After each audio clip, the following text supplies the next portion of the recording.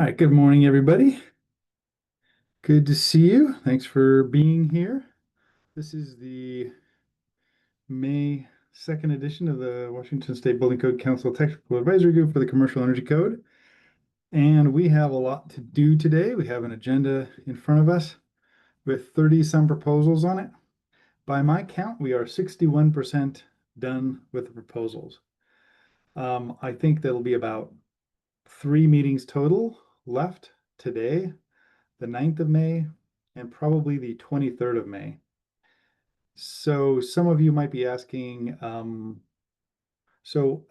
the last few tags, I've said we might be covering 2021 Energy Code updates, the Building Code Council, based on the fact that 2066 in the judge's oral ruling was struck down and other reasons, elected to have the tag continue through the 2024 Energy Code.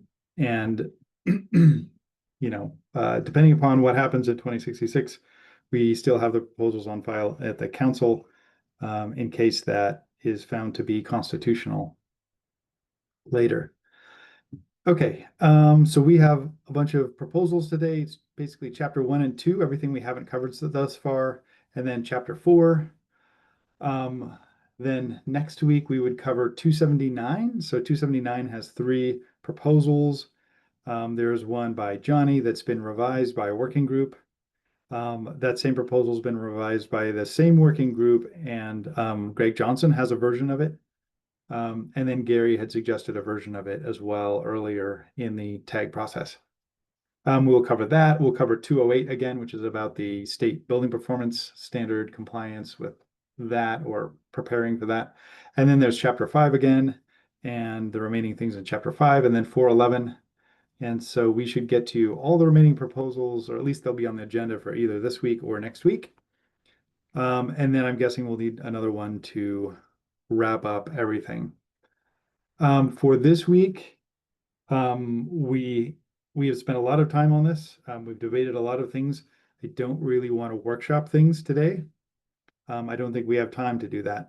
So if we spend more than 10 minutes trying to figure out a proposal, any changes we might need to a proposal, I recommend we either approve it knowing that we will need to make changes later, disapprove it, and it won't go to the MVE committee, but not to postpone it simply because we're running out of time to do so.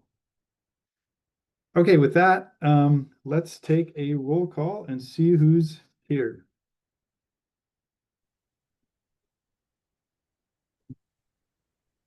Okay, Chell Anderson, I am here.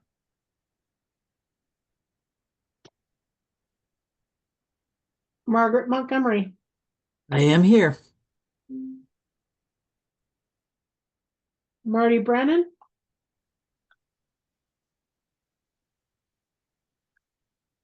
Kim Barker, I'm here. Todd Blevins,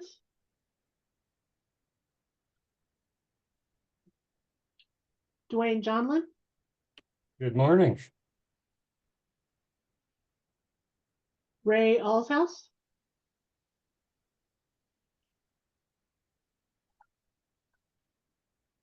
Eric Bedell, Here, and just note, Krista and Shell, that I will be out from 9 to 9:30, 11 to 11:30, and need to be out by 1:40 today. So apologize for that.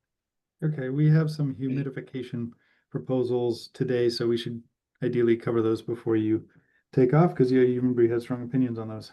Yeah, thank you. Appreciate that. Nick Massey,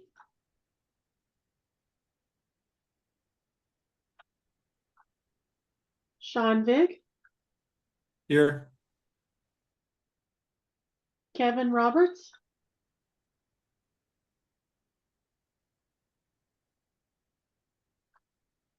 Greg Johnson, Present. Nathan Miller, Here. Prem Kumar Siddharth,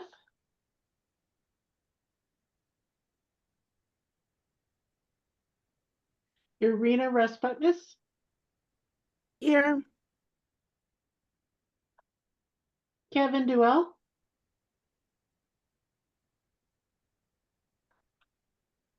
Ian Casey, I'm here. I'm Kevin's alternate. Poppy said she was unavailable today. Shailesh Desai, Present. Larry Andrews, Present. Eric Olnon, Present. Lisa Rosenau, Present. Rick Blumenthal, Good morning. Irina Sesarova, Here. Andy Burnham, Here. Sloan Ritchie,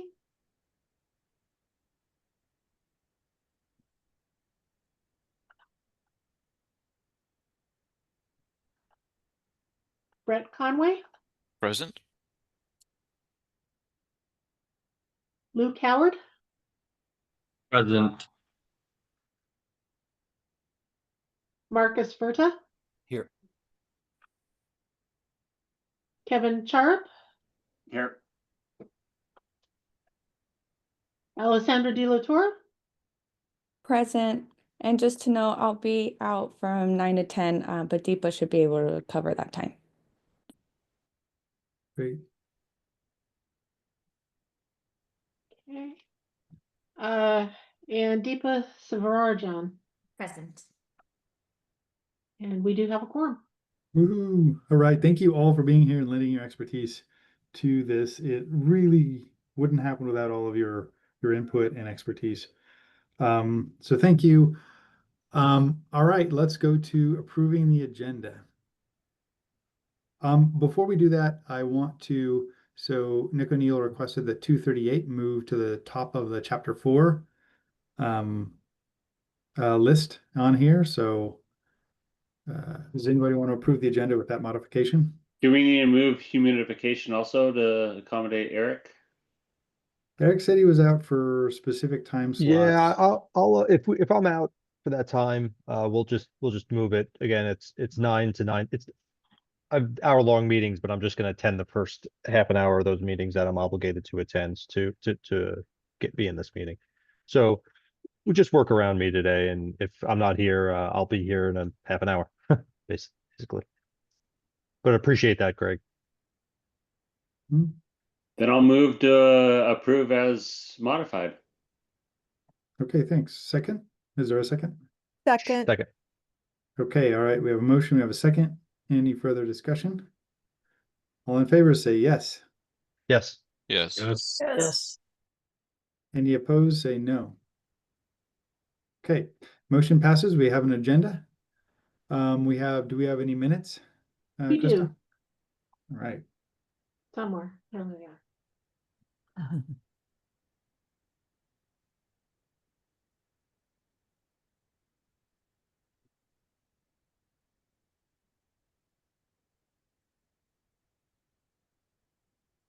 Which one is this that we're looking at? This is March 14th.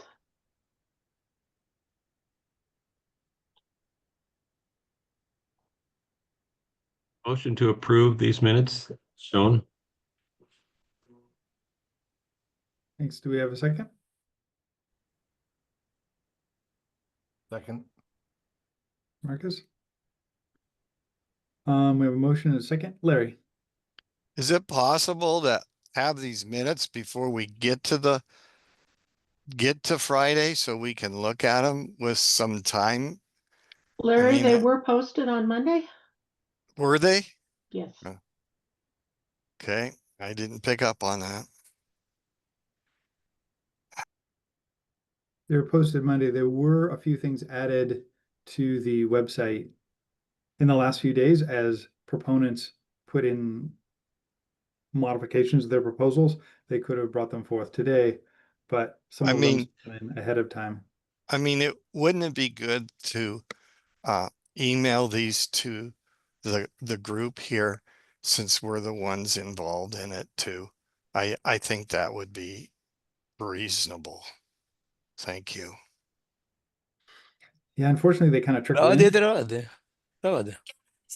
Patinakis. Travade. They kind of trickle in, and the challenge is if Krista sent out an email for each one, you get, 6 or 7 emails in the last few days. But she said it was ready on Monday, so The she minute, could. the minutes, The minutes, right. The minutes were ready on Monday, so she could have emailed them to us, so we could have had some time to review them before we come to the meeting. Otherwise, we're constantly having to go back and forth to the website here to check, well, are they there or are they not? Are they there or are they not? Thank you. Thanks, Larry. Okay, we have a motion and a second to approve the minutes from March 14th. All in favor, say yes. Yes. Yes. Yes. Any opposed, say no. Okay, motion passes. We are on to the proposals. We get to start with a 177 Conway. So Brett, you are, or no, yes, we're on chapter 1 and 2. So Brett, you have the floor. Great, thank you. So this proposal is to address and provide clarity to the application of the code between a shell and core application and the first tenant improvement project that comes to a building. This isn't necessarily focused in on one building type or one occupancy.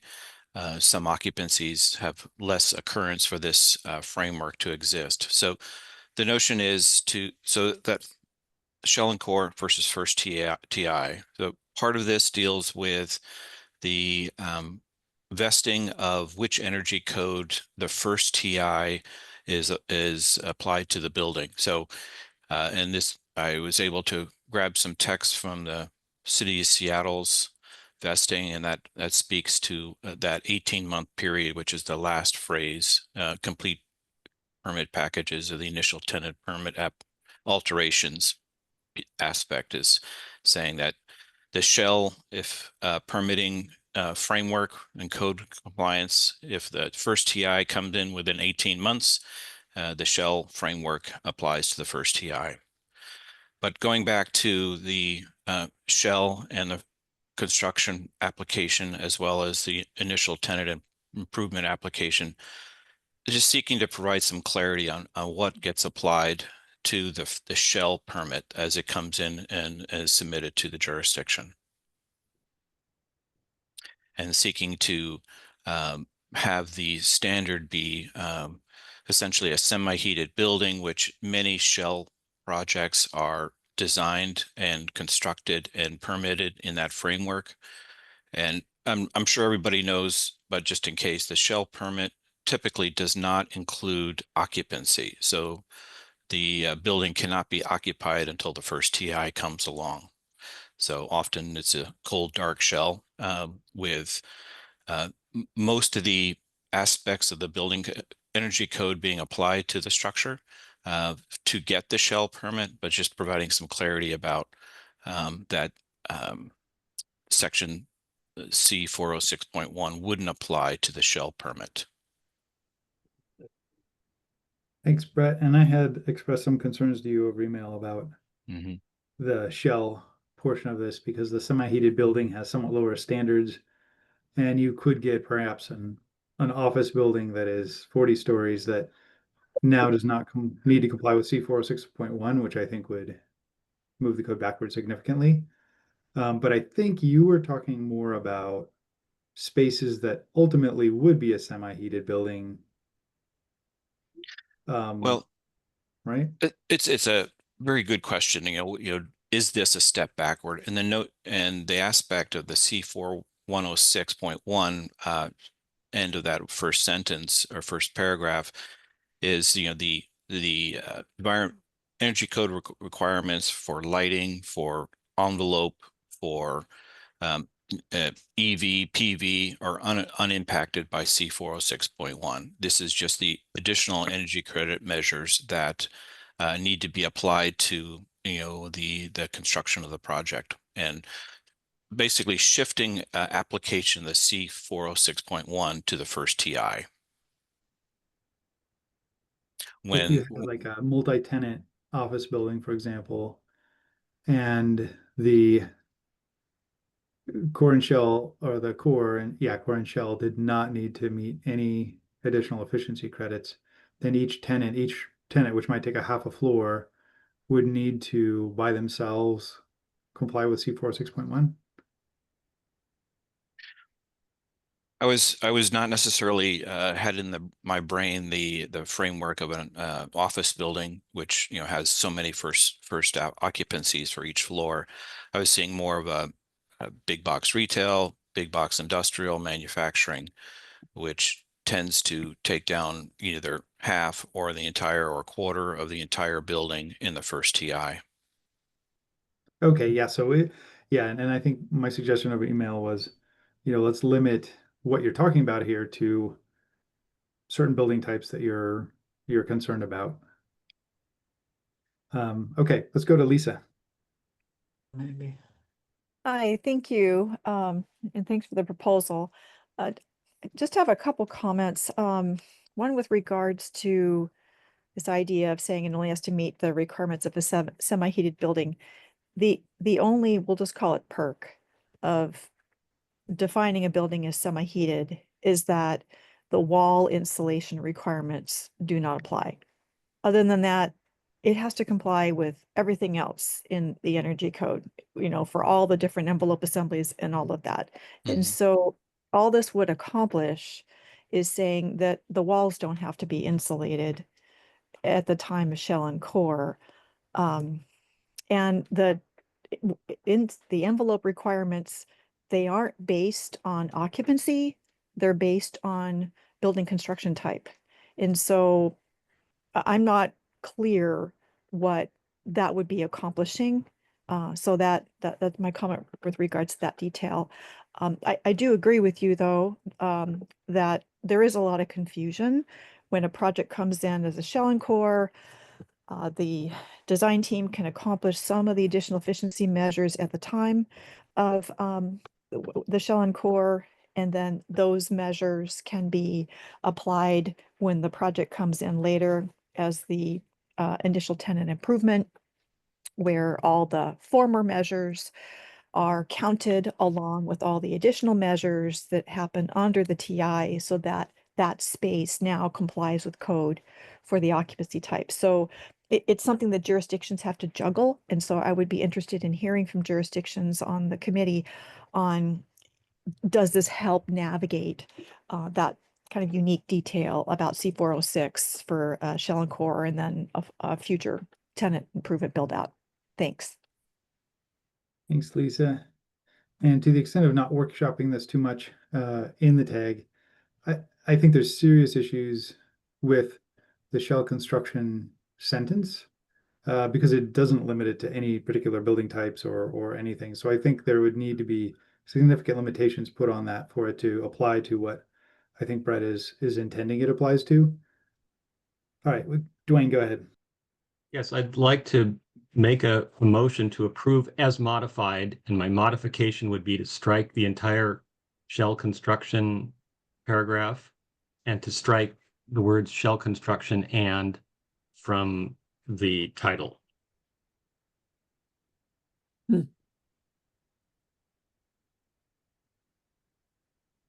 I'll second that. And my reasoning is, as has been mentioned, this says you don't have to get any C406 credits, which would leave the future tenants just hanging out to dry. And it says it only has to comply with semi-heated building standards, which doesn't make any sense at all.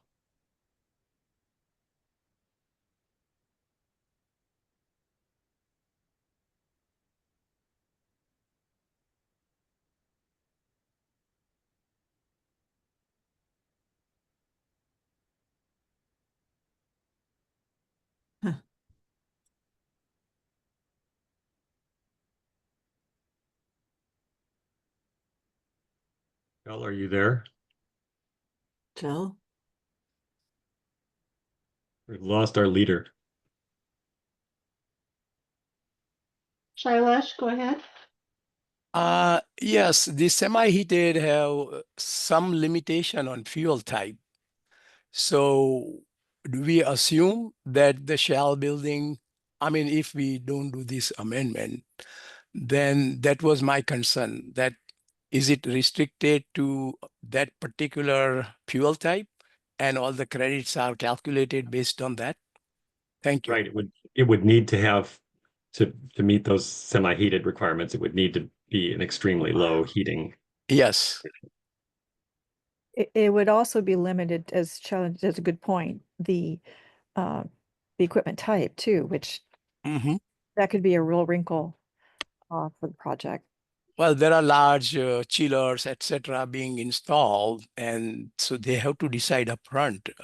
And if they're not using semi-heated type fuel type or boiler or something, then we need to know, and we can say that this is not or what is allowed. All right, thank you. Do you hear me? Yeah. All right, Nathan, you're up. I really like the idea of getting this like kind of vesting language in and clarifying that you could still pursue TIs packages under the code cycle the building was permitted in. But I'm now realizing, and I kind of pointed Brett towards this language in the first place, like it really has to be built. This has to be a building code proposal, not an energy code proposal, right? Because it's a package. It's all codes that need to work together. And we in the energy code can't dictate that all codes that you comply with are what was based on the core and shell permit. Good point. And I Because believe Seattle does have this in for all the code, all the different construction codes. Well, if we like this, we could approve it and suggest that the IBC tag consider this for the IBC. Good. So, but my motion stands, and we have discussed this for 10 minutes, right? Yep. Okay. I see no more hands up. We have a motion. The motion is to approve as modified. All in favor, say yes. Yes. Yes. Yes. Any opposed, say no. No. Abstain. No. Okay, let's do a roll call vote. I heard 2 no's, and when I hear 2 no's, that means that maybe I didn't hear another one. And so let's do a roll call vote on this. The motion is to approve as modified, as we see on the screen.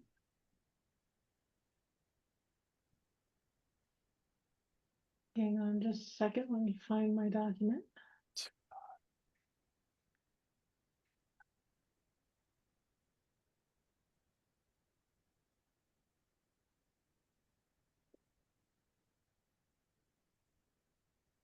Okay.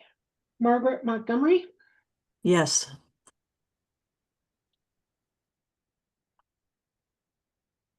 Kim Barker, Yes.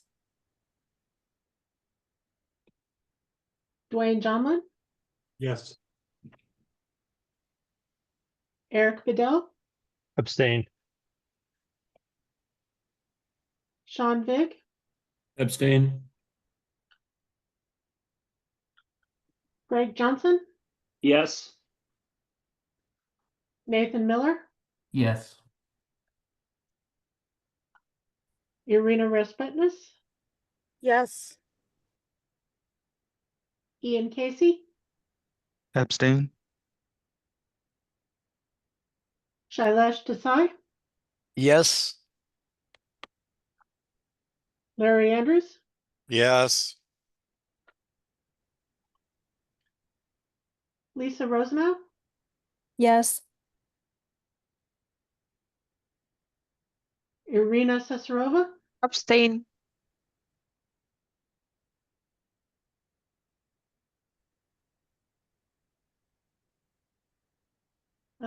Brett Conway, No. Luke Howard, Yes. Marcus Furta, Yes. Alessandra De La Torre, Abstain. okay, motion carries 11-1 with 5 abstentions. Okay, motion carries 11-1. We are on to 138. Aaron Whitlatch, I believe.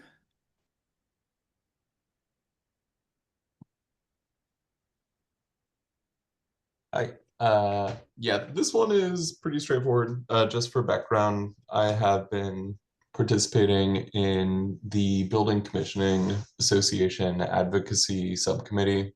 One of the charging things that this subcommittee is trying to do is basically kind of align code language with just commissioning industry standard language. One of those things is basically moving towards using commissioning provider sort of as the main terminology. So basically this code change is just switching over language from certified commissioning professional to commissioning provider. There's reasoning provided for this. Kind of the main reasoning is that the phrase certified commissioning professional is itself actually the name of a certification. So the idea is basically to move away from using certified commissioning professional because it's the name of the specific certification, which is actually administered by the BCA, and instead moving to commissioning provider, which is not also the name of a specific certification. And to be clear, at the time that I wrote the proposal, the code specifies 3 different certifications that can be used to meet certain commissioning requirements in the code, and those 3 are listed right there, just for clarity. Thanks, Aaron. Dwayne. Motion to approve. Second. A motion to approve in a second. Is there further discussion? All in favor say yes. Yes. Yes. Yes. Any Yes. opposed say no. All right, motion passes. Thank you, Aaron. That's good catch. 245 was withdrawn by the proponent, so we are on to 287 Andrews. So Larry, you have the floor. Yeah, I just think we need to make more clarification whether we're talking about, I call it domestic potable water or hydronic water, which would be building heating water. And I think we need to make that clarity better. So that's my proposal, is for domestic potable water, your drinking water, we should label it as domestic or potable. And if we're talking about heating water, we should say hydronic water. And that's, I think it just makes it more clear, because on the plumbing and the hydronic side of things, that's what we call things. And most everybody in the trade recognizes that. So that's my proposal. Thank you. Okay, so that would be Krista doing a find and replace. Or at least add it to it. You know what I mean? Maybe what we have in there, we add this to it. So there's better clarity across the industry, not replace what we have, but add to it. Okay. Thanks, Larry. Okay, Dwayne, go for it. I'd make a motion to approve as modified, and my modification would be to change Larry's suggestion of domestic/potable to service water. And service water refers to hydronic. No, What? service water means includes domestic and water that's used for commercial purposes. It's a defined term. See, that's where most of us, Dwayne, would never pick up on that. that are out in the field, okay? Maybe you and the ICC group, that's what you do, but from the IATML group, this makes very clarity. If you want to have surface water in there, that's fine, but I think we need to add the domestic potable part with it.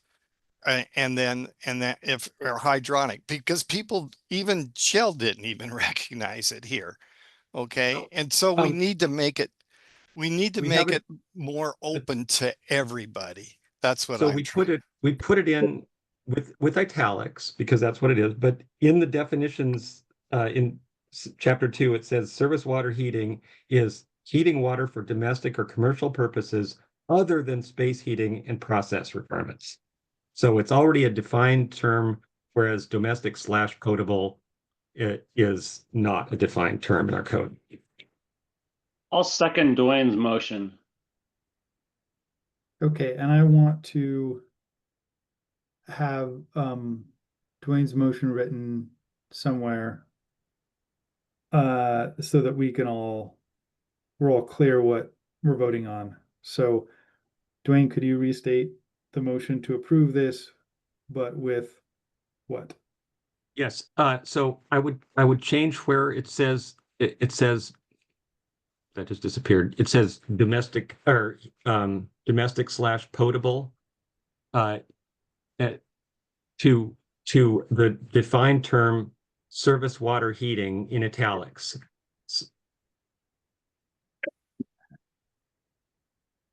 Now, I guess we'd have to strike the from heated through the word water. So it would, instead of heated domestic potable water, it would say service water heating in italics.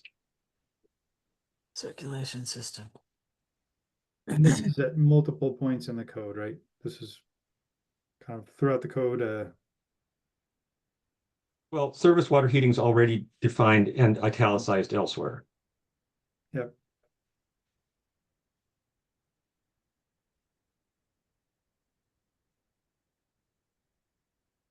Since this isn't a code proposal that goes through and changes it every time it occurs in the code, I just want to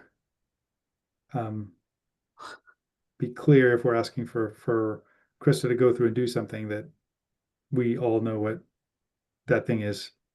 Are you saying it's just changing the definition, or are you saying it's changing language throughout the code? I'm not changing the definition at all. Yep. Oh, I see. So now I'm understanding. He's To me, Dwayne, this isn't what I'm trying to achieve here. I mean, you can have domestic circulating hot water, which would be potable water, okay? Or you could have circulating pump water that is hydronic water, non-potable water. And that's what I'm trying to make a clarification here, is the difference between if it's drinkable water or if it's building heating water or water that's used for some type of process. And that's what our energy code needs. It needs a clarification here. But when you put service water heater in a water system that's circulating pumps, I mean, that could be either or, okay? And I'm trying to make a clarification here between the two types of water because it is important. Thank you. Okay, I think the proper way to do this would be to find all the instances in the code in which, Larry, you are wanting to change the term or update the term and having those spelled out so the tag is clear on that. We don't have that in front of us. And we need to vote on something that's clear to us and then also to the MVPE and the council. So I guess if the tag is generally in support of this. I mean, do you want me to wordsmith, go through everything? Yes. Is that what you want done? I think that would be clearer to the tag what we'd be voting on. Okay. I think Dwayne's motion. I just checked and there are 6 instances of the term heated water circulation system, and they're all in C404, so they're all concerning the domestic water, service. They're all concerning service water heating, because that's like the heading in that chapter, right? And I see what Larry's talking about, that it says heated water circulation, and it doesn't clarify that it's, even though every instance of that is inside the service water heating area. So maybe I would like to change my proposal so that instead of that definition and all 6 instances that it comes up in would be service water heating circulation system, and then it would keep it clear that it's not HVAC heating. So What that would be- what I'd suggest, Dwayne, is that you or Larry, during the next hour or two, that we postpone this for an hour or two, and that you or Larry or somebody goes through, finds those 6 instances, sends them to Krista, and so that we know exactly what we're voting on. That's my recommendation. I wouldn't know how to do that, Shell.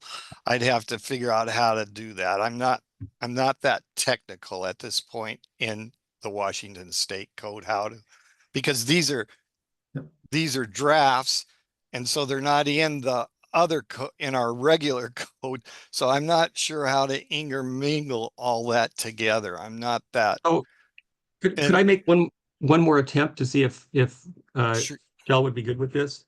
Sure. That instead of where Larry has inserted domestic/potable, we insert the word service, and we do that in this definition and in all 6 instances where it occurs in C404 as a defined term.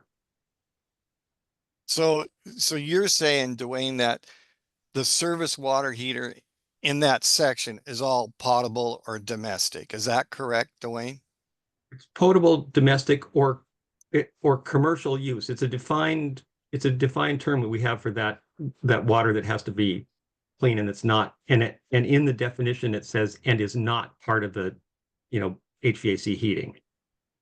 So it's potable, domestic. Why can't we state that at the front of the chapter? Because we use the term service water. That's C404 says it's all about service water heating and pressure booster systems.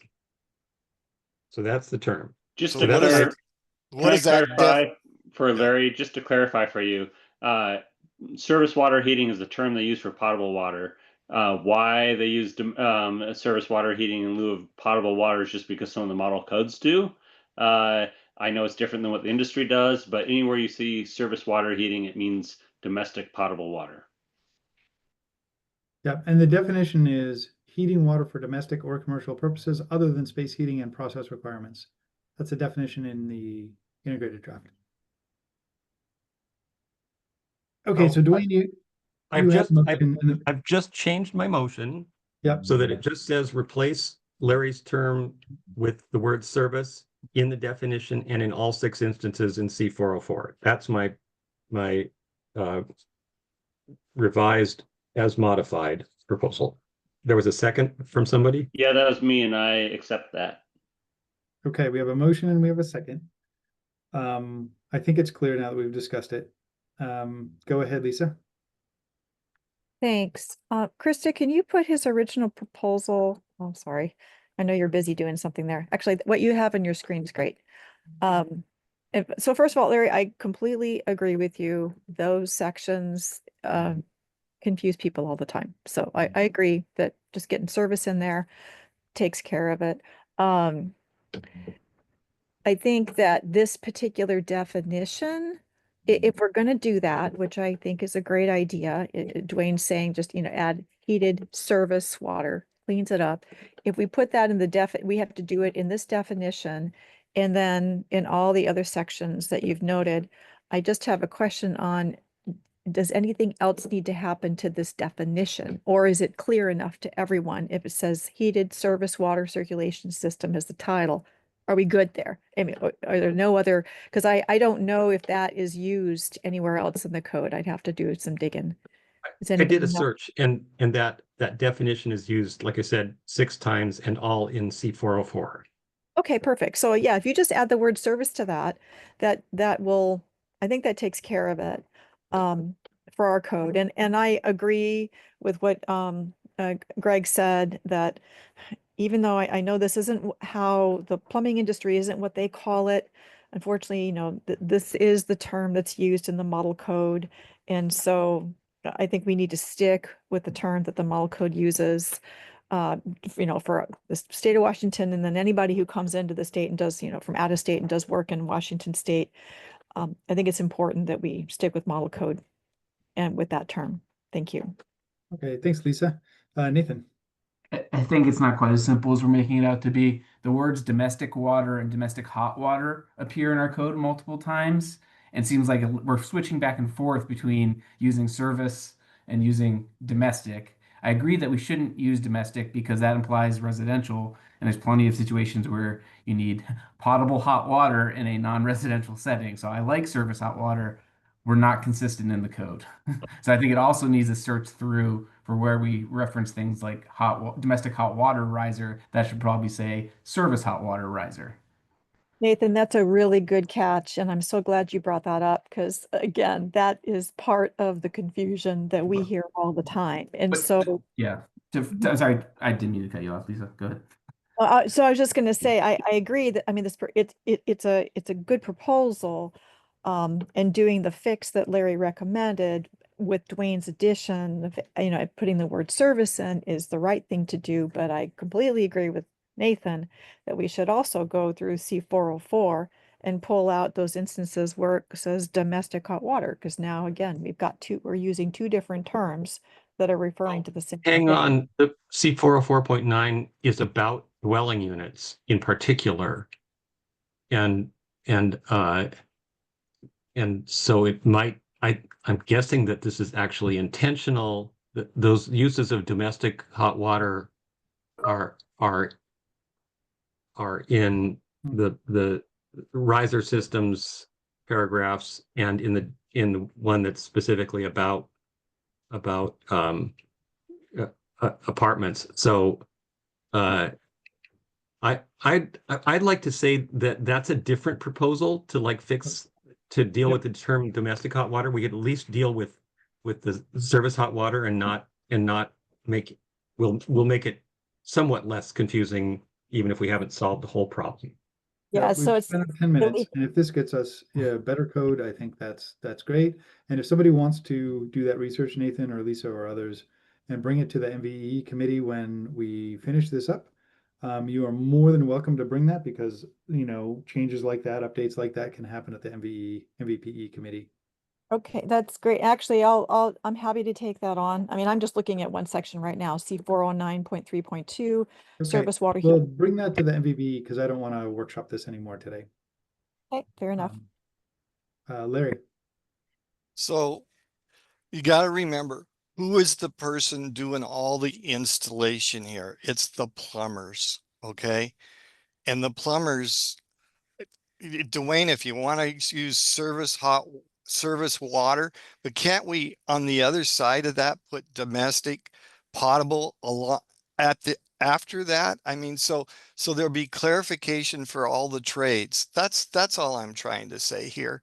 I mean, all the piping systems that are going to be put in, there ain't going to be one plumber out there that recognize what you're saying here. But if you want to keep with the service water but add additional wording that says domestic water and potable water, because if you're talking in the plumbing code, we have definitions for all this stuff. But we don't have service water in there. And so I'm just trying to bring clarity to all the tradespeople out here so they understand what's happening. Thank you. Thanks, Larry. Okay, I see no more hands up. We have a motion, which is to make about 6 modifications in C404 to approve this proposal and use the word service, which is a defined term in those instances to clarify the type of water system. Okay, all in favor, say yes. Yes. Yes. Yes. Any opposed, say no. Okay, motion passes. I heard no no's. So motion passes. So that's 287 passes, and someone may provide additional modifications once we get to the MVP committee. We are on to 152. Lisa.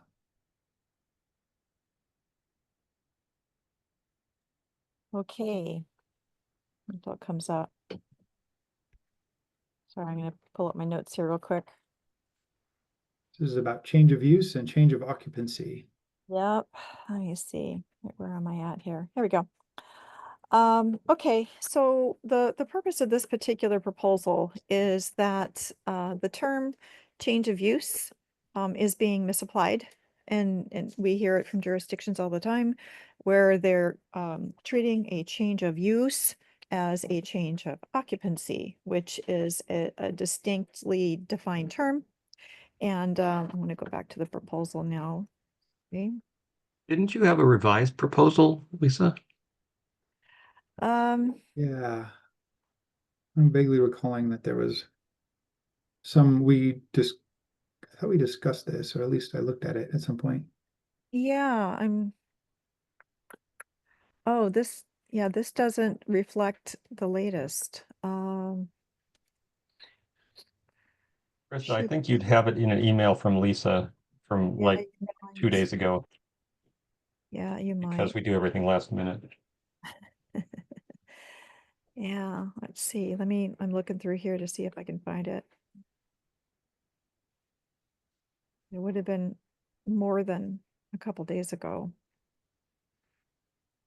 Let me go look at, I have a folder for the meeting. It's not posted on the website, any updates. So unless they're very minor, I'd rather just move on to 160, 156. Yeah, I'll go ahead and let me check real quick and see where that went. Because yeah, Okay, Lisa, why don't we table this one? Okay. And then you can resend 152 revised to Krista, and then we'll cover it next meeting. Next meeting. Okay. Yep, because it wasn't a revision that was posted on the website, and I'm assuming that there's, I don't know, notable changes in it. Substantial enough. They're recommendations from other tag members. Okay. All right, I'll entertain a motion to postpone this. So moved. I'll second. Okay, we have a motion and a second to postpone 152. All in favor, say yes. Yes. Yes. Yes. Any opposed, say no. Okay, postponed. We are on to 156R, which is another Lisa proposal.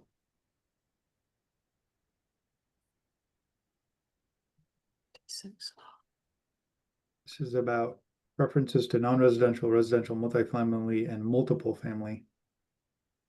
Can you guys hear me okay? Yes. Yeah. Okay. Yeah, I've got something funky going on here. I can present my proposal and then I'm going to have to jump out and come back in. Okay, I hear you loud and clear. Okay. All right, I need to go to my notes on this one too.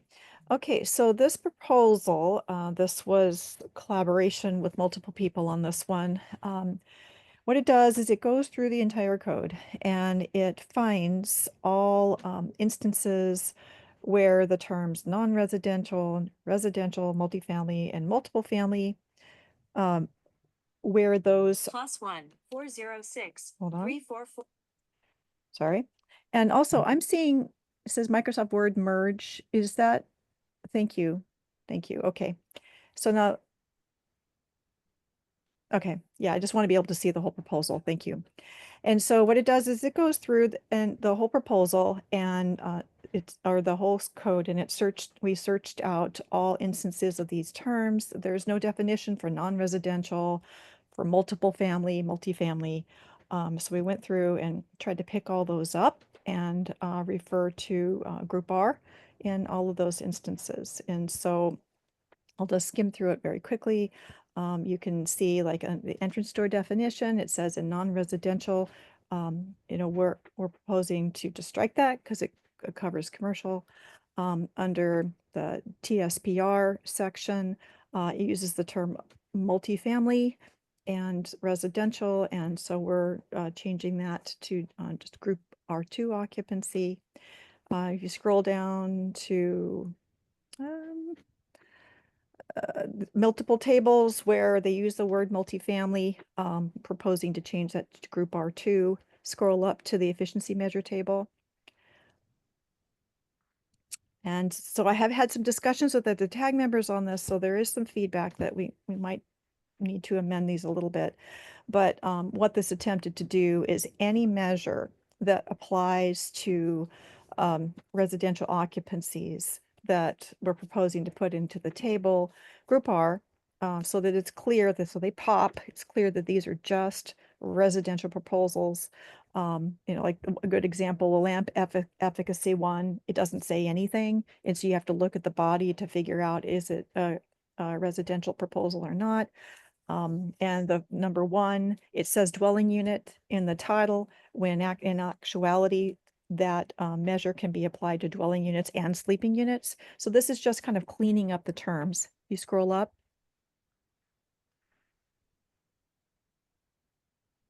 And that applies to both tables, so it's the same list. Okay, and then down in here, attempted again to do the same thing, where like I'll use, for example, the HVAC controls measure. It says dwelling unit, but it says in the title, but then right there in the body, it says dwelling unit and sleeping unit. And so we make sure that it's okay, it's just group R. And then if you scroll down, I'm going to say, I think it was, I did get one feedback item, go back down, that I would accept as a friendly amendment. Please go up a little bit more so we can see. There we go. Thank you. I think it was that. Go up a little bit more, Krista, sorry. There's a lot here. Okay, there it is. I struck group R1 and R2 out of section C406-211. Go ahead and just put that back in. I think I had some comments that said, what's the point of striking that? You might as well leave it. So that's fine. We'll leave it. And then the same thing under 406-215, where it says within group R1 and R2 occupancies. I'll let you finish that.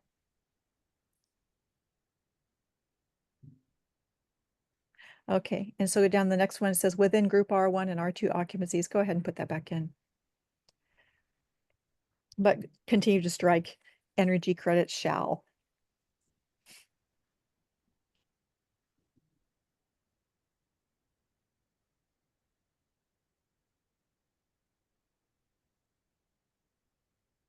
Yeah, there we go. So that's capturing some feedback that I've gotten from other tag members. But again, the whole purpose of this is to go through and just clean up how we're using those terms and making sure that it's consistent throughout. And then if you scroll all the way up, I think we're almost done. Yeah, the same edits under C409, C501. Again, using terms that are we don't have a definition for. So we're changing it like from non-residential to commercial. So that was the gist of the proposal. I'll move to accept. Thank you, Lisa. Thank you, Greg. Do we have a second? Second. Thanks, Margaret. Dwayne. I've had a lot of back and forth with Lisa on this one. I'm kind of torn because group where it just says group R, that's a lot of different building types. And even within R2, there's it's not only multifamily, but dwelling units, but dorms and fraternities and uh, long stay hotels there. So I know a lot of these over the years if we have worked them out for dwelling units. There's some that I think were redefined here to be dwelling and sleeping units, but or just to say group R, but they don't. There are no credits available for in the credit section for group R1 hotel. So it was intended to be dwelling units. So I'm not convinced that all these cleanups follow our intentions for how we put together the code. So without further modification, I'm going to vote against. Thanks, Dwayne. Margaret. I think there was this is just editorial. There was one clause of group R1 and R2 that was missing. I think if you go back up a little ways in the paragraph you were changing. Oh yeah, the C406.2.11, you were going to take out the group R and just put back low flow shower heads for group R1 and R2 occupancies as the title, right? Well, we could do that, but well, yeah, it seems duplicate. Like if we say low shower heads for group R1 and R2 occupancies is the title, that does not align with the table. And then we say it again in the provision. I guess that's the part that where, and I understand completely what Dwayne's talking about. And if there are if any of these measures, and I can go back through and check one more time, if any of them are truly they're only allowed for group R2, then the title could say group R2. I have not found that yet. And so let me go back and look at the table. Take a look. If you just scroll up to one of the tables and look at like 14, for example, 14, yeah. credits for group R1. So, oh, I see what you're saying. 406.2.4.1 obviously doesn't apply to group R1. It doesn't hurt anything to say group R1, but it's unclear. It's confusing, perhaps, I guess. Fair and number enough. 2 right above it, and then I think number 1 above that is also anyway. That these are why I'm worried that we might be doing something that we didn't intend. Fair enough. And so thank you, Dwayne. I'm sorry I missed that. And so Krista, I would accept as a friendly amendment for item number 2, and keep the table there so we can see it. For item number 2, 14, and 33, if you add group R, change that to R2, then I think that picks up all instances that you're referring to. The same change would be made in the other table above. Yeah. Yep, which would be 1, 12, There we go. and 30. Yep. So those would say R1 or R2 specific. Group R. Yeah. And of course, we'd want the titles in the sections themselves to align with that. Is that clear enough, Krista, that we could vote on it?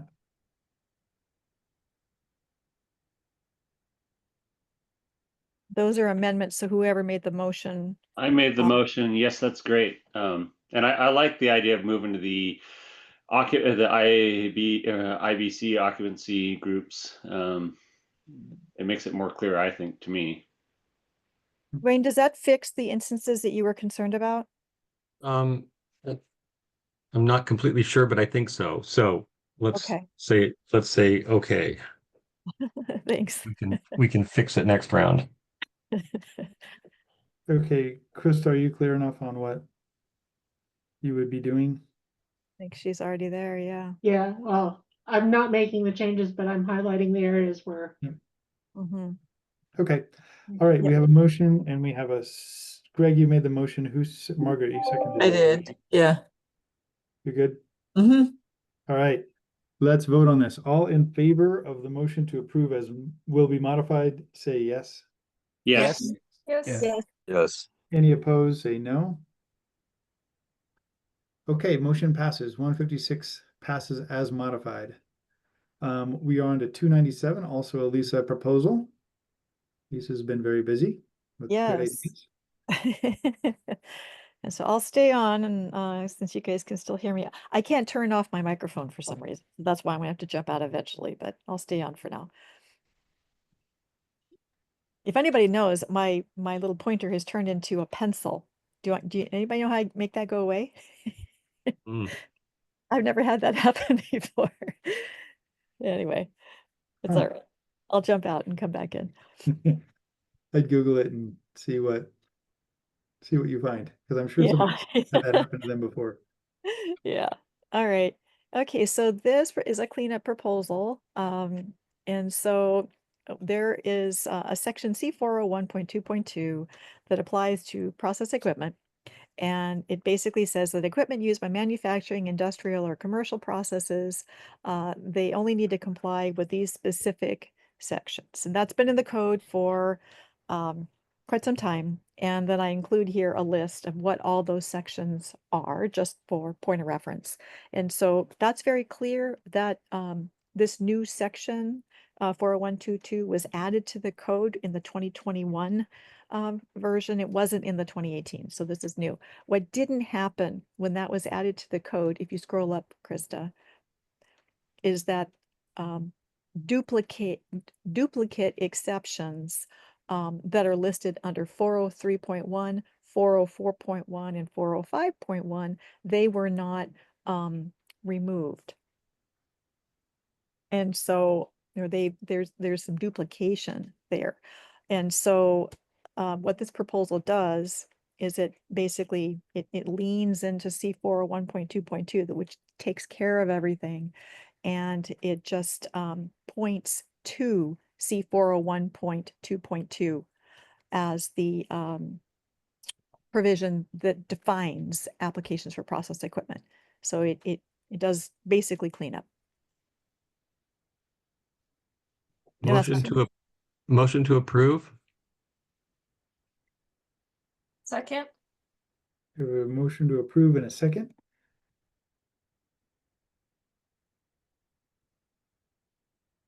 I guess we've scrolled through the entire proposal. Yeah, that's the whole thing. Mhm. Okay. Lisa, All right. what do we do without your cleanups? Well, it's the industry that brings them to our attention. All right. Brett, go ahead. Lisa, how does this apply to the like a walk-in cooler? So the equipment for the walk-in coolers is still within the definition of a process equipment? Let's see. Let me read through this again. Well, actually, it says that process equipment still needs to comply with section C410. And so it points to C410, and C410 defines how that equipment is handled. And so it's what this is basic. Yeah, that equipment doesn't have to meet like C403, it has to meet C410. Does that help? Yeah, I'm just thinking of, the space conditioning for a walk-in, drive-in, refrigerated space of which is really a process piece, even though it's walk-in. So I just didn't want that to be now treated differently than being exempt. Yeah, this proposal doesn't attempt to change the intent of the current code. All it's doing is cleaning up this overlap where we have exception language or language listed twice. So it doesn't change the way that's equipment's being handled by C410. That would be a different proposal. Okay, just the strike through of other than for conditioning and maintaining comfort.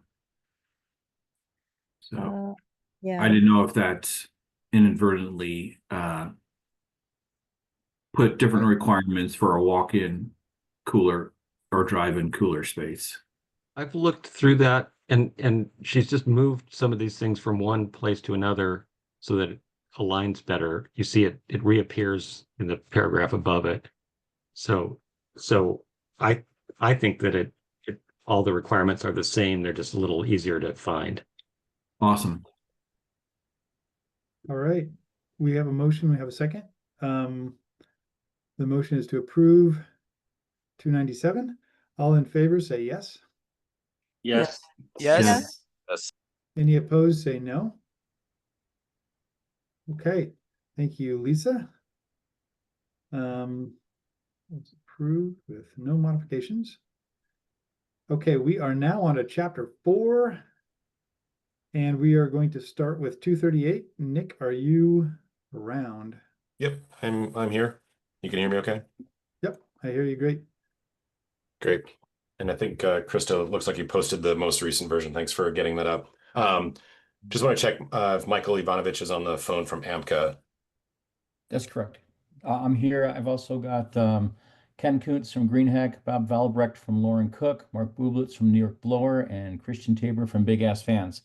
So you got them covered for commercial, industrial, and circulating. Awesome. Thank you guys for making the meeting, and thanks, Joe, for moving the agenda item so they could attend. Okay, so this proposal is looking to change the FEI section of the code that deals with fan efficiency. And FEI has been a test procedure for several years through the US DOE. And so all state codes have referenced an FEI of 1.0 as a minimum to comply with the test procedure. And this was a group that AMCA has been working with for years to get the FEI test procedure through DOE. DOE was supposed to follow on with a rulemaking to provide a standard for this, and they released a draft NOPR, I believe, at the beginning of last year. But they've since rescinded that, and there's no movement at the federal level to create a standard. So right now we're left with a test procedure for testing to FEI, but no actual standard to set a level for it. So what this proposal seeks to do is to set FEI levels that are reflective of the industry and what fan types are out there, push them to be more efficient than sort of the baseline condition for FEI.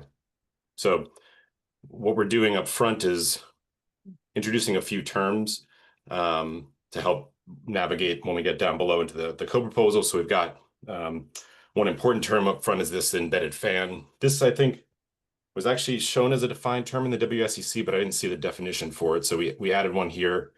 And the important point on this one is that embedded fans are not covered under this FEI provision. Or I should say the majority of embedded fans are not. There's an existing provision that covers certain size classes, but in general, we're not covering fans that are part of a rooftop unit or air handling unit that are tested to some other efficiency standard under DOE. So these are for standalone fans. I've got a definition for air circulating fan that deals with kind of the second section of this proposal, and the equivalent diameter also goes with that. And then we have a definition for a safety fan, which covers quite a few different fan types underneath that. But this allows us to exempt certain fans under this kind of general provision rather than spelling out all of the fans that might not be covered down in the language below. And an induced flow fan is also another one of those. So really this first part is just kind of setting up the stage for what fan types will be covered under the provision. So yeah, Chris, if you wouldn't mind scrolling down to the code section. So you can see the existing language here said that fans shall not have a fan FEI, fan energy index of less than 1.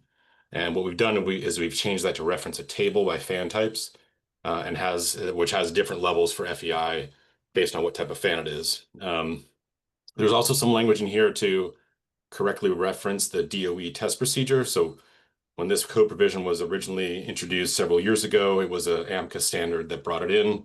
That's now since been adopted into the CFR. So this corrects a bunch of references, and I think Michael can speak to this more, but throughout different states, I think the same sort of corrective language is being employed. So this will align it with other state codes that also reference DOE. And so what we do is we refer to this table down below of FEI values, and the exceptions that we have here, most are just modifying them.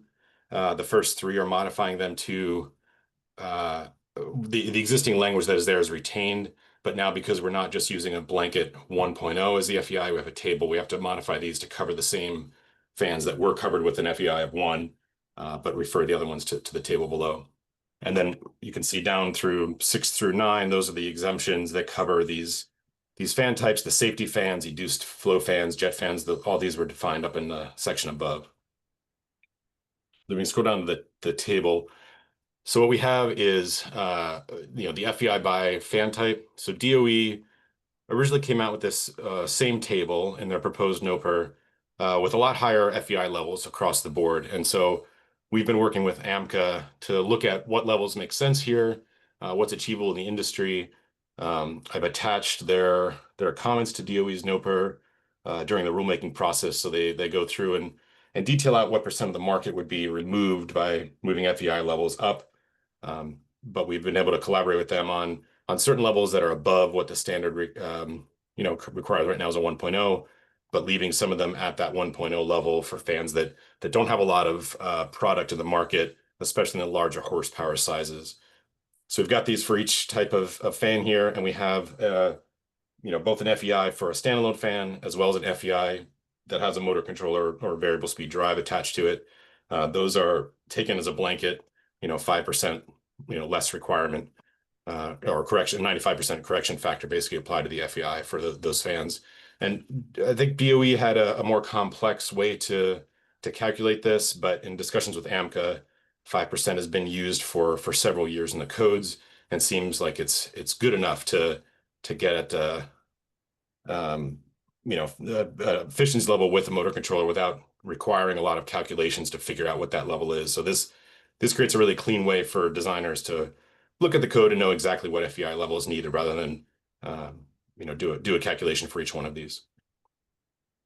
So I might pause there before I go into the air circulating fans, because that's sort of a different section that deals with different fan types, and see if there are any questions, or Michael, if you want to add anything from our discussions or your discussions at AMCA on this part. Yeah, thanks, Nick. Really good job. I think it's just a couple quick notes here that the safety fan definition came out of the DOE test procedure. So that's a formal definition from DOE. The 95% correction has been in the FEI provision since they started. Basically, it's been an ASHRAE 2019 was the first model code to use that. It's also in Title 24.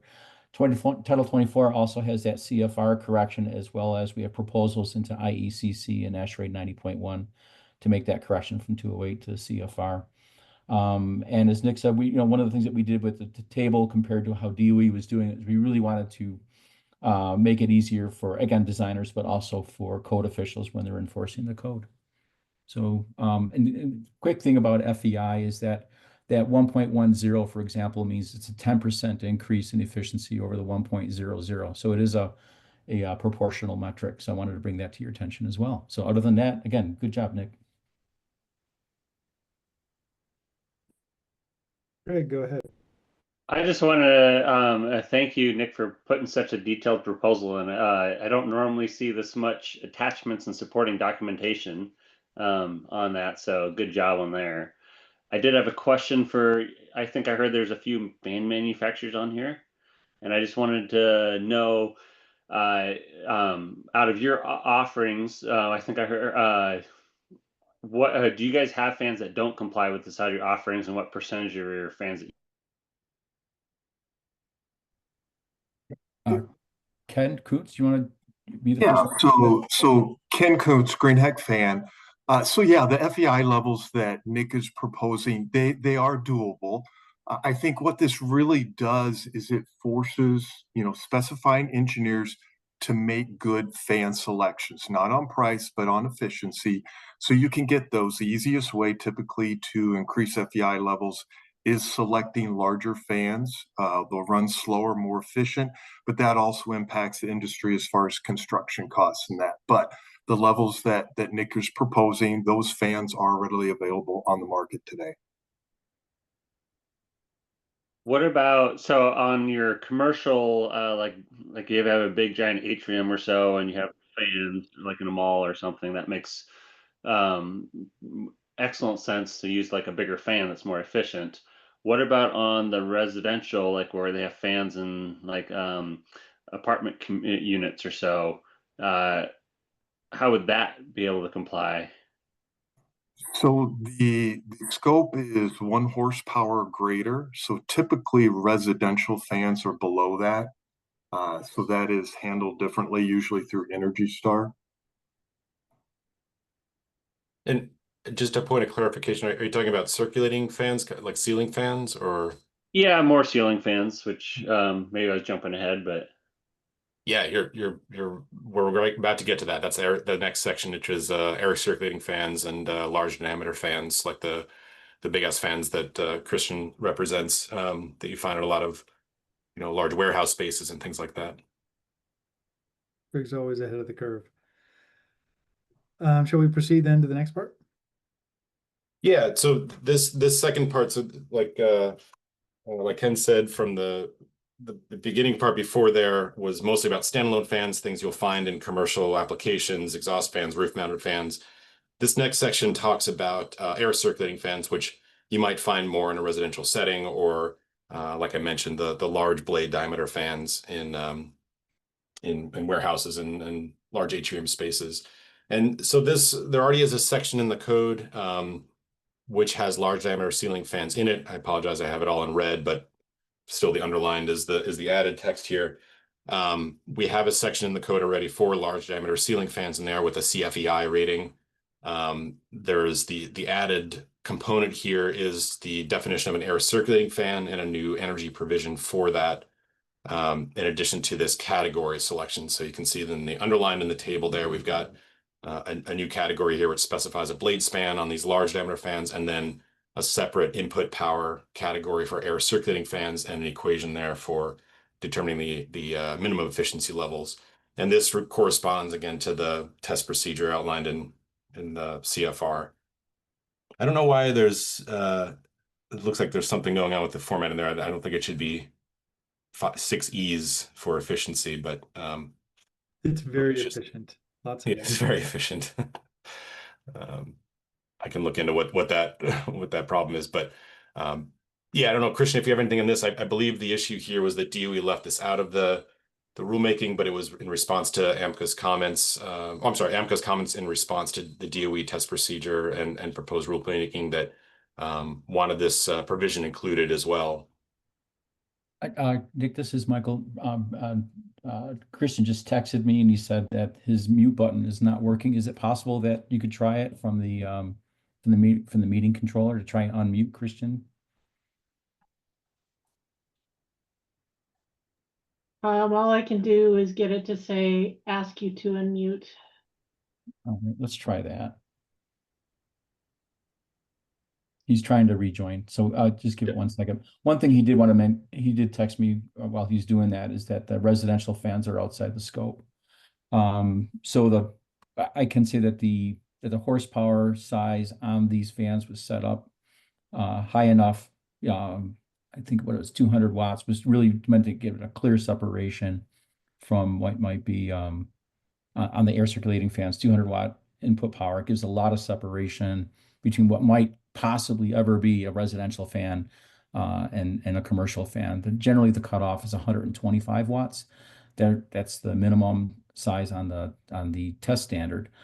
But so we upped it up a little bit more just to make sure that there was a clear separation away from residential. Looks like Christian's back in. Christian, are you here? I did want to make a comment, which is under the footnote B, and then within the main table, the EEEE sub EEEE. Yeah, that's supposed to be capital EFF sub circ. Correct. That's what it's supposed to be. Yes. So we'll just assume that that's part of the proposal, and Krista can correct it later, but it's capital E lowercase ff sub CIRC. Right. And can I ask, can you, Christian, can you try, is your mute button working now? Yeah, I'm on. Okay, perfect. There you go. I'm gonna mute myself then. Thank you.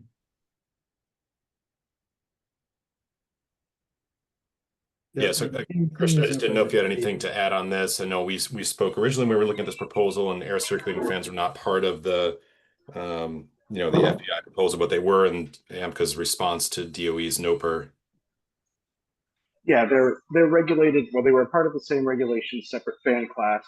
It's not ceiling fans. It would be fans that blow air horizontally is generally how I would look at it. Ceiling fans are regulated separately. So, which are the large diameter part, which has historically already been an IECC in the past, I think for the last 2 revisions. Greg, go ahead. So I know what I'm going to suggest is scope creep, and it's beyond what you were intending, but it makes me think that it'd be really awesome if some of this stuff was capturing an energy credit, because as we all know, like if they go for a higher efficiency fans, or maybe encouraging people to apply fans, we know fans can reduce the amount that you have to, because the perceived cooling effect. I mean, it's probably beyond the scope of this proposal because it's not up here. But wondering if you had any comments about, would that be something worth considering in the future, or trying to do with another proposal? And sorry, for my lack of knowledge on the details of Washington State Energy Code, is 90.1 a compliance path through the Washington Code? No, we have our own customized thing. Okay. We have a modeling appendix- path, C47 modeling path, but it uses 90.1, but it also has a lot of customization to it. I think what Greg is suggesting is that there's a lot of modifications of the C406 credit table. And I'm guessing, Greg, that you are suggesting that this could be a credit rather than a prescriptive requirement. Well, I mean, I like so I'm not against the prescriptive requirement. It's just I'm seeing there's opportunity to incentivize people even further, because wondering if as just a prescriptive requirement, maybe people say, well, we're just not going to put a fan up, but we still want to encourage people to put the fans up, because we could get a lot of energy savings. So is there a way we could have greater encouragement of doing fans, or even if they're, let's say, an apartment complex? I know you mentioned it was only for larger fans, but if there a way we can encourage them to do fans, maybe when they don't necessarily need cooling, maybe they put a fan instead of cooling, or think that could save a lot of energy. Or Appendix G for 90.1 has a means for doing that in it, so we could probably just borrow that methodology.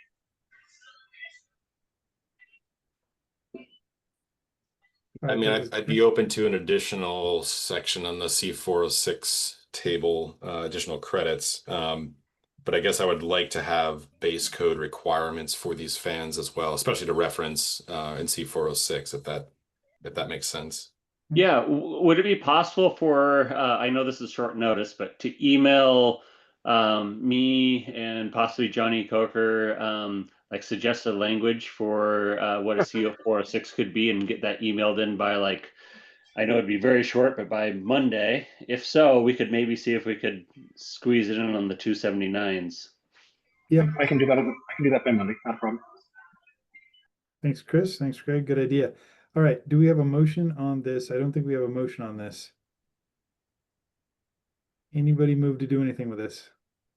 To approve as shown. And thank you for this great work. I'll second that, and also thanks again. This is excellent proposal. All right. Thank you. We have a motion and a second. I see no more hands up, which suggests there's no more discussion or questions. All right. All in favor of approval, say yes. Yes. Yes. Yes. Yes. Any opposed, say no. Okay, motion passes. 238 passes. And we are off to 223 Thompson. Jill, sorry, just one quick comment on this just before we leave it. I did, I don't know why the equation was messed up. I did email Krista the corrected equation there so it can get in. So I assume that'll just be picked up so that it still is showing incorrect in the table there, but just want to make sure. EFF sub circ, or yeah, but it's, I don't know, there's 2 D's, there's over 0, Okay. 0. Anyway, I sent a picture of it. It was correct in the previous version. Just want to make sure that that'll be picked Okay. up. Yep, that can be picked up. We'll consider that to be kind of editorial. Can I just break in? This is Michael Ivanovich again. On behalf of the AMCA team, we'd like to thank you for changing the agenda to have us go earlier. I'd like to thank Nick for working with us in a collaborative fashion. And congratulations, Washington. You're on the way to having probably the most advanced fan provision in energy codes in the United States. So thank you. Yeah, thanks for the great proposal and good backup for the proposal as well. Lisa. Yeah, I just have a quick comment question. I just sent you the updated 152. It is minor edits from the original that was posted. So if we want to clean it up, get it done today, it's ready to go. I'll leave it to you to decide. Okay, did you send it to me as well? Yes, I sent it to I'll both look at you it and when we Krista. take our first break and see if I think we can cover it today or not. Okay, great. Thank you. Cool. All right, we're off to 223 Thompson. Alrighty. Hello, folks. This is a revision, so most of you have already seen this in the past. The intent is to remove the envelope penalty associated with maintaining life safety on projects by allowing ventilated refrigerant shaft walls to meet a more realistic and/or reasonable interior stud wall performance target and subsequently exclude the corresponding assembly area in square feet from the prescriptive component performance calculation, as well as the maximum window to wall ratio calculation.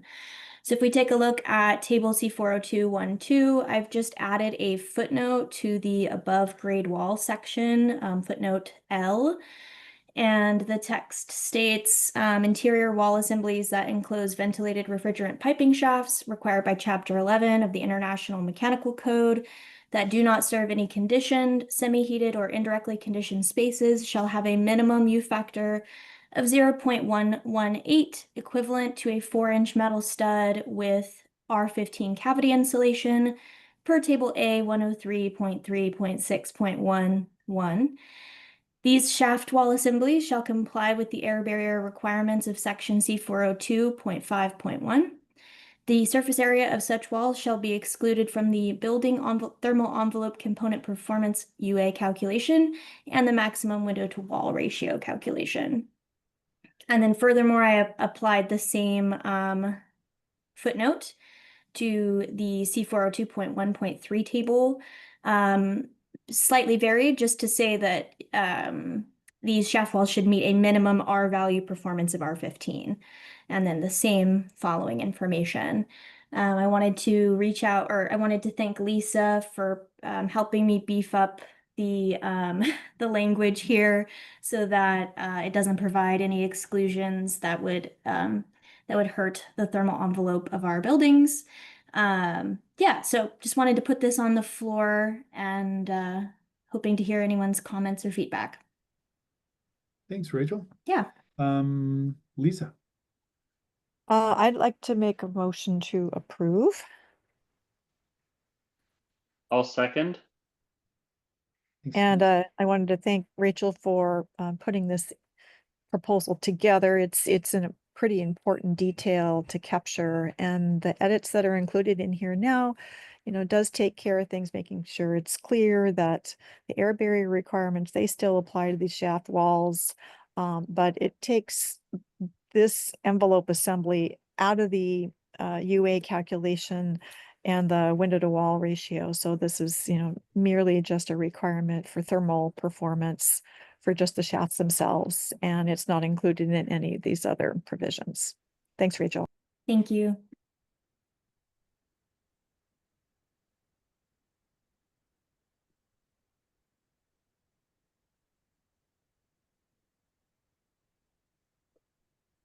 Go ahead, Nathan. One thing that I wish I'd caught earlier when I was reviewing this, I think if we scroll back up to the previous table, which is the U factor, we say a minimum U factor, but really you want it to be a maximum U factor. Oh. Mm-hmm.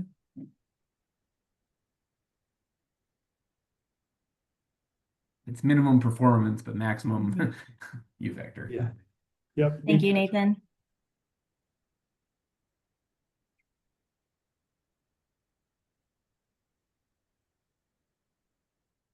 All right, Dwayne. I'm not thrilled with the fact that the table says no, NR, no requirement, and then there's a footnote, and then you find there's a requirement. Especially on the U value side, it would be pretty simple to just call out a U value, right? And the same on the R value table, you can call out something, but I think that this is people are gonna glance at this and go, okay, no requirement for shaft wall stud. I mean, for those refrigerant shaft walls, and then we'll and they'll breeze by. It's real easy to miss footnotes. I think you may be looking at the older version of this proposal. I've removed the NR section from both tables. Okay, I was looking at the original thing, so this just came out this week. Yes. This is the revised proposal. Never mind. Thanks, Dwayne. Shows you have eagle eyes. Okay, we have a motion to approve, I believe, and a second. I don't see more hands up, so let's vote. The motion is to approve the revised version of this proposal. All right, all in favor say aye, or yes, rather. Yes. Yes. Yes. Yes. Any opposed say no. Okay, motion passes. Thank you for 223. Thank you, Rachel. We're off to Dwayne with 184. So you can see that I've posed a modification to this because I was convinced that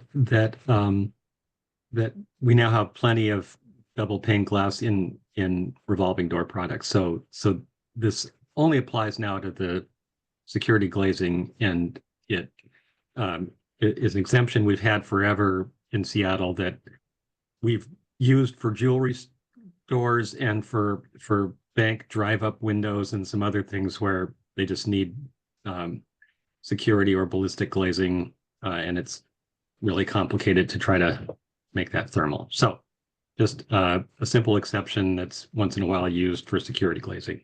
That's it. Thanks, Dwayne. Greg.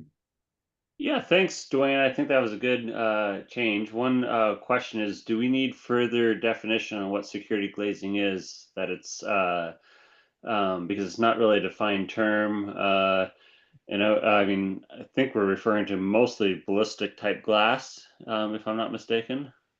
Well, the ballistic is one category of, and I didn't say security glazing. I said single pane glazing is permitted for security purposes to try to, but there's also glass that's rated for being beat with a baseball bat or a tire iron, a certain number of times. That is, whereas ballistic refers to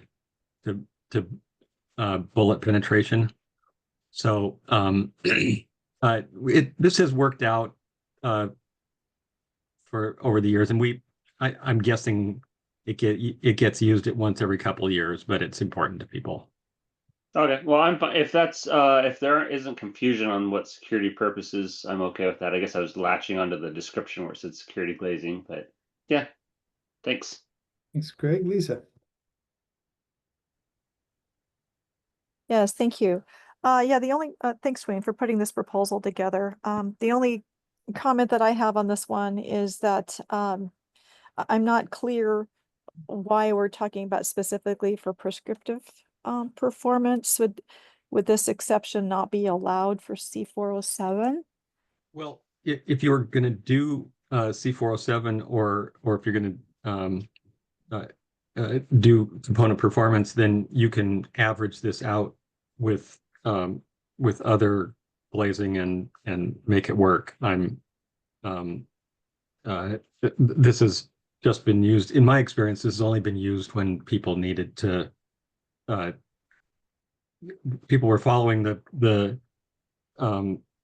prescriptive path, which, I'm thinking 95% of our projects do. that this comes into play. So, because there's no other workaround. Okay, thank you. Thanks, Lisa. Larry.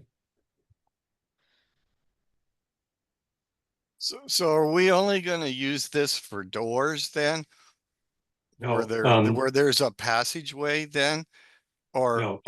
Or are we going to allow this to be used on the, if you have a bank downtown and they got a whole bunch of glass out there, are you going to allow that for security too? Or that's what we typically banks have typically not asked to have all the windows in the bank be security glazing. But this has been, like I said, the drive up teller window, that's got just all they have between the teller and the person in the car is just that 1 inch or inch and a quarter thick piece of glass.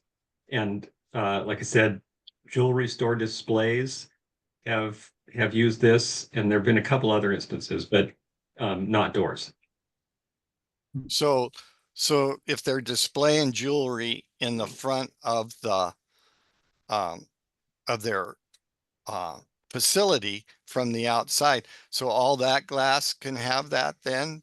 Is that what we're talking It about? says not to exceed 1% of gross exterior wall area, so there is a severe limitation on that. Okay. It's just meant for small areas. Okay. Thank you. Thanks, Larry. Brett. Oh, just real quickly, Dwayne, have you seen wire glass classified as a single glazing for security purposes, or is it just BR glass? No, it's usually those multi-layer laminate assemblies. I've never seen wire glass, I hope. And exactly. you're displaying jewelry, you don't want wire glass. Yeah. It just, the lack of the ambiguity of what security glazing is could lead some applicant to come in with wire glass. So if it hasn't been a problem, then maybe it's not a problem. Wire glass would not be allowed in a contact hazard location, but I haven't ever heard of this being used in such a thing. Shailesh. Yeah, in my experience, some FBI offices and some jail, they were using this kind of glasses. Thanks, Larry. So we're not talking about the revolving doors, that. No, I struck that out. Struck out revolving doors. Okay, thanks. Yeah, the only change here is to remove revolving doors from the exception. Okay. Is there a motion to do something with this? I motion to approve as is. Second. Okay, we have a motion to approve. We have a second. Larry, your hand is still up. Dwayne, do they make insulated revolving doors or not? Do you know? Yeah, I did check on that, and I think when we first established this rule ages ago, they did not, but those are available now. Okay, thanks, Dwayne. Thanks, Larry. Okay, all in favor of the motion, which is to approve this as written, say yes. Yes. Yes. Yes. Yes. Any opposed, say no. Okay, thank you, Dwayne. Motion passes. We are on to another one of yours, 176. Thank you. And this is a big one. And I originally proposed it for Seattle in particular. And the powers that be asked me to take it to the state code first, and get buy-in from everybody.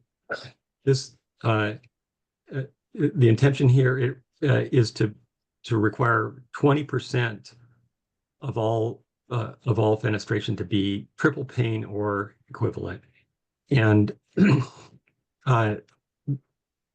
it's been revised a bit since it was first submitted. But so it requires 20% to be triple pane, except for buildings with less than 1,000 square feet of glazing.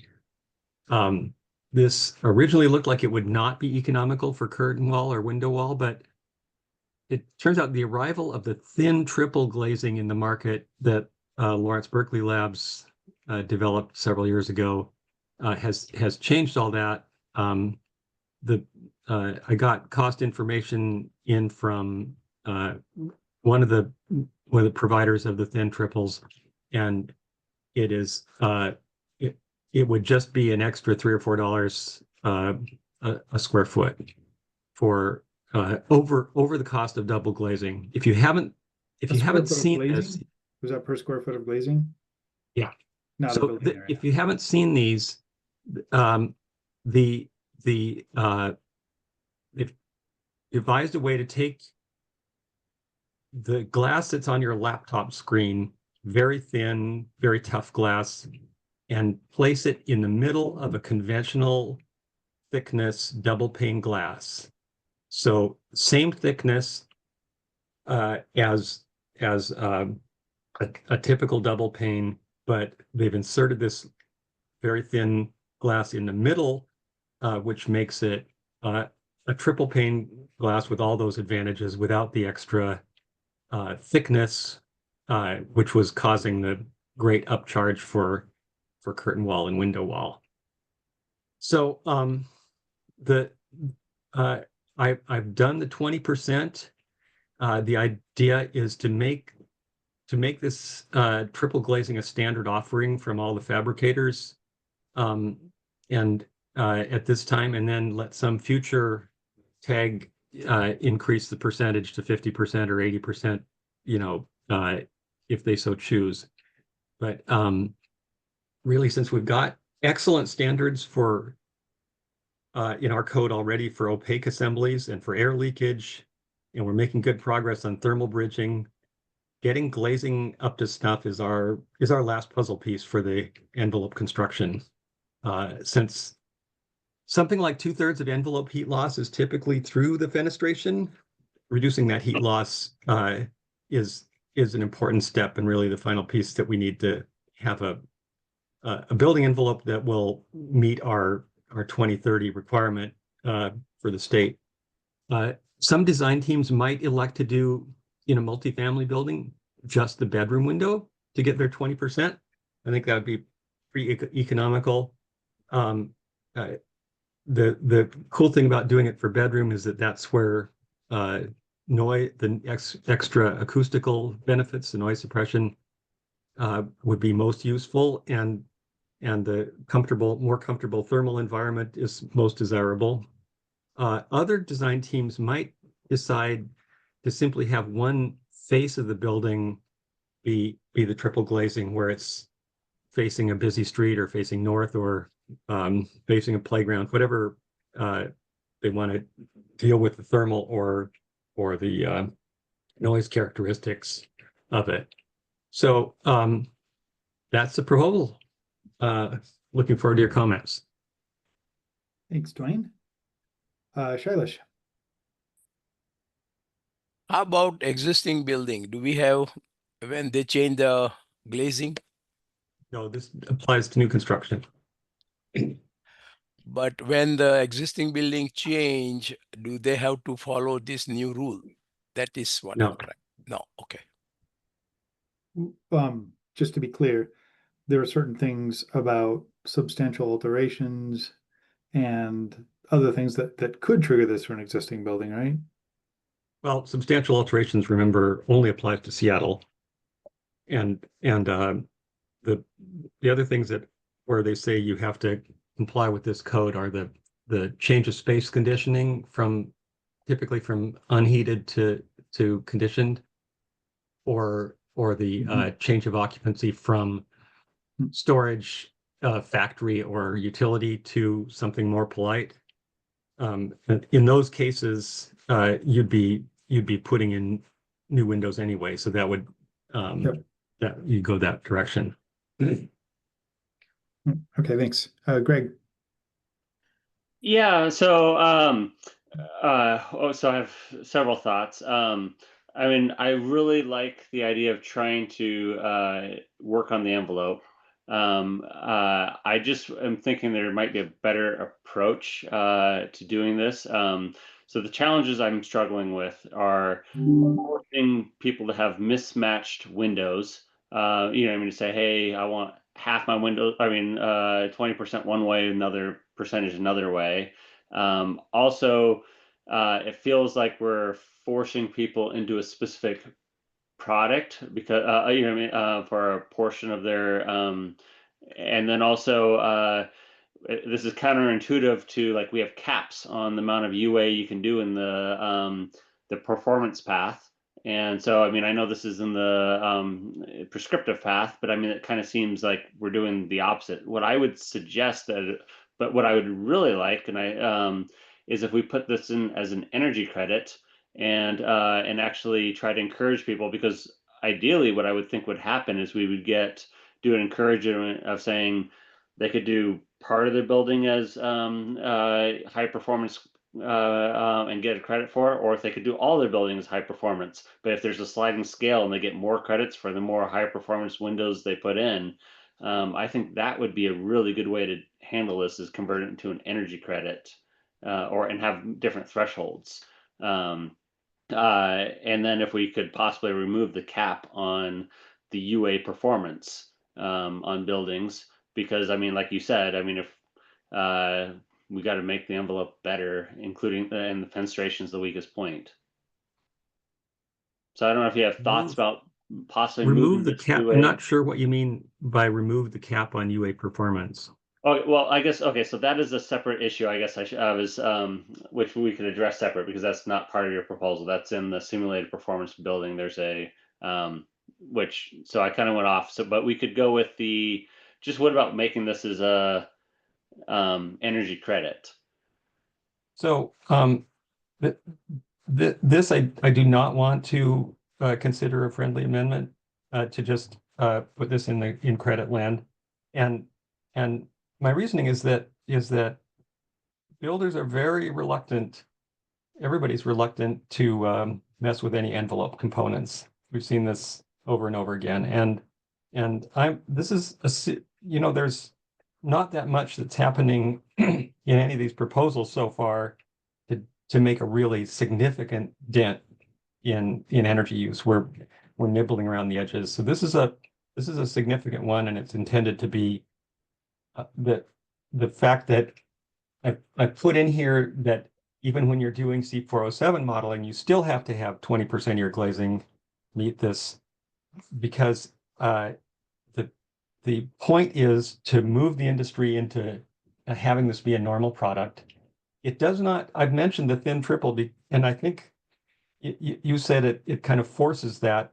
It might be that it forces it, but only because it's such an economical way to go. The punched window opening people do have reasonably priced product for triple glazing. That's become quite normal over the last several years. But the curtain wall and window well people have not gone there typically yet.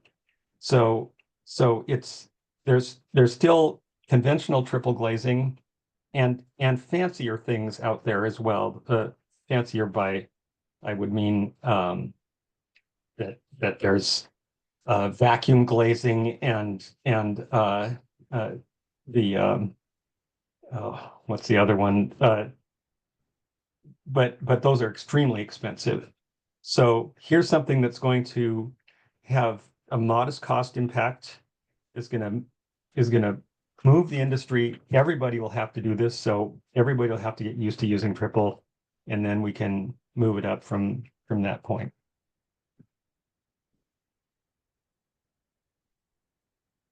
Thanks, Dwayne. Lisa. Great, thanks. And thanks, Wayne, for the proposal. Couple questions kind of following on to what Shailesh was saying.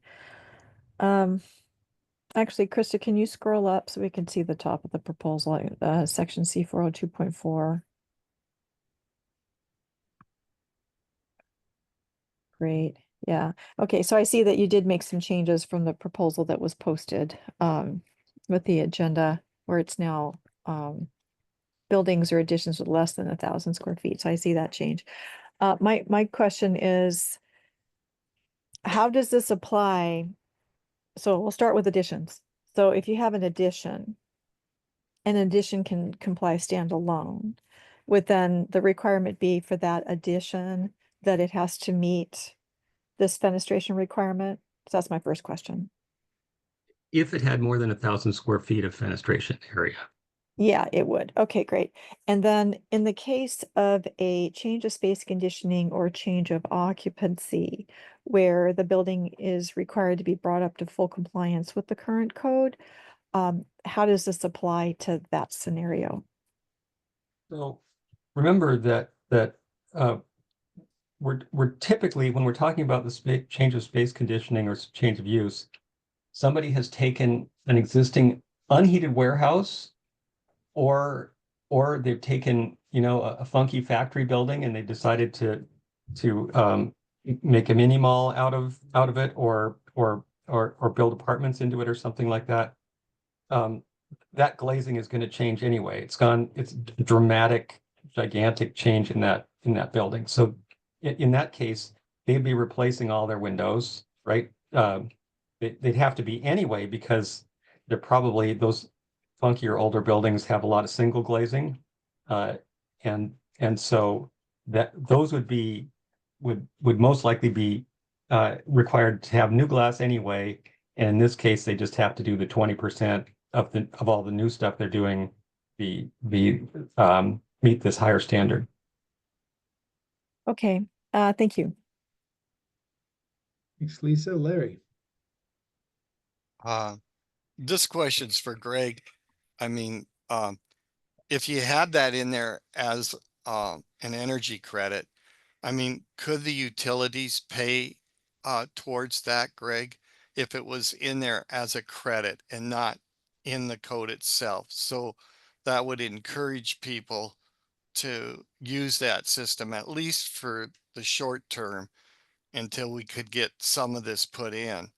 I mean, can we get an energy credit from the utilities for something like that? So we've getting some money towards that. Is that possible, Greg? Well, essentially, utilities are only allowed to incentivize what goes above and beyond the code, and that's dictated by the commission. So anything that's base required in the code, utilities cannot. So what that's typically meant is when people are doing new construction or additions, they don't get a claim basically anything, because there really isn't that much opportunity. There's very little. It's where you're doing existing remodels where we usually have the most of the opportunity to incentivize stuff. But so this seems like it's more focused on additions and new construction, so it wouldn't really matter for that part. But as Lisa brought up, there is a good point when it looks like this would apply for change of use and change of occupancies, which Dwayne brought up a good point on some situations where it wouldn't, but there's also a lot of other situations where people don't plan on replacing the windows and now suddenly they have to place the windows, and no, there would be no rebates to help them out. But I mean, if this is as an energy credit, that's not the base code, right? I mean, can't you incentivize energy credits? There's a gray area there. I mean, if you have to get so many credits to do it, the question is, are you doing it to get credits above and beyond what you need? So, okay. So yeah, it doesn't really necessarily work that way. Another thing is that chapter 5, right in the beginning, says if you don't touch it, you don't have to upgrade it generally. So there's only very specific instances where the envelope and windows would need to be upgraded in chapter 5 existing buildings. Eric Bedell. As a builder who actually, can we just scroll down before I start down to the triple pane requirement where it said, okay, here we go. So let's talk about this for a little bit, because this is something that actually with ULMN and a Microsoft project, we looked at this at Red West South using triple pane glazing, I'm going to say 3 to 4 years ago, due to the heat dome that we had in Washington. And as a builder who has dedicated his career related to high efficiency systems, both on fenestration, mechanical and electrical. It's something that I feel that I'm an expert that can talk about multiple avenues on this. The first one is you use the word builder, Dwayne. Builders. I don't think that's a fair statement. The reason why you're seeing pushback is not from the builders. The builders will put in any curtain wall system that is as expensive that you can. Why? I could go into that for hours, but we don't mind having a more efficient system and an even more expensive system. It's the owners and architects who are pushing back on the triple pane glazing in this. And the main reason is cost, right? Everyone here knows how expensive cost is related to a triple pane system. We looked at this scenario, putting triple pane glazing on a project 3 to 4 years ago. And just so everyone here understands, I know this is only 20% of the building, but a triple pane unitized curtain wall system will be 3 times as expensive as a dual pane low E coated, that gets 0.31 to 0.29. So that's the first thing, right? So there's a major cost impact of putting triple pane glazing in. Remember, Eric, that's using conventional triple pane, which requires the curtain wall manufacturer to retool to be able to make that fatter thing and to carry the extra weight. Yeah, and there's a structural component, which Dwayne, I'm going to get to that point. So there's also a structural component of the heavier glass systems, right? What we have seen and why I've pushed real world success is why I've pushed infiltration on lowering the infiltration standards. Now we're at 0.25. You're at 0.17 for getting energy credits. I think we're at 0.11 that's a really push, and I've only seen that on one of the buildings that we've done with a fully unitized. But I've really pushed infiltration because the benefits of triple pane and the cost associated don't add up. And I get where you're trying to push the industry. I know you want to push, we're looking for very small percentages at this moment in time related to, efficiencies. But you have to understand, at least the tag group, that the cost associated with doing this is exorbitant for the payback you get. And I get it, right? We're trying to do 20%. So what I'm going to ask for this, I think Gregory, I think this is great that we do have to move the needle, right? We do have to keep moving it on envelopes, because that is what we're left with. I mean, mechanical systems, we talked about fan efficiency today. We're starting to lose, lighting. The efficiency gains are just not there anymore, unless they're just not there. So the next big place is the envelope. However, it makes sense, at least for this code proposal at this moment in time. Maybe it is in the future, maybe it's in 2027 or 2030 where we add this, to put this as an efficiency credit, see what the industry does with this. If they wanted to do triple pane glazing, they want to go with the efficiency credits, that whatever would be given to go to this scenario, that would be my recommendation. I don't know if the rest of the tag will agree with that or not agree with that, but just understand that this would be a change, and it seems that would be the right place at the right time to see where as an energy credit. I think it was you, Gregory, or Greg, that brought that up. Anyway, doesn't matter. So thank you. Thanks, Eric. And I guess what Dwayne is proposing here is largely based on the cost of the thin triple, which doesn't require the additional curtain wall thickness or weight of a traditional triple that uses 3 panes that are all relatively thick. So it's still the cost of the curtain wall, though, Shell. Like that, and again, this is dating myself again. What do you mean by cost of the curtain wall?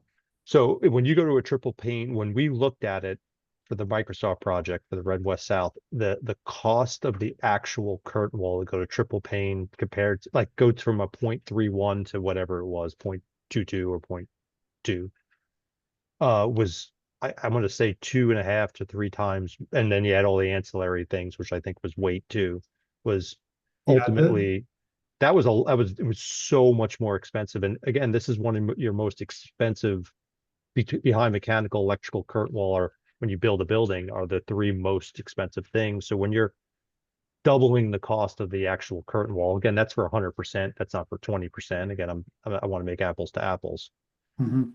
But for that 20% of the building or the fenestration, that will be 2.5 to 3 times the amount of going to a low E double pane system with the brakes, aluminum, etc. And I believe the system that was priced on that was a traditional triple with three. Yeah, it was. You're right. It was. And I think that the three improvements are with the thin triple is, you're using smartphone glass or laptop glass or whatever it is in the middle, so it doesn't weigh noticeably. These are all valid points. It doesn't weigh noticeably more. It fits in any IGU in the same curtain wall that any IGU would fit in, because it's 1 1.125 inch thick in total. So I think what Dwayne is proposing here is that the game has changed significantly with thin triples, and so I think costs from 4 years ago based on traditional triples are not costing what is being proposed here. That could very well be a true statement, and I will absolutely talk to Kevin Eng in our office. And I don't know that answer, but I could get that answer, I think, from like an all new glass or something of what the change of cost related to both of them. But it would take me at least a week. So anyway, I'm gonna stop talking. Please note that there's that I put the name of the rep from Alpen Glass, from which we got the pricing in the revised proposal down at the bottom in the cost section. So feel free to give Alpen Glass a call. Actually, I will. Thank you. Appreciate that. Thank you. All right. I see lots of hands up, and we've been in here for 2 hours with each other. So let's take a 5-minute break. We'll come back. Leave your hands up if your hand is up now, and we'll come back and I'll call on the people in order which their hands are up. So we are on break till 10:38. See you then.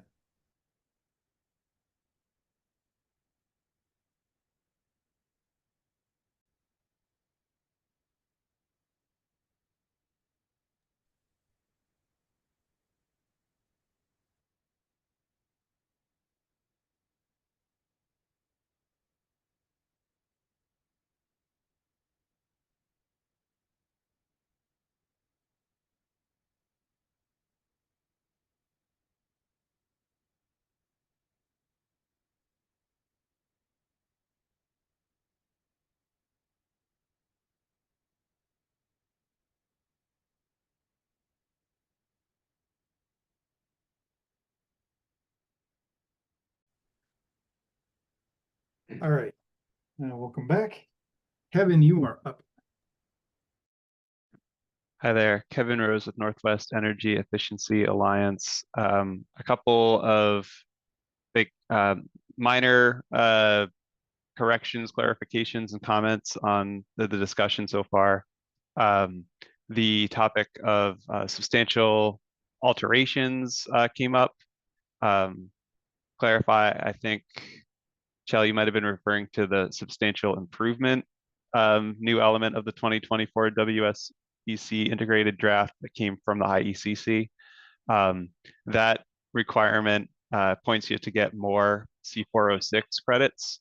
And as Dwayne mentions, envelope items are not popular items to pick there. So there's probably no real life impact there anyway, but I just wanted to make that minor correction there.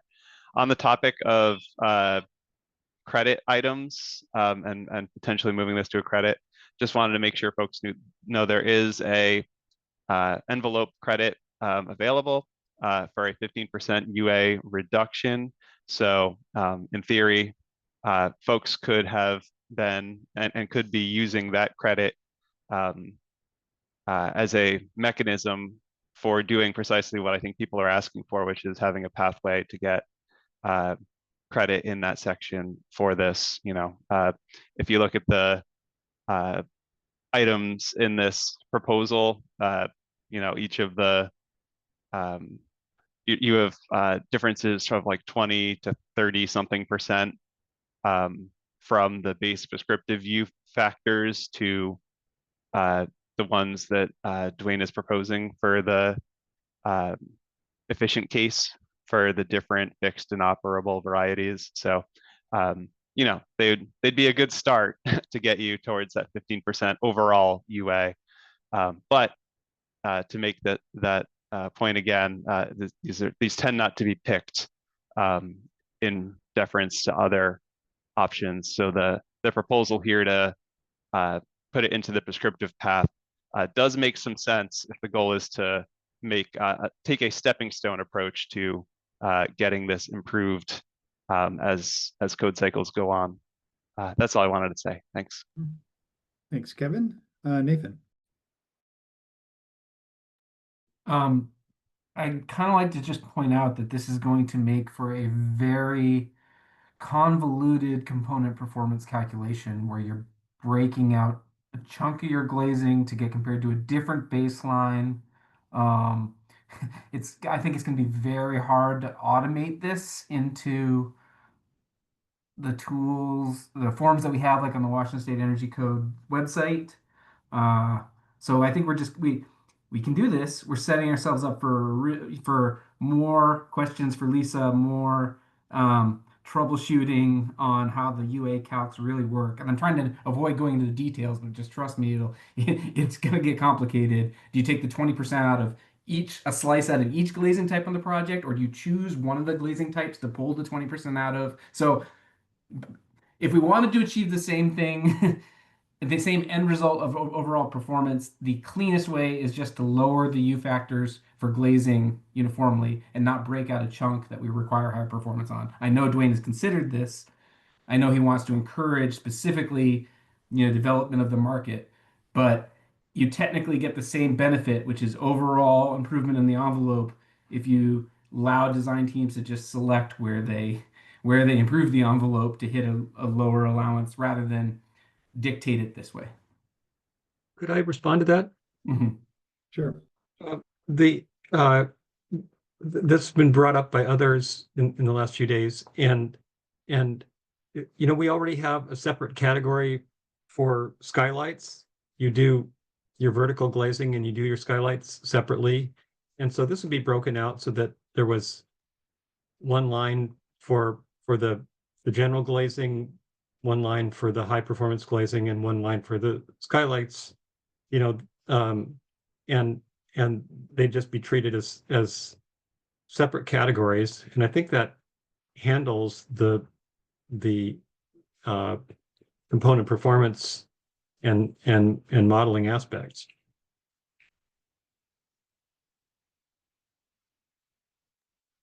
My quick response is that when my firm tried to set up the calcs for Seattle, back when this was temporarily going to be a Seattle approach, we ran into a lot of questions on how this should really be done that we'd have to work through and answer. Somebody would have to.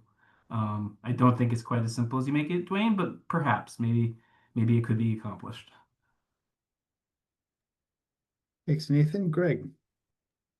So I think it's important to highlight that windows are EPCA covered.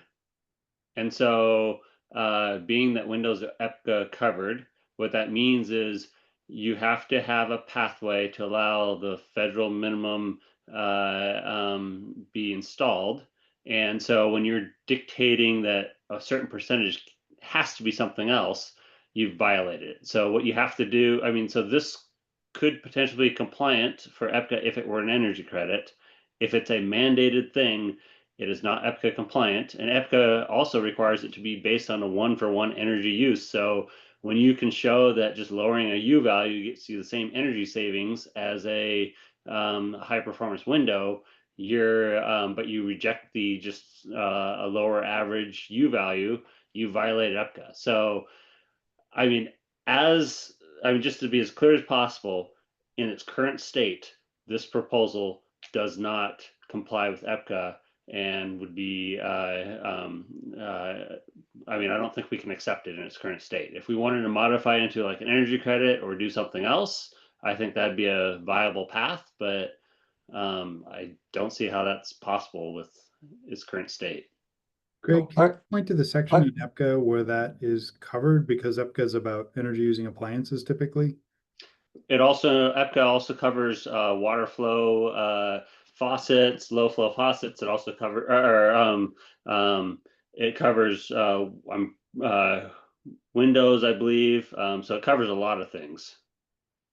So obviously, if this is a legal violation, then it would have to be withdrawn in this process. I don't want to just take, I don't think anybody here in the meeting today is a qualified attorney. I want to not just take your assertion at face value that this is a violation. But yes, if it was, it would have to be immediately withdrawn. Massachusetts is requiring passive house level construction for all its multifamily now, and I haven't heard of any challenge to that based on this. So it's something I will certainly look up and we can check with the Assistant Attorney General. Yeah, and I'm just to clarify, I'm basing that off that Windows have an Energy Star rating, and usually all the Energy Star rating stuff is usually under EPCA. So feel free to research that more. Energy Star is completely different. It is different, but I mean, there's so I mean, feel free to research that further. Greg, if that was true, then the state, no state could lower the U value of Windows or increase. So I guess either everybody's in violation or it's not a violation, right? I mean, how could IECC update the U value in their tables if that was true? Well, I mean, you have a good point. So I'm not usually, so I'll caveat is I believe it's, I'll correct my prior statement. I believe it's EPCA, but I could be wrong. I haven't really looked into the Windows too much. I'm just doing some searching for and finding some indications that it is, but it needs to be verified. Okay, I think we need to assume it's not unless someone suggests that there's a legal reason why it is. I don't think we should take action based on your minimally researched suggestion that it is a violation of EPCA. I think that would be unfortunate if we took that to be truth. Irina.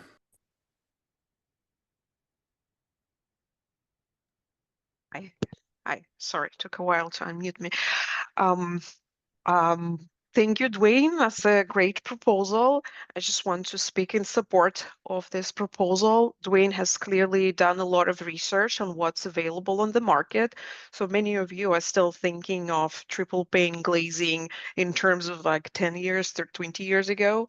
So what we are describing here is a triple pane product that's very thin in profile, has excellent performance, can fit into typical curtain wall frames that we use nowadays, Canir, and like you name it, that will fit there, will be an excellent product to use in retrofits as well. Does not cost as much and guarantees a much better thermal performance, and in fact also has a 20-year warranty on this products because they can guarantee that their argon krypton seals will not leak for 20 years. Also have to think not only about the thermal performance, but about thermal comfort of occupants that are close to these windows.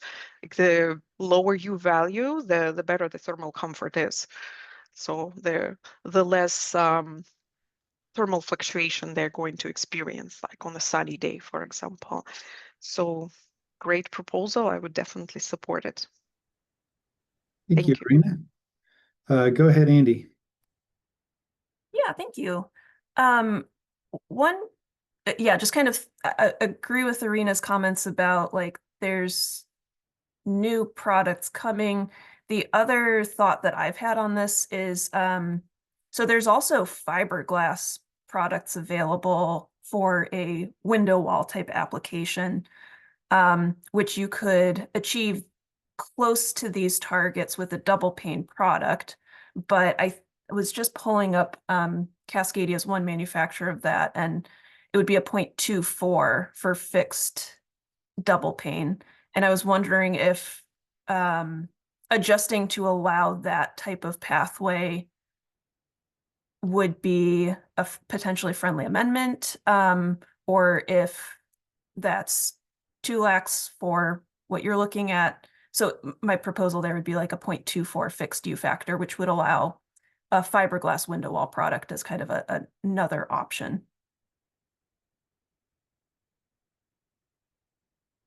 And the 0.26 operable is fine. They're actually like Was that a 0.23, they're question to actually Dwayne? better. Yeah, that's a question to Dwayne. Is that something that you'd be open to? So, Or like, is that something that you considered as part of like setting these targets? I set these targets so that it was better than really good double pane glass products. And with the fiberglass, you said window wall, but I haven't. I've seen the really good fiberglass ones for typical openings, but not for window wall. It's a newer product. I don't think there's any installations in Seattle, but I think there's a couple up in Vancouver and maybe in Portland. Well, if they can get to 0.22, then they're good, golden, right?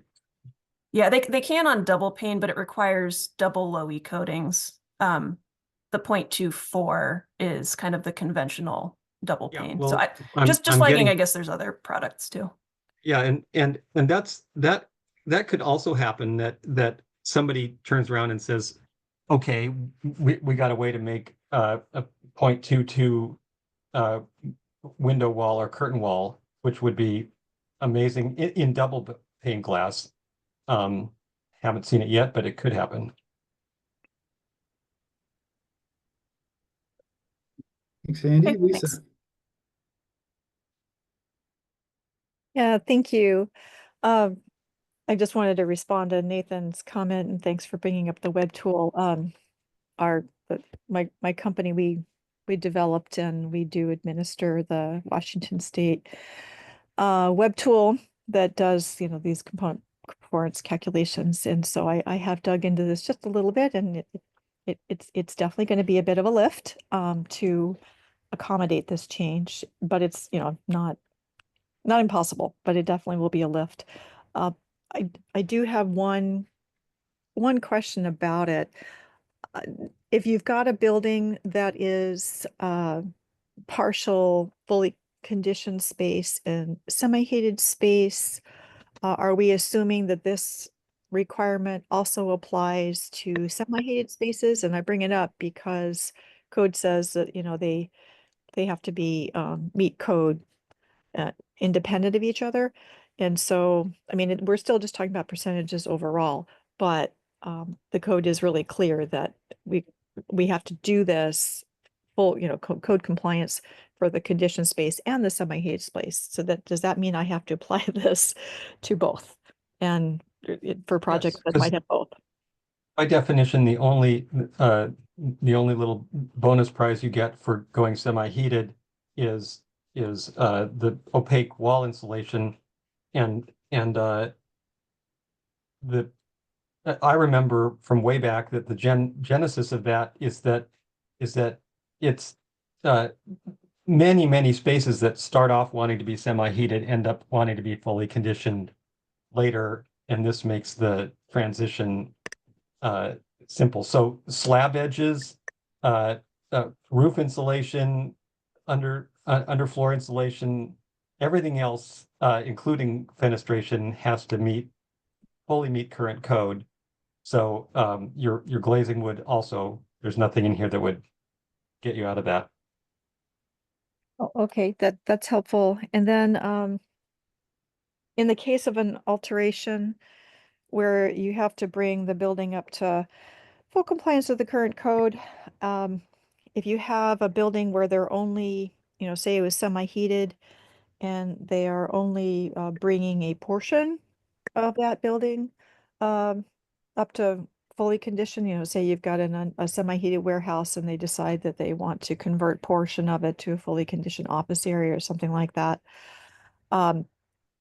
So this would only apply to that area that's being brought up to fully conditioned. Is that correct? So that the percentage that you're referring to?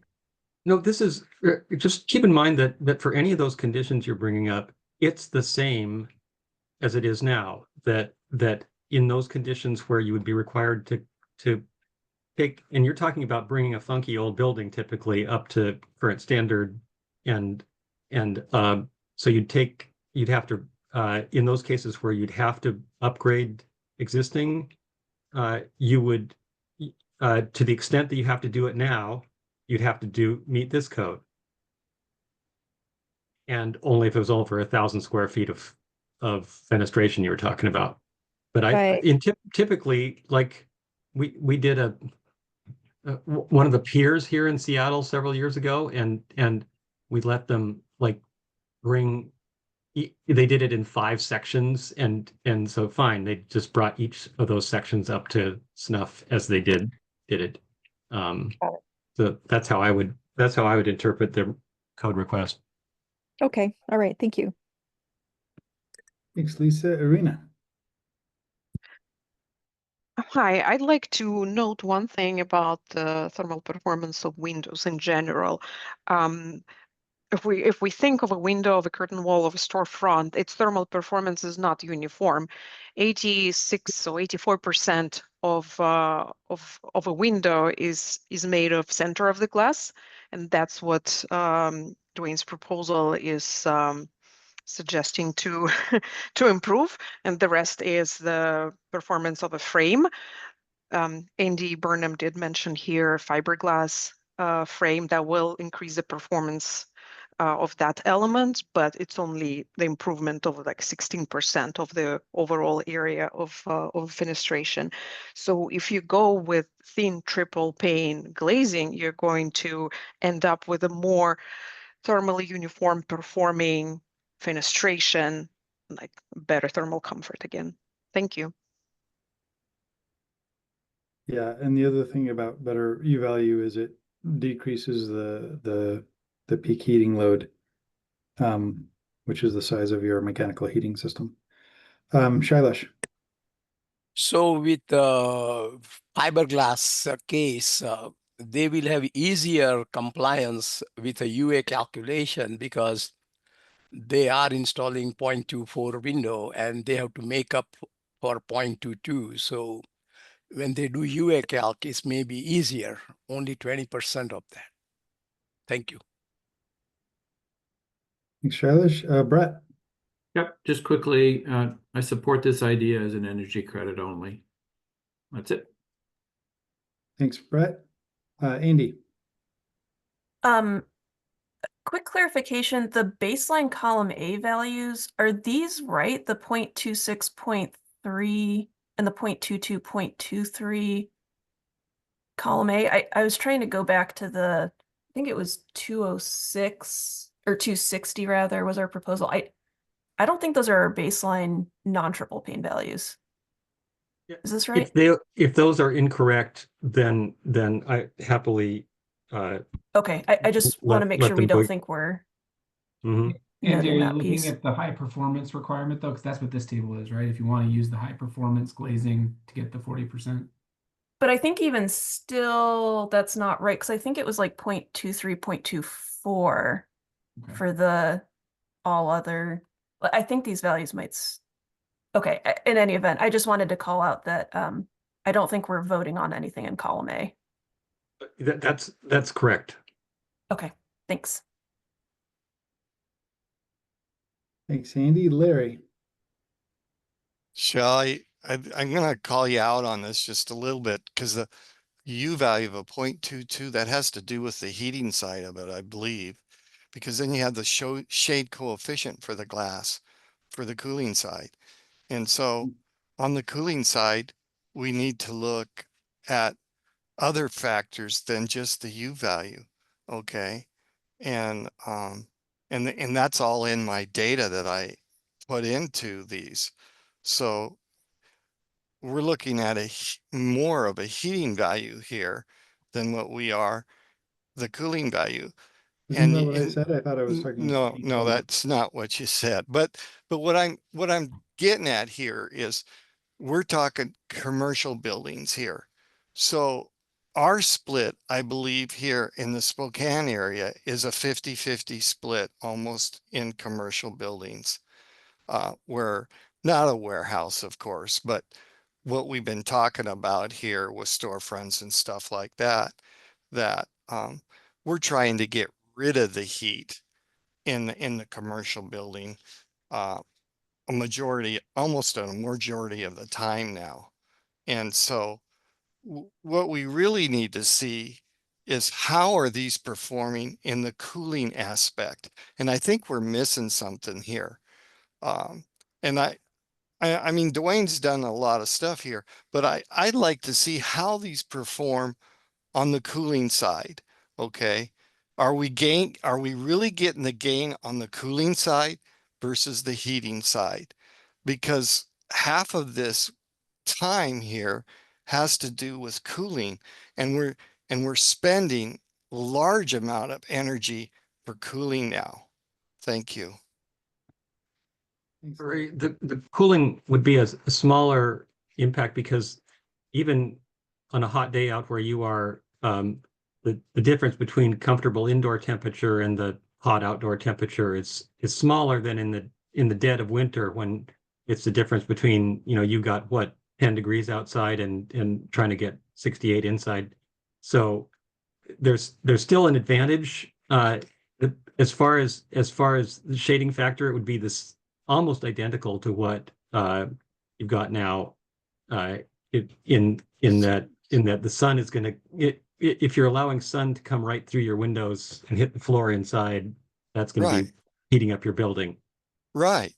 And so that's what I mean, Dwayne, but it's 50% of the calculation anymore. When you look at the split, almost, especially on your side of the state, if you look at the calculation there, it's 50%. It's almost a 50% on commercial buildings where you're trying to cool them as much of the time as you're trying to heat them. Okay. And so you really need to, we need to be looking at the cooling side of this stuff too, because that's where we're spending a lot of energy right now. Okay. Trying to bring that down to 75 degrees inside. Okay. And what it's taking to do this.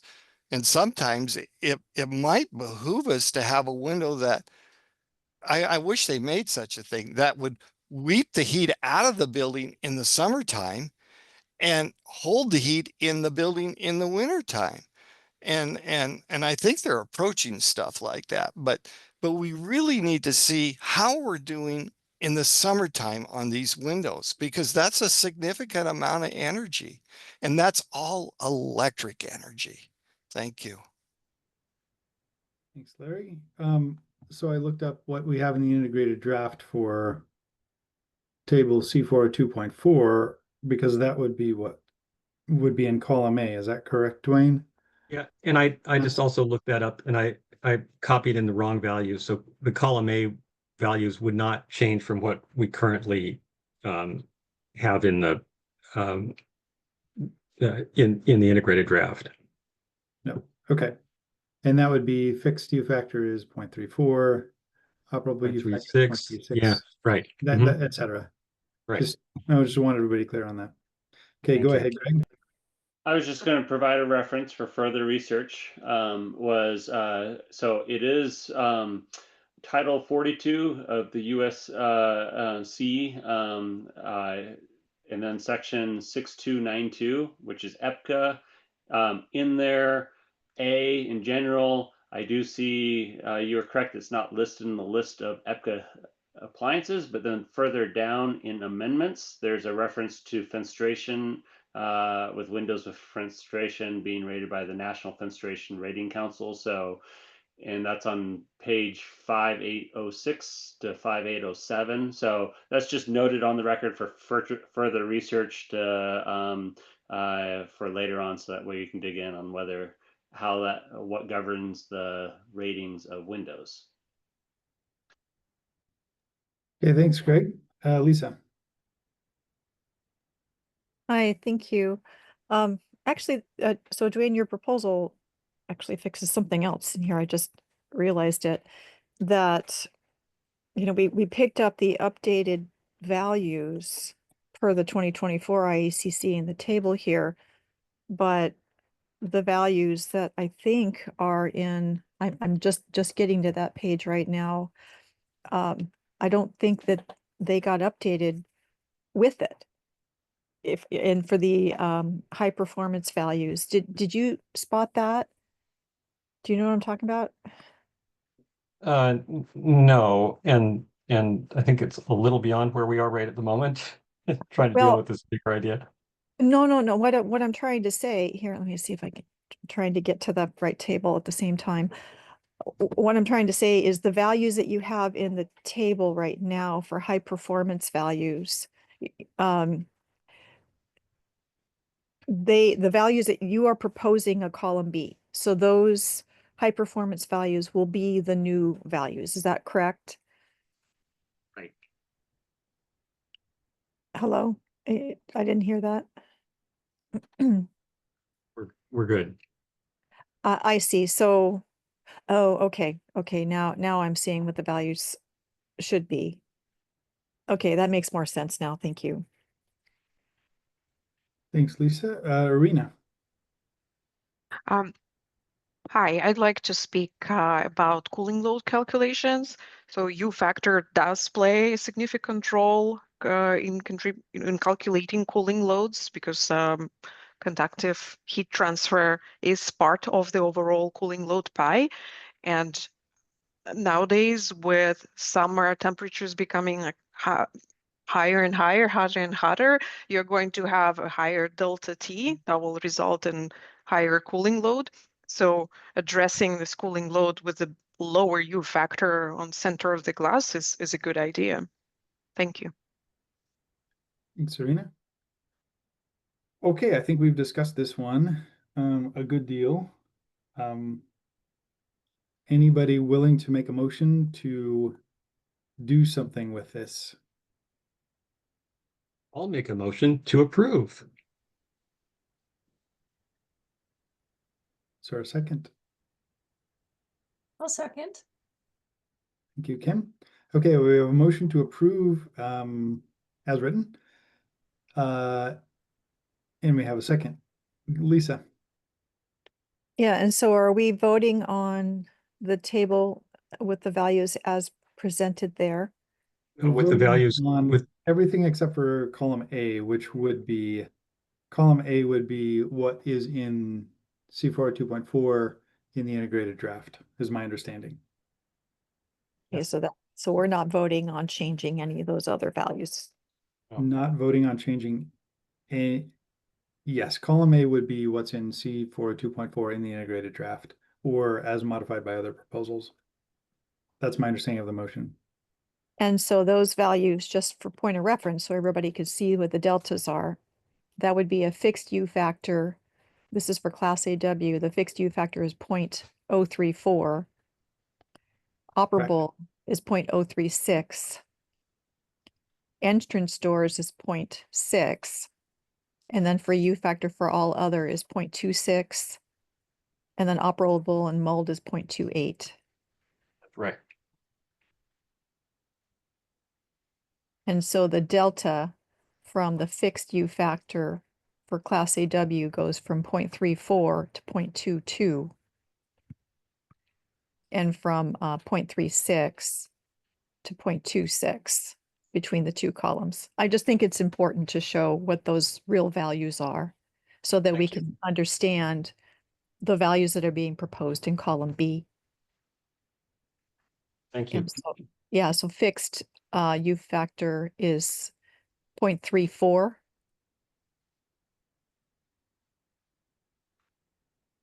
And operable is 0.36. Lisa, I'm sorry, Stop. I'm getting confused here because I thought this table was for the high performance fenestration, right? So this would like fixed would be 0.31 if the integrated draft I'm looking at is correct. Oh, I see what you're saying. So you're saying the This is standard. if you want to exceed 30% window to wall ratio, you have to go to the high performance exception, which then sets a lower U factor for what would be in column A. Got it. So we actually have to scroll back to the, and this gets complicated, but you look at the previous table for the base, yeah. Yeah, there wasn't a table. That was the point. It was a provision. And that Right, provision. exactly. This didn't used to be a table. It was just, here's the new U You know, factors you use. And I don't know how this happened. This was intended to be that table that C402.4 that's got the overall general not high performance, the general U factors, and I copied the wrong header onto that. And so that's those corrected values we just copied in there. And this is for general glazing. Thank you. So I'm sorry, Dwayne, then I need to understand this. If you want to use the high performance alternate to get more glazing in a component performance calculation, column A should still be the basic U factors, but you're just changing the ratio of how much glass that now has to go into column B. Is that, am I understanding that correctly?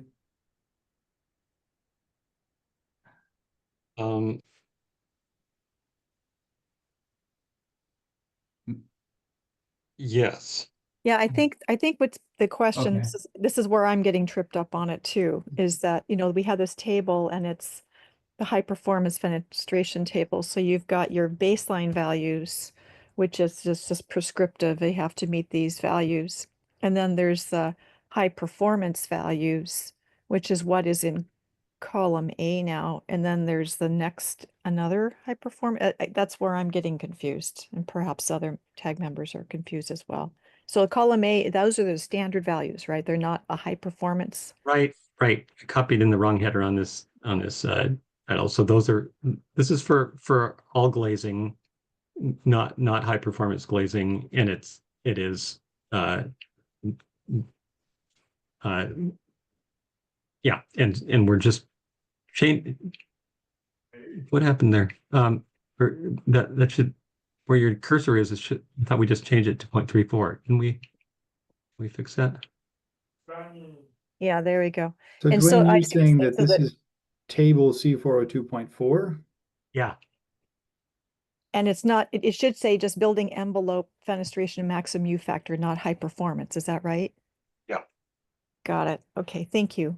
So you're changing or you're not changing the high performance fenestration. So you could either do the whole building, it's in 402.4.1.1.2.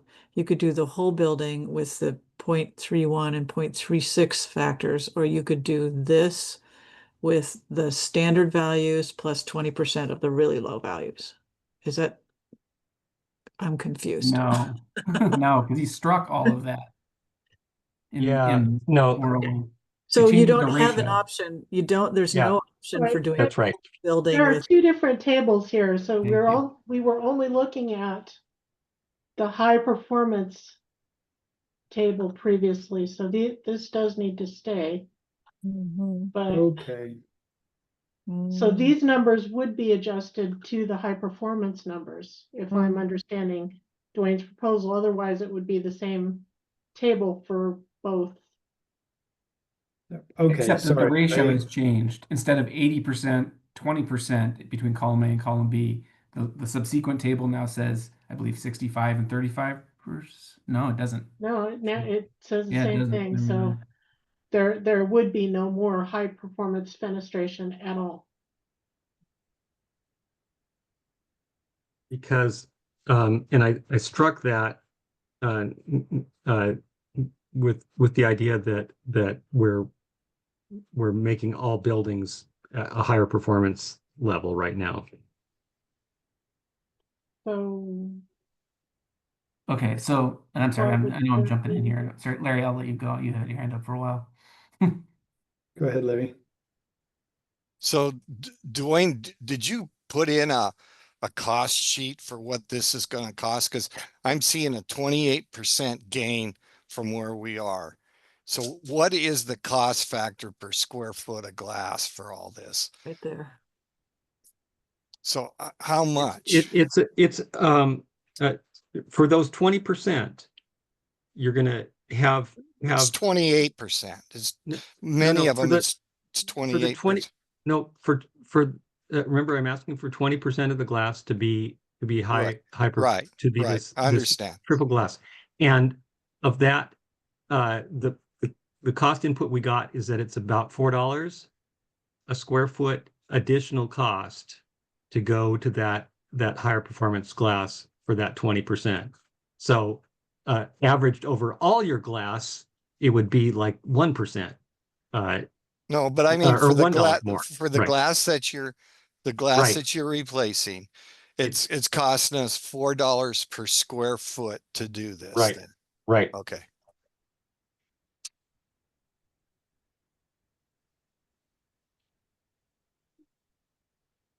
Thank you, Dwayne.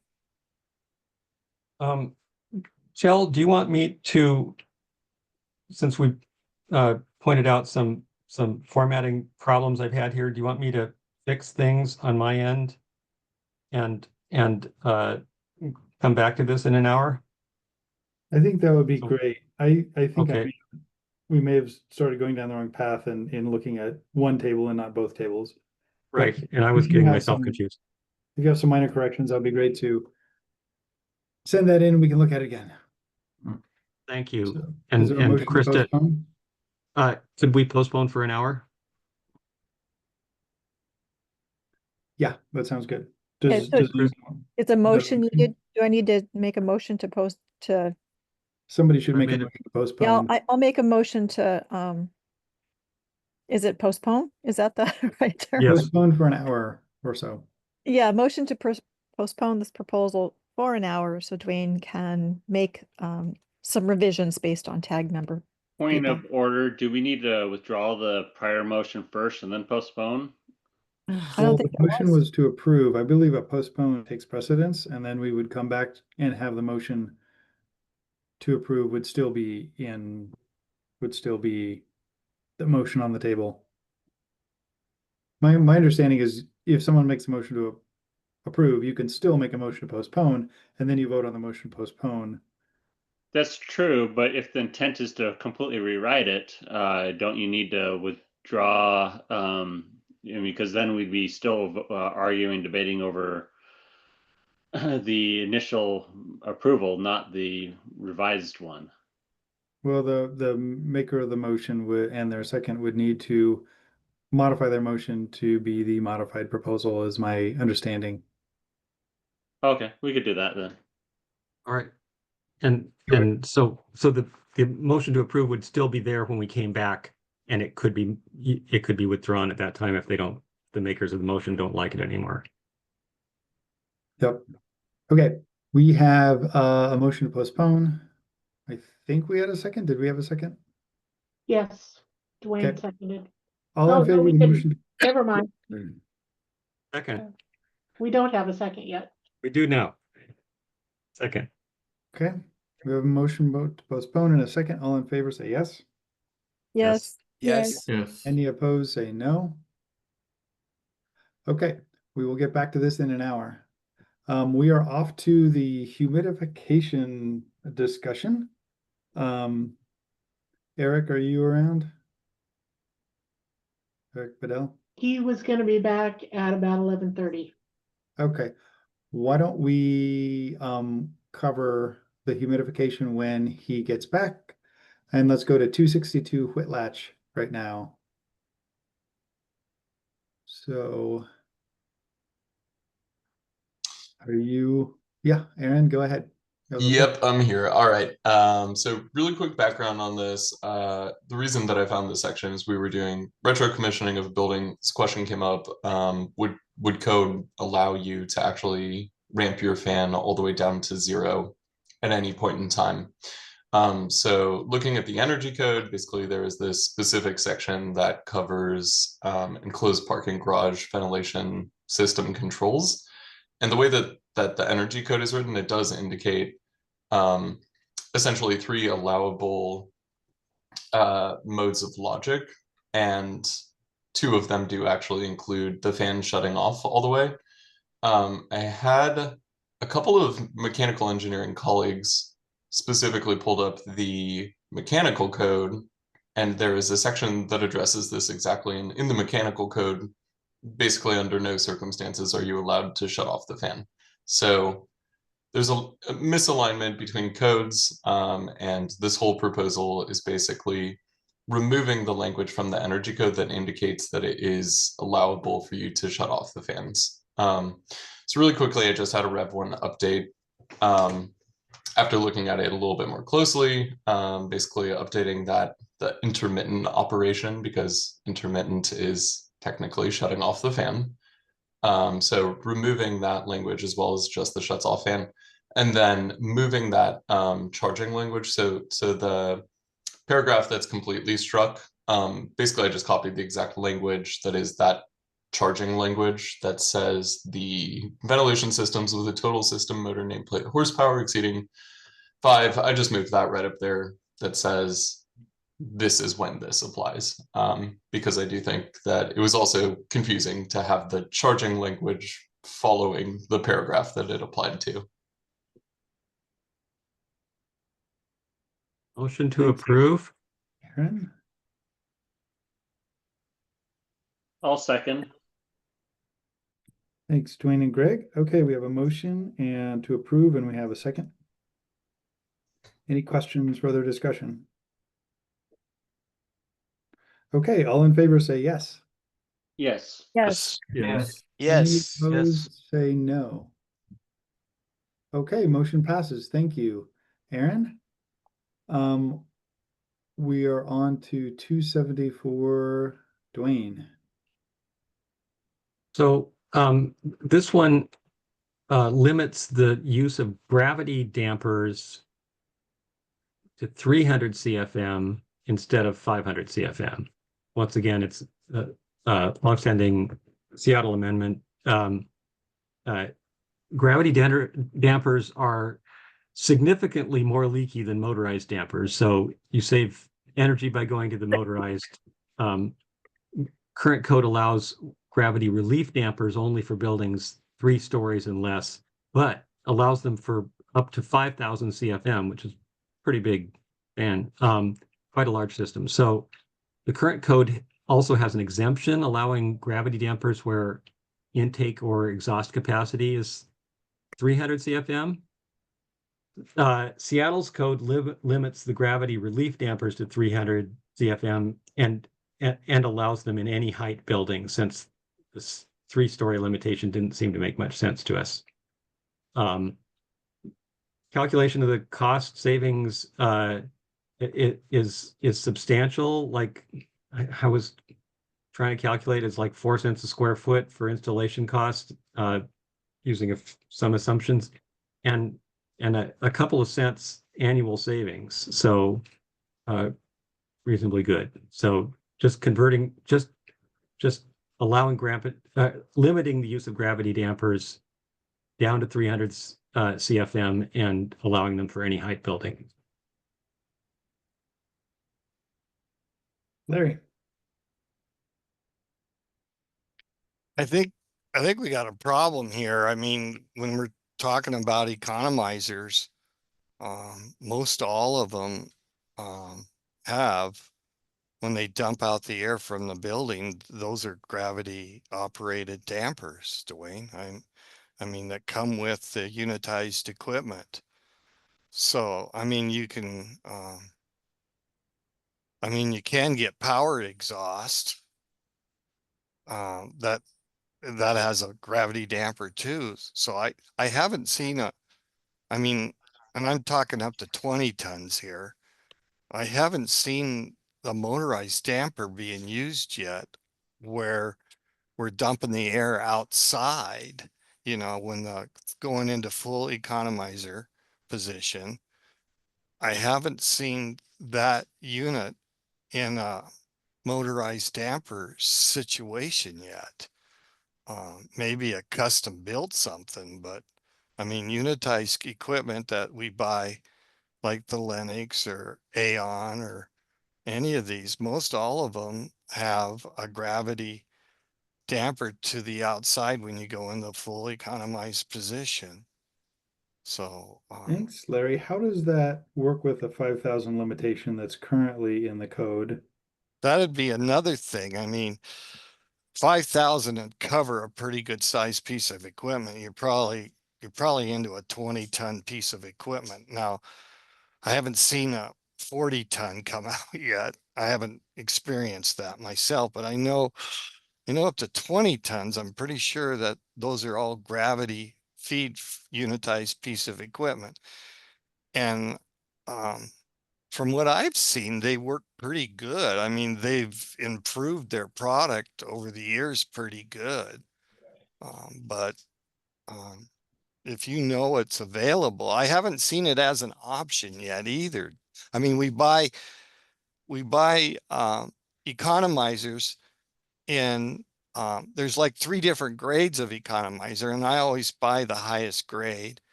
But those are all have gravity dampers on them. And then I have the choice though to get fan powered exhaust, and the fan powered exhaust that has a gravity damper too.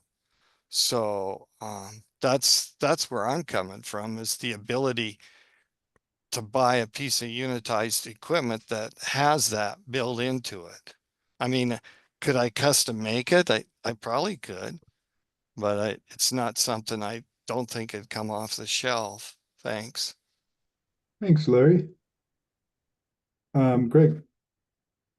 So if I'm not mistaken, kitchen exhaust hoods for residential are usually 400 CFM without makeup air, and could be more with makeup air. Considering that our commercial code covers apartment complexes a lot of times, both high rise and low rise with common corridors, that means all your kitchen exhaust hoods are going to require motorized dampers, which I don't think anyone does ever. Am I not? Is that correct? Yeah, that's true, Greg, but 300 would never cover the exhaust for a kitchen. So when you start measuring that footage around the outside of the hood, and depending on if it's got 4 sides exposed or 3 sides exposed, like most have 3 side exposed, you're going to be well over that 300 CFMs in a commercial kitchen. So we would definitely need to bring that number way up. Yeah, Thank and you.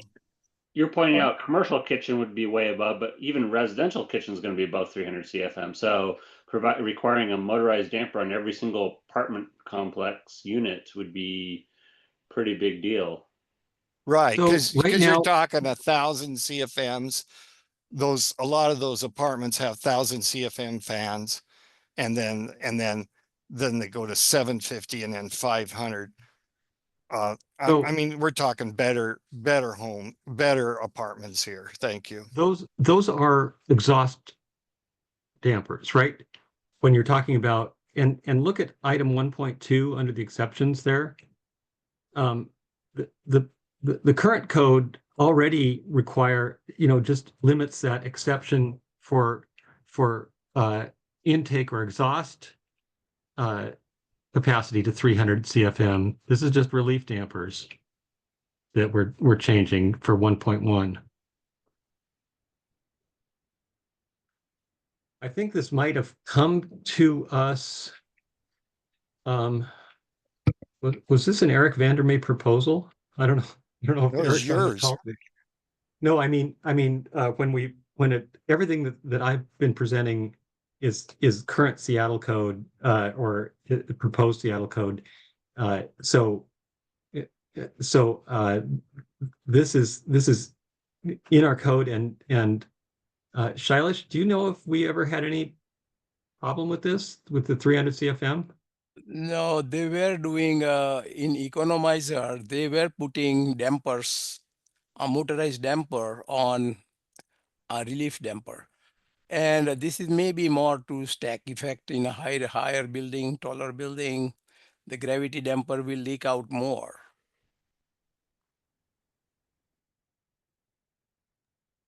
Thanks, Shailesh. Let's go to Ian Casey. Yeah, I just kind of shared some of the same concerns that Larry pointed out for economizers on smaller equipment, packaged equipment, and smaller split systems. And I had a question for the proponent. You're citing about a $250 cost increase to go to motorized. And did that include the additional labor for electrical and electrical integration of that motorized damper? Or is that just strictly cost of the damper itself? Thank you. Good question. And it's been several weeks since I looked that up. I think the source I was looking at was the the damper itself and not the wiring. So you'd have to add another what, $250 for the wiring. Go ahead, Nathan. Yeah, just kind of to back up one of the things Dwayne was saying, this has been in the Seattle Energy Code for now two cycles. I went back, it was in 2018 and 2021 with that 300 CFM maximum on the relief damper. And to my knowledge, we have not had trouble sourcing even packaged equipment to meet that. I'm just racking my brain for this having been an issue in the past, and I'm not thinking of anything. So you're saying equipment exists that meets this and it hasn't presented challenges in permitting? I can't think of a time that it's been a problem. I'm just, yeah.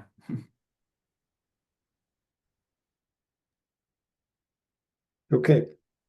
Andy. Yeah, sorry, I can't personally speak to this too much, but I was just pinging Eric Vandermeer in a side chat. This was not originally his suggestion, but he recommended that we would want to have this be at least 400 CFM for the state code to align with range makeup air requirements. I'm happy to take that as a friendly amendment.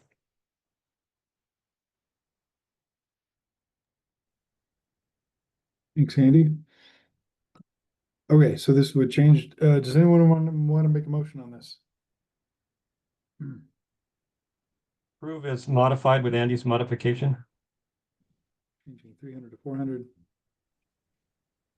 Is there a second for the motion to approve? Should we also real quick have the 1.2 be 400? Because relief dampers were listed in 1.1, but 1.2 would be nice to have that for exhaust.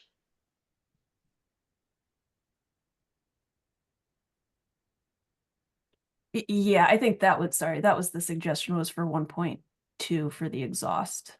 But if you just made them both, that would kind of solve it. I mean, then we would be covered. The difference between 100 CFM is not much. Dwayne, which one is your motion? Was that both to 400? Yeah, like was mentioned, it's a small change. Okay. And there was a second? I'll second that. Thanks, Greg. Okay, so we have a motion and a second to approve as modified. Go ahead, Larry. So how are we going to get unitized equipment to do this? I mean, it's not built.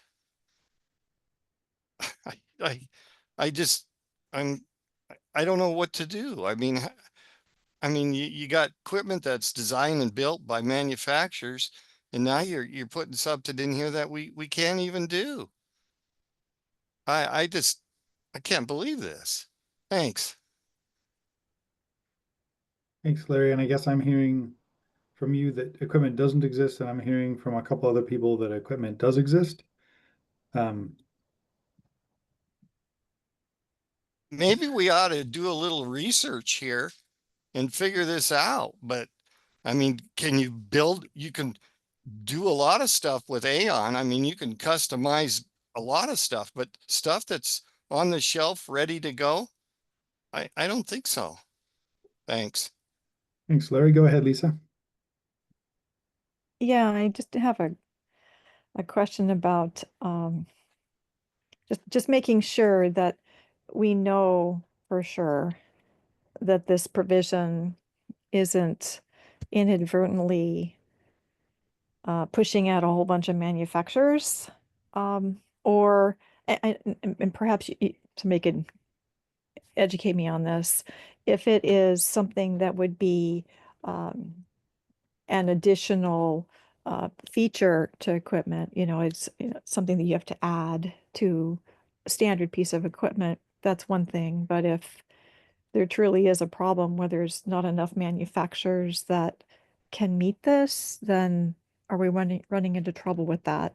And so it'd be great if we could see like a list of, Well, yeah, we have at Could least three. I respond in that I'm looking up in our 2015 Seattle Energy Code, and it's there. It's kind of funny because I see there that we have changed in item 1.2, we've changed 400 down to 300, which seems like it got picked up by the state later on. But this has been in our code now for about a decade, and we built a lot of stuff. And Shailesh used to run that crew that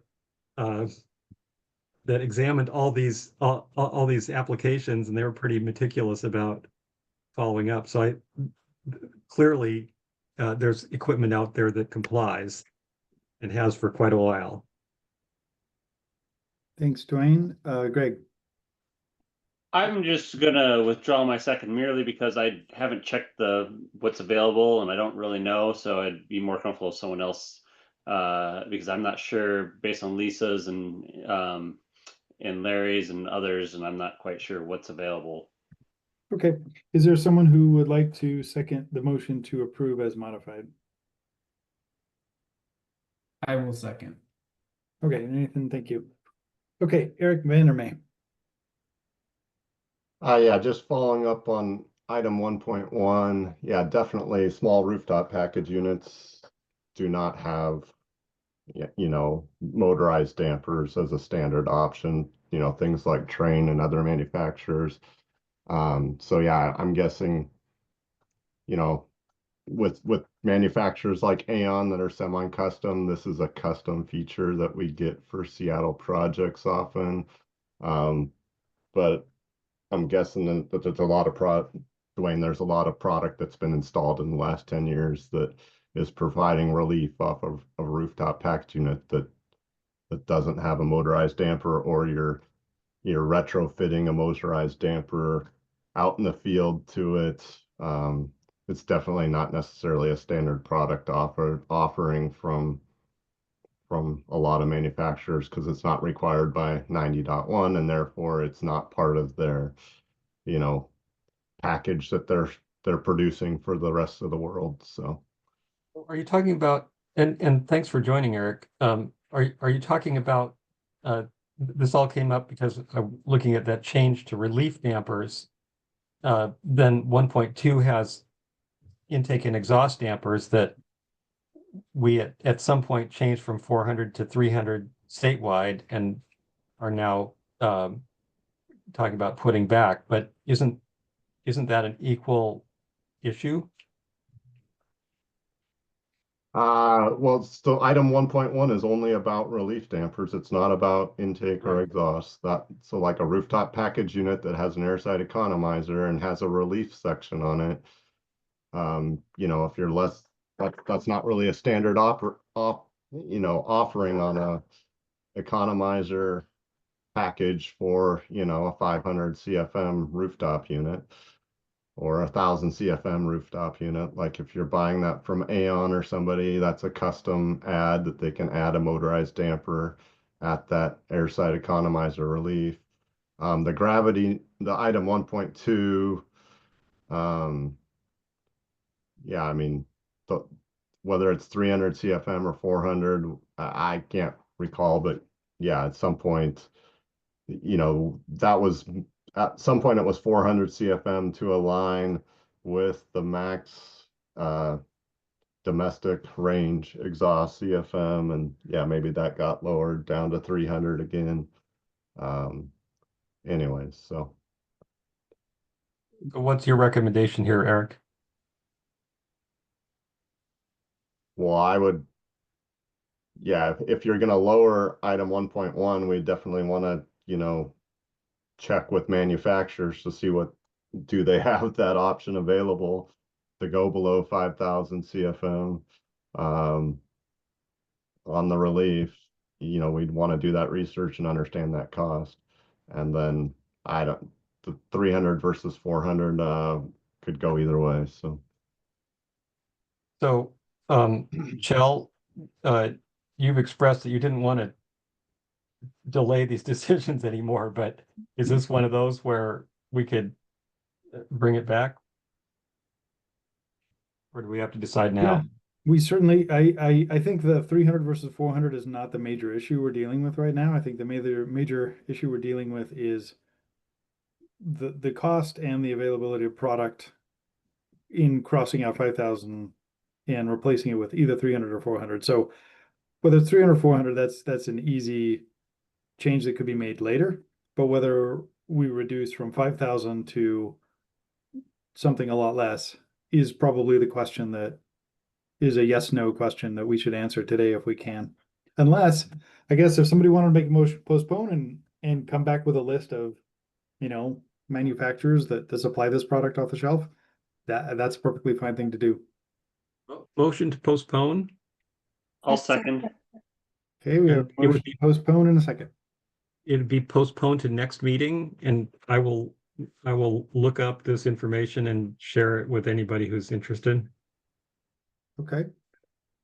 That sounds good to me. Larry, do you have any comment on the motion to postpone? Yeah, I just looked up our 20-ton that we're putting in. That's 9,000 CFMs. It exceeded the 5,000, and that's all I can buy. So I don't know. I mean, I don't think inspectors, I know in the Spokane area, there isn't any inspector that looks out to see whether it's got a gravity dumping damper out there or not. In fact, they don't Okay. even look at how efficient they are. All right, we're discussing the motion to postpone right now. So yeah. Dwayne's generously offered to research a bunch of stuff and come back next week if we postpone it. So, all right. All in favor of the motion to postpone, say yes. Yes. Yes. Yes. Any opposed to postponing, say no. Okay. Thank you, Dwayne, for approving that. We could go on to our humidification section if Eric, are you around? I'm here. I'm here. Okay. Yeah. Let's go on to humidification. We have 3 proposals about humidification, 288, 281, and 298. 2 are Larry proposals. 1 is an Eric Bedell proposal. Let's start with 288.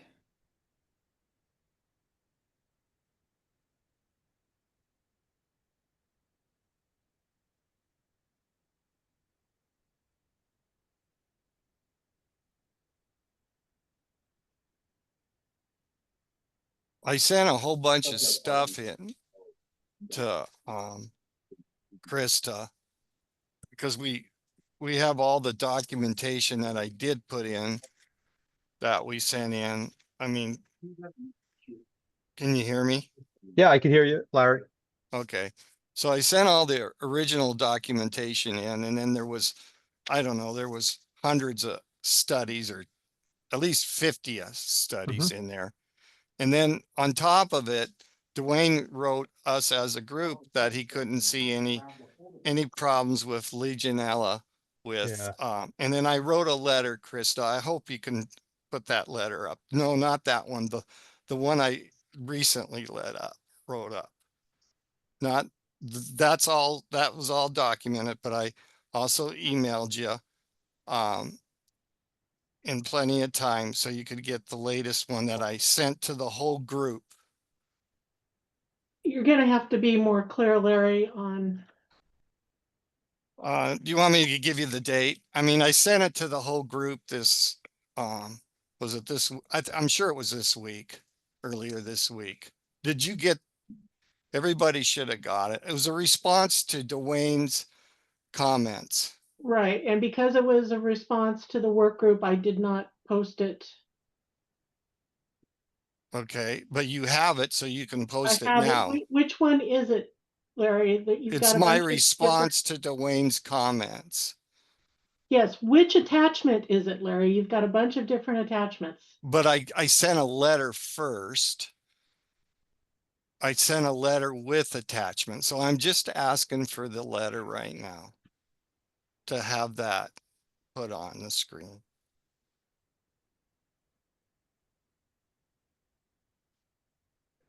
I don't Larry, know you're which talking about one the that text is, Larry. of That's the why I was note? asking. That's not it.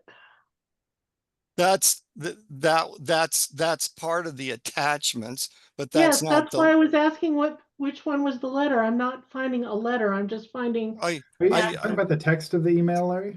yeah, the text of the email. Okay. Yeah, there you that's go. different. That's what I mean. The letter, the text. Yeah.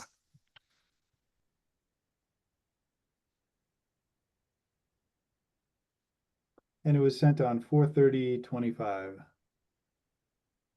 Did you get it too, Shell? I think I I sent it. did. You sent it to the work group, which was, Right. And then I added Krista so we could have it here. Okay. Yep. Okay. So the problem with it, and some of what I said in this letter isn't what I said. It's what the people have stated in many of these articles. And the arboretic humidifiers spread disease. That's not coming from me. That's coming from numerous articles in here. Okay. And the only way that you can, and recently, until just recently, you haven't been able to put those type of humidifiers in health facilities because they spread disease. So Okay. just Larry, I'd like to second that. The only jurisdiction that actually has allowed that Okay. is California. So I Okay. did a little research. OSPRA did allow that. And within the context of that, for my research, only one institution in the entire state has put a adiabatic humidifier, from my knowledge and my research, in an installation. So yes, that is I second that statement. Okay. And the other thing is, because we're talking about energy here, okay? And in order to even use that system in that facility, you had to have reverse osmosis water. So reverse osmosis water runs about $1 a gallon to have done, okay? And you're using thousands of gallons a day here. And then you got to have the UV sterilization. And then you have to have the high pressure dispensers in there. And those are always a problem, or even using the RO water. And then the lights, every 3 years, you got to replace those lights, and those lights are $400 or $500 a piece. Okay. And so when you start adding up all that expense, and with a steam humidifier, that you're not going to have to do any of that, okay? Because the steam will not carry disease down the duct stream, okay? So personally, I mean, I would never limit somebody from doing something as long as they adhere to these strict standards of what has to be, okay? But most of these buildings that you're going to put this stuff in, they're never going to adhere to all these standards, okay? And so you're going to have Legionella pop up here and there in those buildings, okay? Because the temperature range that Legionella growth is 77 to 108 degrees. And that's exactly what's going through that filter system, the humidity, the aerobatic humidifiers. Okay. So you're setting yourself up to fall right off the bat. Okay. And with the steam humidifiers, you wipe all that out. And in fact, we've tested where they've had residential units and we've found Legionella in those humidifiers. And I take a real strong stance about it because I have had Legionella twice and it's no fun thing. And then if you look under the CDC estimates, 25,000 of these cases happen a year. Okay. And a percentage of those people don't make it. Okay. So why would we, you know, really, and this one that you see on your screen right now, that happened to me right about then, okay, with that old building, okay? And so why risk it? Why take the risk, okay, for the pittance of amount of energy that you may save here?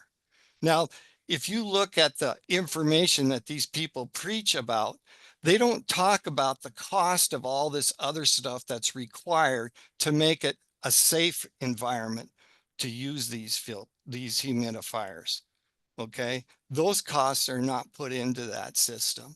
Okay, and it's not apples for apples to begin with. But we know that if we use steam, we're not going to have any problems with Legionella. And that's what we need to do. We need to eradicate Legionella to begin with. And the only way that I see to do it is to go with known procedures that you know you're not going to have a problem with. Is that something that you want to have the possibility of a problem in your building? I would hope not. Thank you. Thanks, Larry. And so we're going to cover all three proposals, ideally before we vote on them, because they're all about the same things. And this proposal specifically would strike C4 3.4.13.1, but I believe because the section it says is about dehumidification, and I believe proposal 288 is intended to cover humidification, not dehumidification. Is that correct? That is a correct. I'm going to say 288 is mine, right, Shell? Oh, 288 is mine. Is Larry's. And Yeah. 288, I think it says striking the Yeah, mine's dehumidification 298. section, but I believe you intend, Larry, to strike the Just humidification. the humidification Yeah, part of okay. it. So I'm sorry, I made a error. that's okay. Well, No, yeah, one strikes the dehumidification, the other one strikes the humidification. oh, okay. Okay.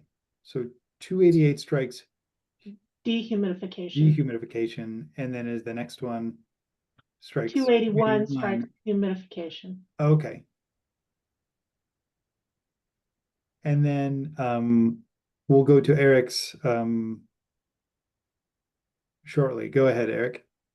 Yeah, I could speak to Larry again. When we get to my proposal again, my proposal is just a touch different. I want to make sure everyone here understands that it's the same premise as Larry. I had a engineer speak at the last two ago. That was Dave Neeren with Hermanson, who's their chief engineer. Again, my main thing is I don't have an issue with adiabatic humidifiers as long as the right provisions are inserted, as Larry mentioned, the UV lights, the RO, etc.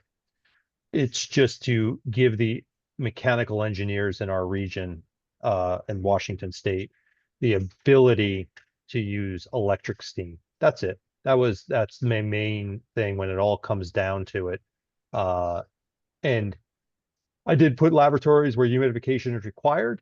Again, this is our main thing is with economizers. So, laboratories is where humidification is required the most.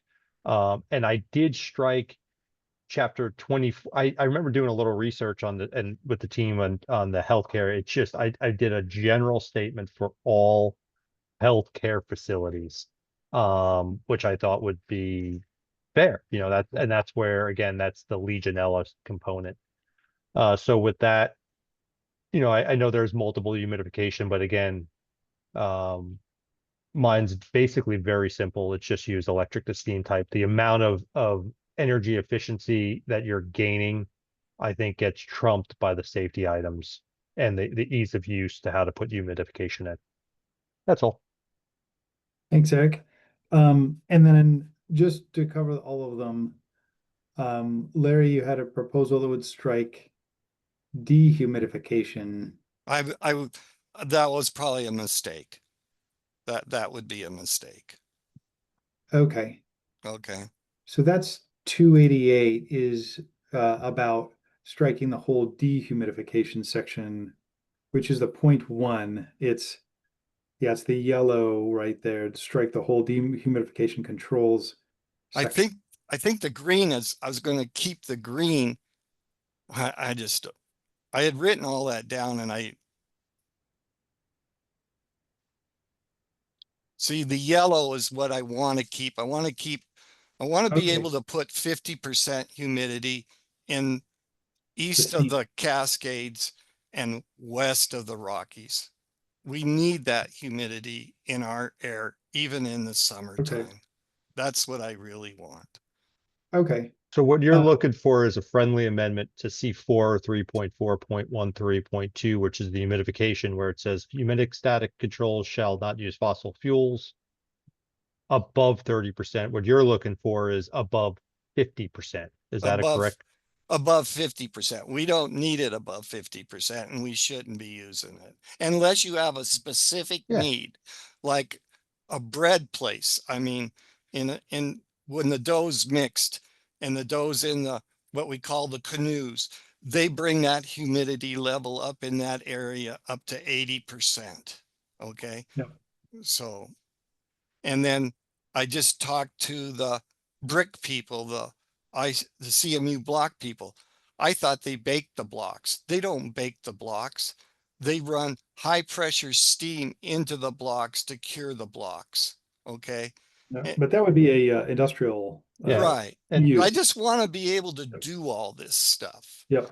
And that makes sense. Okay. All right. So just to keep us on track, we have proposal 288, which is about dehumidification. And Larry, you say we don't need that proposal? Yeah, I don't think I need that part of it. Okay. Why don't we dispense with that? So either withdraw it or I'll withdraw that. Okay. That part of the dehumidification. Yeah. Okay. So 288 is withdrawn by the proponent. And then we'll get to and then we've already covered 281 and 298. So now we'll get to Greg to ask questions about either or both. Yeah, so I was going to suggest a slightly different path for if we pull up Eric's on the screen. So I was thinking what I would suggest is slightly would be basically saying adiabatic humidification is required unless enthalpy recovery is provided. And then, and so if you provide enthalpy, and in which case you can use steam humidification above up to 50% humidity, or and then throw into a credit, C406 credit, saying if you use adiabatic humidification, then you get a credit for that. So that, which I was thinking more on that line. So that way we allow basically, as long as you're doing some sort of enthalpy recovery, which would be either an ERB, enthalpy wheel, or anything like that, then you're allowed to use your steam.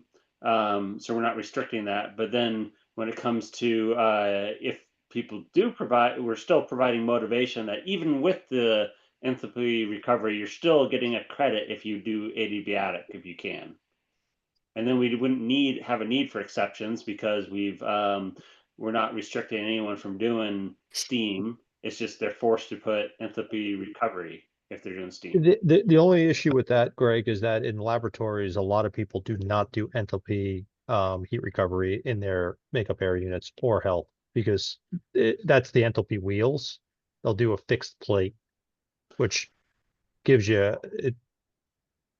I'm just giving you. The laboratories are exempted from the whole. That's what I'm saying. What he's saying is then we'd get rid of exemptions. We could leave the exemptions. You know, I mean, exemption would still for healthcare and laboratory. I have no issue with that. That as long as we leave the exceptions. Okay. And I think that'd be a cleaner way to do it. So I mean, do we want to just write it on the screen? We can say adiabatic type of humidification. So basically take the second sentence down below where it says, or humidification shall be adiabatic type. So that whole sentence right there. Move that to the front. Or well, you could have say humidification. So if you it's hard to dictate what I was referring to, but you could delete the word or electric to steam type. So delete that phrase up on the top.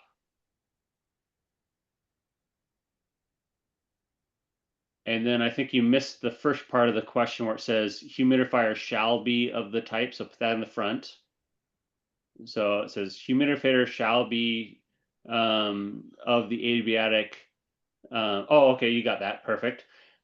Unless, so at the very end of that sentence, it says unless enthalpy recovery is provided.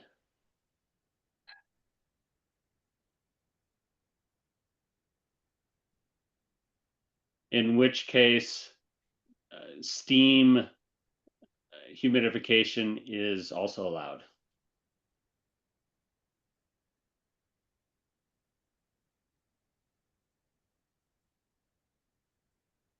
And yep, I have no issue with this again, And as then long we as we do need keep to make a exceptions. 406 credit that said for adiabatic humidification. Because we still want to encourage adiabatic for Okay. people when they Oh yeah, again, I have no issue. Adiabatic can and will work fine and is energy efficient as long as as Larry mentioned, you got to put UV in, you got to put RODI in. You know, you got to do the maintenance every 2 to 3 years on the nozzles. It's a very maintenance intensive Why is that? humidification process. Why you have to do that? Oh, Because let me. sorry, I know there's people who are waiting. Yeah, and so then the only other thing you got to add in is down below, put C40 at the very end below this, put C406 way below the sections. Down there at the very bottom, adding a new section C406.x, and then that says humidification is adiabatic type. And we'd have a line in the credit table. I think that's really exceeding the scope of this and what I want to do on the fly here. So Greg, if that is your want, then write something and send it in to Krista. But that's that'd be a bad big code deal language. today. I agree. I agree. I think if we muddy this, I think this is a really straightforward proposal at, unless the second we put the C406 credit for adiabatic humidification, it becomes a little cloudy. My opinion would be a cloudy with the rest of the tag groups. Yeah, I think Greg, if you have an idea, send it to Krista. It's a bit late, but it's possible we could consider it. Well, we could always, I mean, if we made this change up above, and we could always, if it's easier, we could add the C406 in another proposal if that's that we have pending for the 279s, if that's easier way to deal with it. Yep. Okay. So Greg has provided a suggested modification here. Lisa. Hi, thanks. So I'm trying to wrap my head around the change that was just made. So now where did we land with electric? Is it or does this now say, because the original proposal was allowing both electric and steam, and now as I'm reading it, I don't see electric in here anymore. So does that mean that healthcare facilities and labs, they can still, and these other exceptions, they can still use electric? Electric to, and when you say electric, I would assume that means electric to steam, right? But steam just covers both. So Yeah, steam, yeah.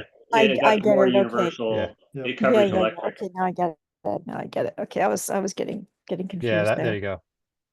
And just to clarify, to follow up on that, the key thing is the enthalpy recovery, which is basically saying you're not creating humidification only to vent it back out, exhaust it back out of the building. So that's why the enthalpy recovery is in there. And there's different forms of enthalpy recovery, but just a way to stop you from losing your humidification that you're adding in your building.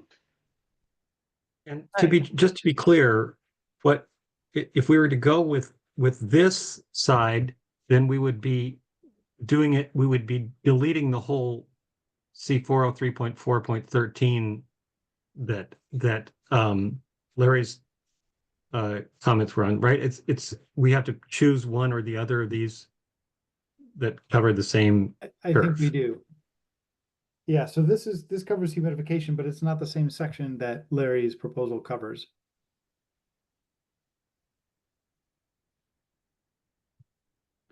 The one Larry proposed on is about the controls, and this one is about the system itself. The other thing we're missing in here is a 30%. I guess we'd have to change C403.4.13.2 a bit to align with this, because that also covers some of the same sections, some of the same topics. Can I make a suggestion since we're editing on the fly? This is one of those classic scenarios where you've got you've got a requirement at C403.2.7, and then you've got the controls, whatever code section that was, somewhere else. And then folks have to know how to connect the dots. Like, yeah, this is difficult, right, Lisa? In that regard, I agree with you 100% on this. Yep. Yeah, and so it would almost be helpful to either move the controls under the humidification section, which I know that's a big change, or I think have a I'm pointer. gonna provide some advice right now, and that would be if the tag wants to, we could choose this as the proposal on humidification, and then say that somebody is going to modify it to include information from the controls section and deal with both this and the controls section and put it into a single proposal, and then we'll cover it next week. And then also add the credit because we want to still encourage adiabatic.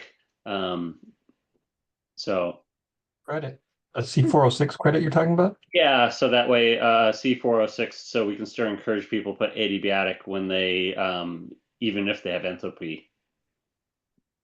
My recommendation is to not include that in the motion. Okay. If you want to do that separately, or if somebody wants to do that separately, that would be something that they could do. So can I comment on the healthcare facilities exception? Sure.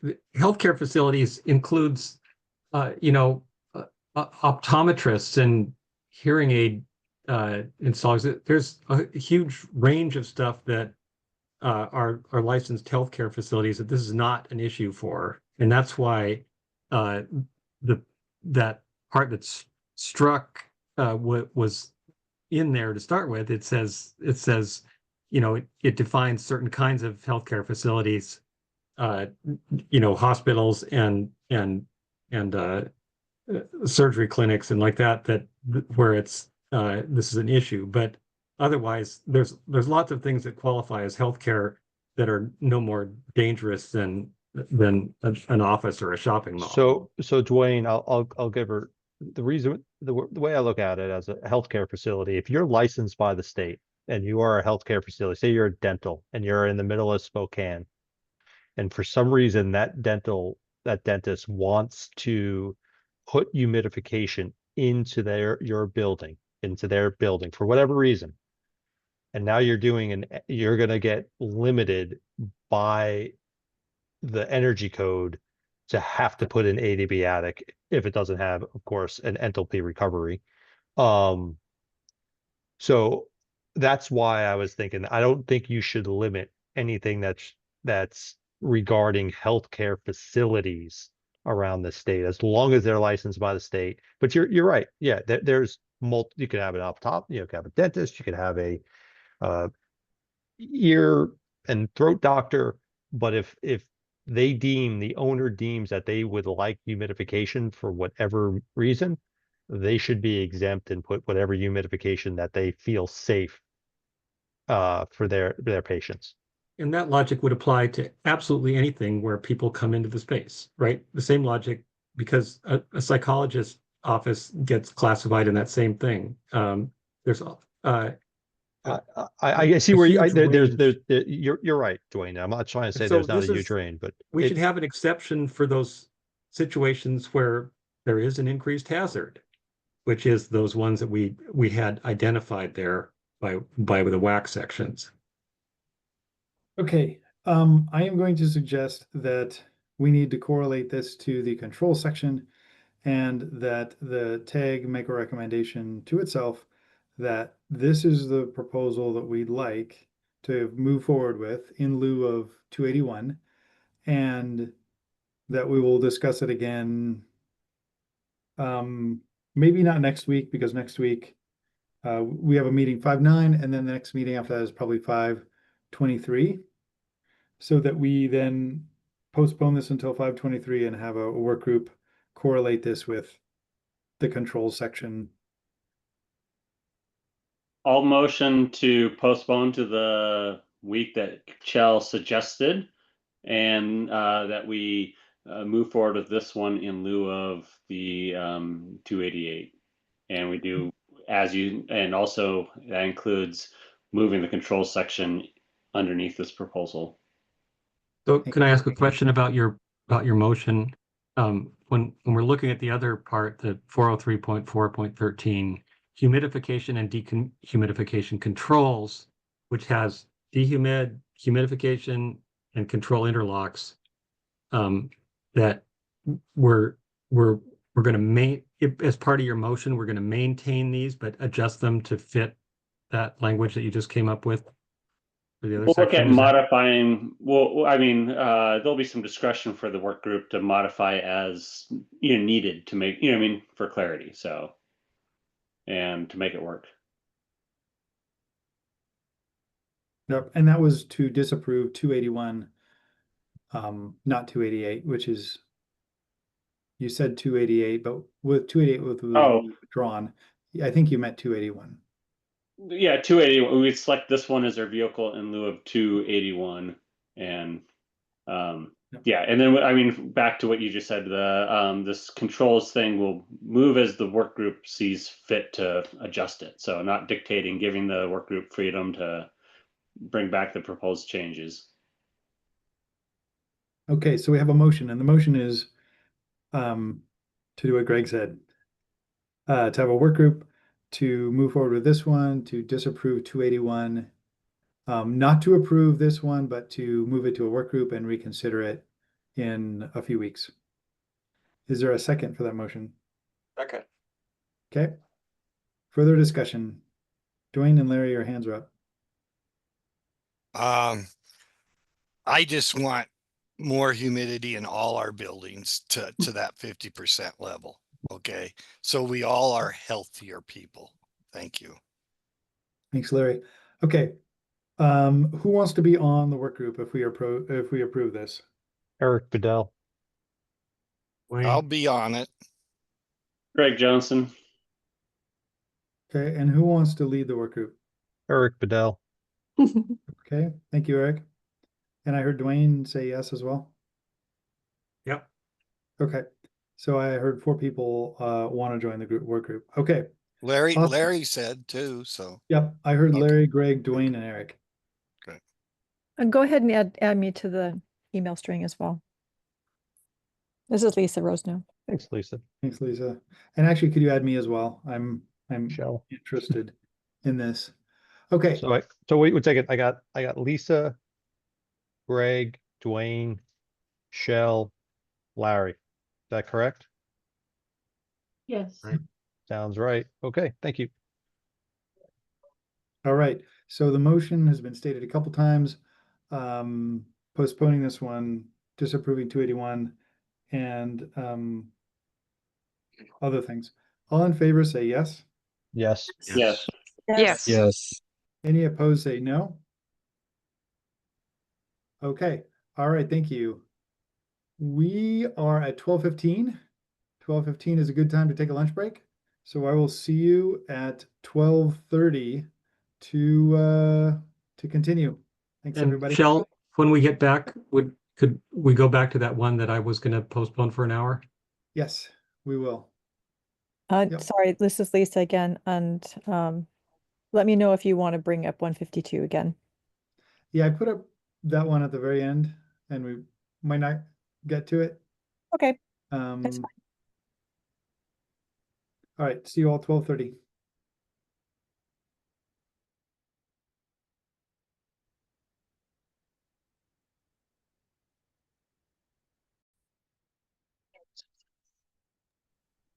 All right, welcome back.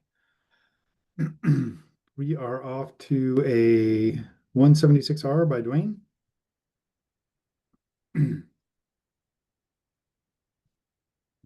Okay, So, I'm sure you all enjoyed your long lunch break.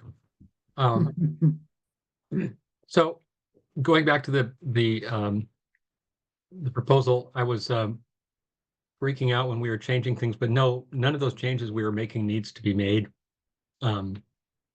If we can, once we get it back up on the screen, if you just scroll to the first table there, C402.4, that's where you see the big differences that between column A and column B that we're going from good quality double glazing to a triple glazing U values there. And that's as it should be. Then scroll to the next table, please. By the way, Krista, thank you for putting up with all of our shenanigans here. You're endlessly patient. This is also as it should be. You'll notice the column B values are the same as they were for the table above. And the column A values are the high performance glazing. So the error here is that those column B U values should be underlined. And not column A, just column B. Those are what's new in there. And so this is just you can see right above there that I've stricken what had been the high performance U values just written in. So you got to do high performance U values for high performance alternative, but you still need to have the 20% at that triple glazing level. So they're only marginally better than the really, really good double pane class. That's it. Dwayne, are these supposed to be column C and D? I had that in the Seattle version, and people were not everybody was thrilled with that idea of C and D. Okay. Thanks. Is that your That's what we can vote on. Okay. Thanks. Larry. I just want to know one more question, Dwayne. So how much is the cost for the glass to begin with? So it's $4 more. So how much is the glass to begin with? What is that cost, Dwayne? If you're doing the high quality double glass, no, I'm just talking about the standard glass. That's what I mean is in Washington State, we do pretty high quality for everything already, but you do what's already required. It's like $10 to $13 a square foot for the glass. And then there's extra for the framing. And this adds another, say, $4 for the glass, and nothing for the framing or the labor. Right. Because the glass comes with the unit, right? Yeah, we have local fabricators that are really talented at taking these glass pieces and fitting them into whatever frame we're asking for. And I did check with Alpin, and these can be handled horizontally. They can be mounted in vertical or horizontal position. So we're getting a 30% gain for energy savings roughly over standard glass, but it's costing us roughly maybe 40% to get the 30%. That's all I'm No, trying. no, that's the cost of the glass alone. Mm-hmm. The cost of the glass plus framing plus installation and all that other stuff is considerably more than that. So I mean, if your basic window square foot right now at $13, so what's the end cost for it? If so, you telling me is it $17 for this high performance, or is it even more than that? That's what my question is. Yeah, and Larry, I don't have prices in front of me, and it would not be good for me to speculate on the overall installed cost of these, and it varies incredibly if you're doing curtain wall versus punched window openings, and or window wall, and what material you're building them out of, and how big of the building it is. So the standard glass we put in, does it have a 20-year warranty, or is it because this high performance glass also gives us a better warranty? Is that No, true? that I think 20 is Chell, do you remember that? I think 20 is pretty typical for there's a warranty on the seal in double glazing that it's not going to break and start fogging up. Okay. Chell, does that sound right? Reasonable. It's in the range of normal warranties for normal glazing systems. They expect glazing systems to last 25 to 30 years, but most of them last a lot longer than that. Because they're, what fails is the seal or the desiccant in there. Right. Desiccant after time gets used up, and then there's fogginess in the glass. But that's really the glass that is produced now. We're seeing, in our building, for example, we replaced it in 1996, and there are no failing units. And this is, almost 30 years later. So, and that was 96 glass.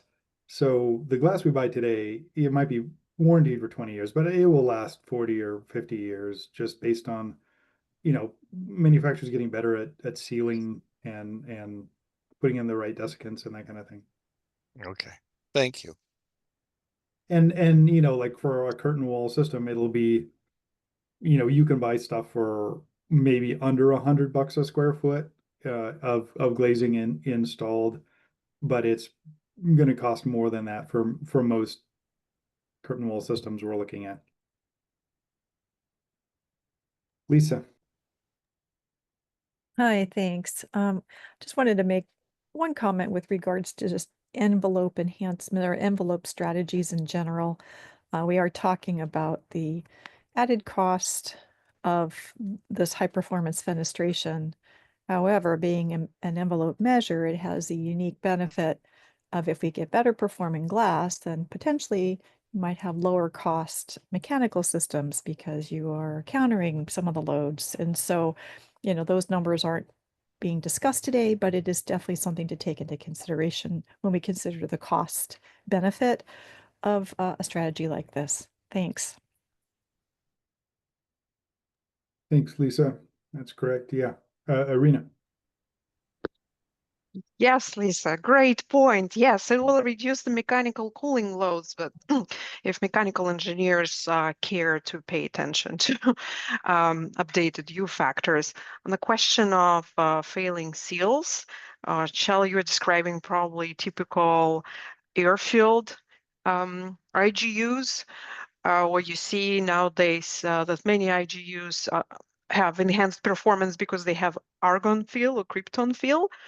And these gases tend to leak over time through the seal, therefore reducing the overall U value of the center of the glass from 0.24 to I'm sorry, increasing U factor of the glass from 0.24 to 0.29 because like, over time, the air replaces the argon inside.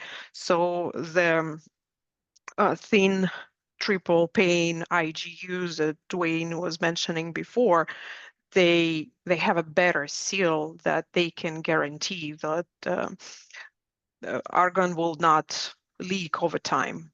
They can guarantee this performance with a 20-year period warranty. Thank you. Thanks, Irina. And we did postpone this.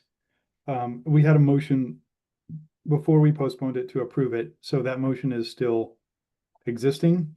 And since I don't believe Dwayne made any changes, I think that motion does not necessarily need to be modified. So I just want to remind everybody that that's the motion that's on the table currently. Go ahead, Nathan. Yeah, I apologize, Dwayne. I wasn't quite back to my computer when you started, but can we just walk through one more time? If you're triggering the greater than 30% glazing provisions, so if you're in 402.4.1.1, what does the compliance look like with your proposal? Can we scroll down a little bit here past the table C402.4? Okay, so we've struck, right, oops, sorry, you've struck all those targets for the high performance. You've just said instead. I just moved comply into the with table. I this put other table, right? The secondary table. So yeah, it's those are in column A in the second table. Okay, so column A now matches what we used to have there. I'm trying to jump back and forth. Yeah, they're not the same values as in column A. I picked them out of I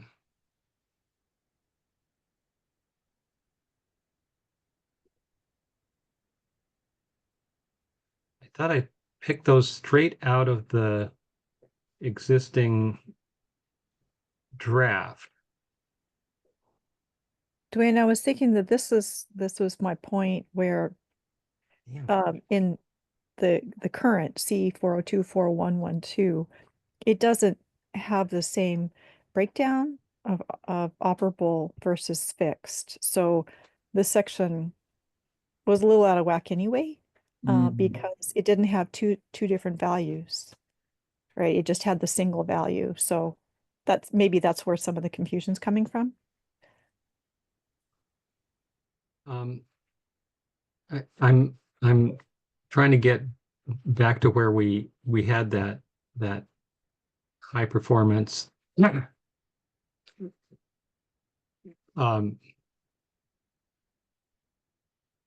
the fixed value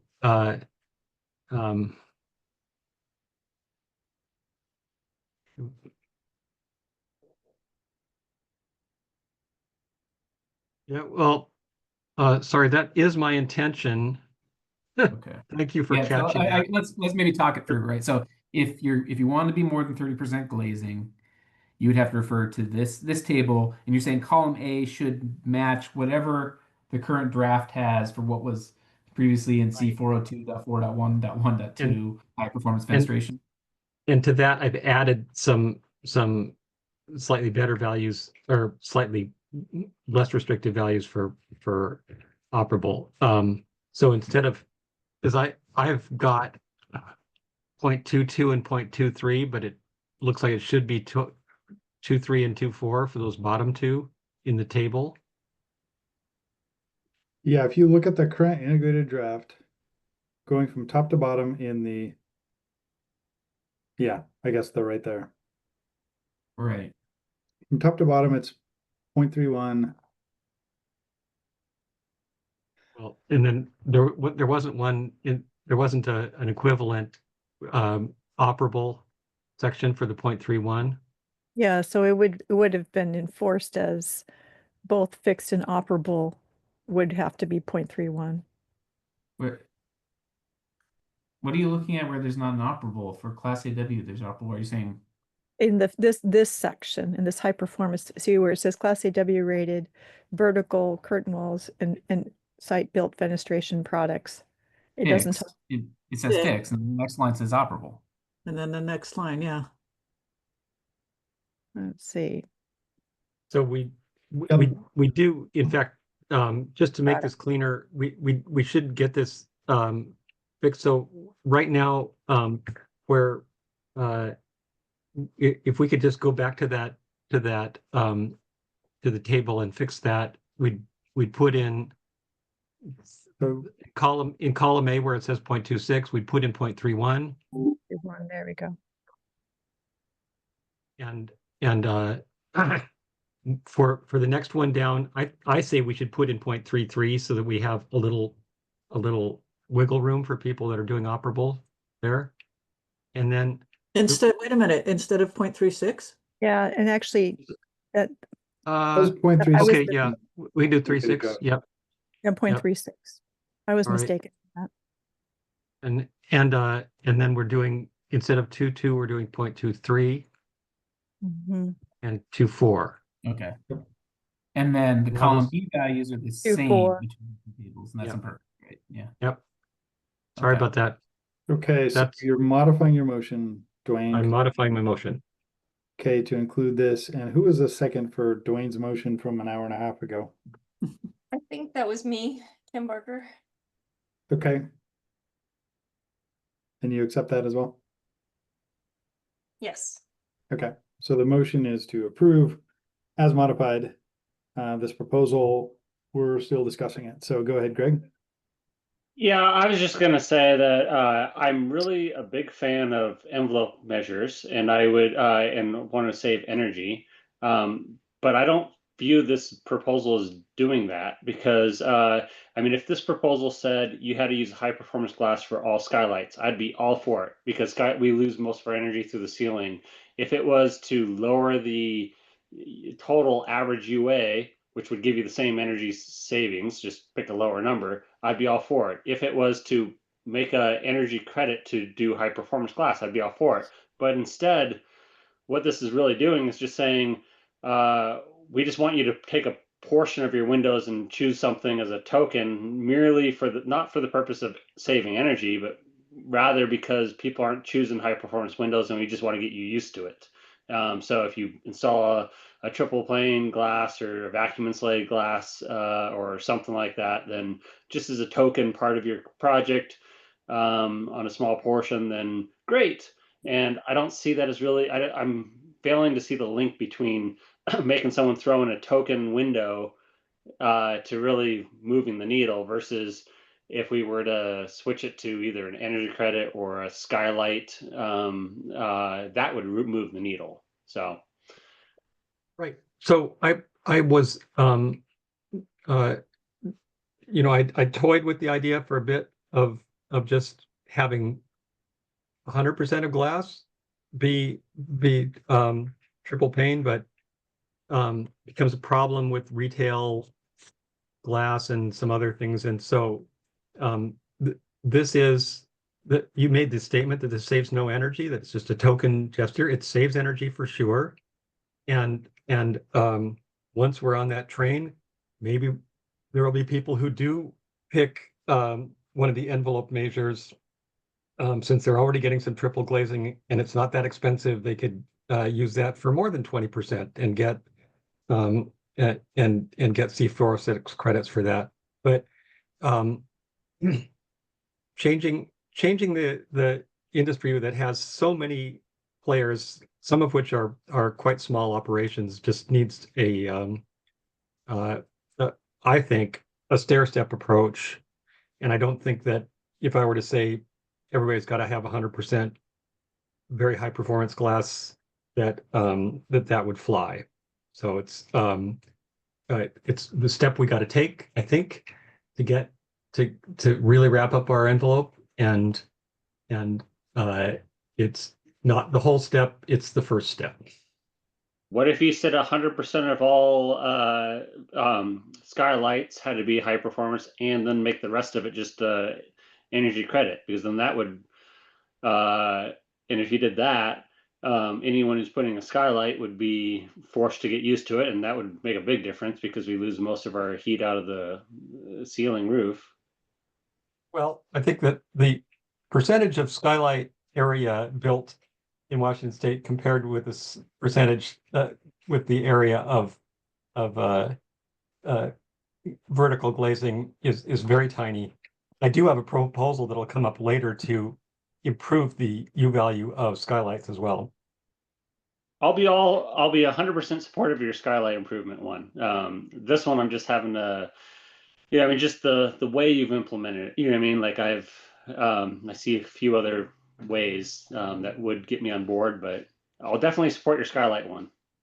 Thanks. Okay, and with that, let's do a roll call vote on this. The motion is to approve the proposal as slightly modified in front of us.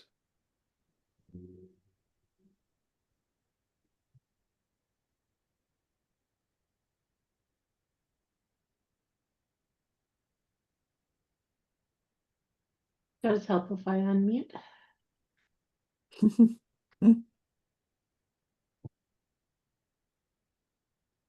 Okay, Margaret Montgomery, Yes. Kim Barker, Yes. Dwayne Johnlin,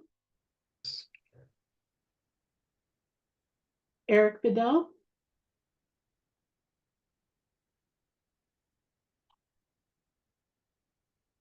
I didn't hear you, Eric, if you said something.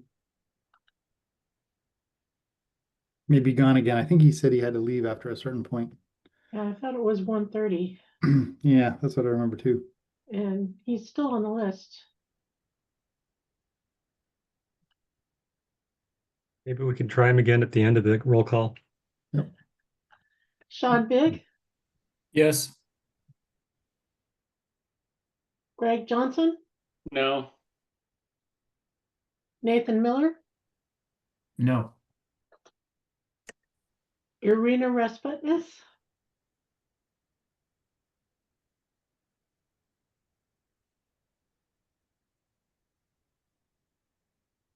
Irina, I didn't hear you. Sorry, I had a hard time unmuting. Yes.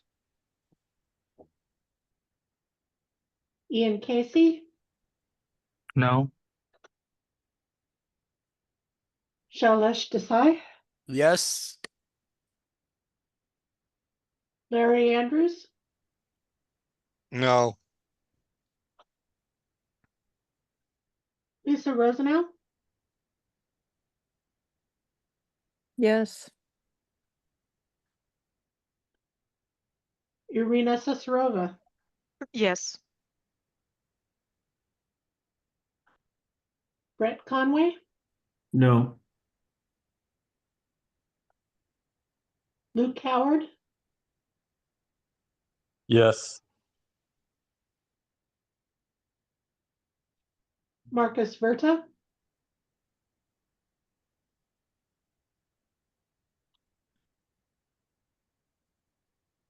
Marcus, are you there?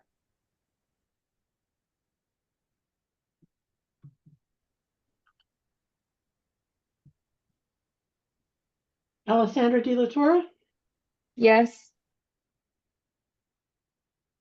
and go back, Eric Bedell,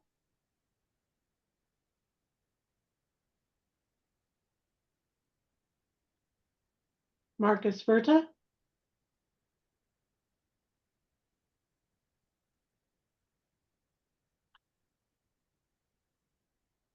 Kevin, did you want to vote on in lieu of Marcus, since he doesn't appear to be online?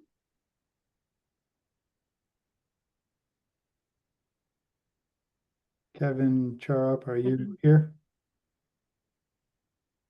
It doesn't look like he's online any longer. Okay, Okay, motion carries 10-5 with no abstentions. the motion carries. Thank you, Dwayne. All right, we are off to, that was 176. We're off to 252. Eric Vandermeer.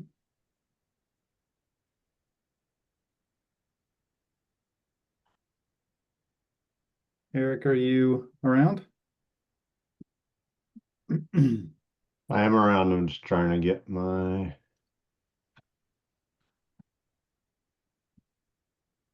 screen set up here. Okay. So this proposal is in regard to a new section in the Energy Code, C403.7.9, the occupied standby control section. There is a second proposal that we'll look at next. This one is just editorial corrections for section numbering to refer to the correct sections. I think this is model code language that didn't get fixed in the integrated draft as we modify some of these sections later on in the Washington State Code, and then a correction to use the correct term, outdoor air, not outside air. So yeah, those are the editorial corrections. The next proposal is much more in depth. So I move to accept. I second. Okay, we have a motion and a second. Are there any questions or comments? Okay, all in favor say yes. Yes. Yes. Yes. Yes. Any opposed say no. Okay, thank you, Eric. You are on the hook for the next one too, 290. okay, still trying to get my stuff open here. So let's see. Okay, here I go. So as we know, in this proposal is to rewrite occupied standby to work better with the Washington State Energy Code. As you know, we have DOAS provisions with heating and cooling in parallel with that as kind of our primary way we set up a HVAC system. And therefore, you know, kind of the standard ASHRAE language, you know, does not work as well with our code because we have two systems in parallel in the base code, and then we also still have, you know, VAV systems and other things that we allow. So oftentimes in most buildings that are using DOAS, we have one system to ventilate the building, and oftentimes that is going to be a multi-zone ventilation system that's going to serve more than one zone. And there's specific triggers in the code that requires a dampers. So, you know, there's other sections that require those zones to have, so those, like that ventilation system to have zoning. So, you know, the zoning provisions say that you can have up to 25,000 square feet or a single zone in that DOAS. And then we oftentimes have heating and cooling systems that are zonal in parallel with that. And so this goes through and rewrites the code provisions to align with our code essentially. So I guess as we walk through this, starting at the top, so there's a clarification into which sections we need to refer to. Then item 6, I'm trying to clarify that this is only corridors that are associated with the space types above this. So like in an office building, you would have to do occupied standby, but this wouldn't apply to a corridor that's in a multifamily building or a hospital or something else like that. And then I'm getting rid of the part that says exception zones that are part of a multi-zone system without automatic zone control. You don't have to do anything, right? So that's kind of, you know, any of our DOAS systems. So say you had a central office building and you have a DOAS system that serves, you know, you have an office building with a central DOAS ventilation system, and that serves, you know, 3 floors. That is a multi-zone DOAS ventilation system. There's no code requirement to have that. There's only a code requirement to have, you know, dampers at every floor of that building. So it just doesn't really work very well with our, it's more of a VAV statement in the model code. So I'm proposing to remove that. So then we get into the rewrite of the section. So zones meeting the occupied standby control criteria within 5 minutes that you have to do the occupied standby, which is, you know, setting back your space temperatures. So this language works much better with our heating and cooling zones. And then we have the provisions for how we deal with the air supplied to the various zones and what the occupancy sensors do. And so we have a section for when we have to shut off the outdoor air control, and then the small dedicated systems, what you do with those from a DOAS standpoint. And then if you get into a large a DOAS system that does exceed the 25,000 square feet, what you do with that essentially.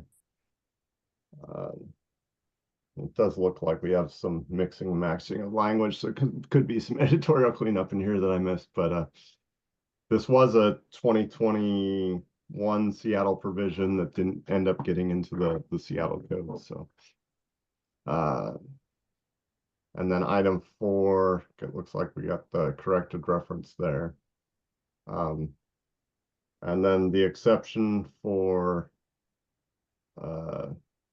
outdoor air and supply air for replacement air, it essentially permits us to make up outdoor air for systems as required by the mechanical code. So if you have to maintain minimum airflow for toilet exhaust or other things like that, that you're permitted to do that as required by the mechanical code essentially.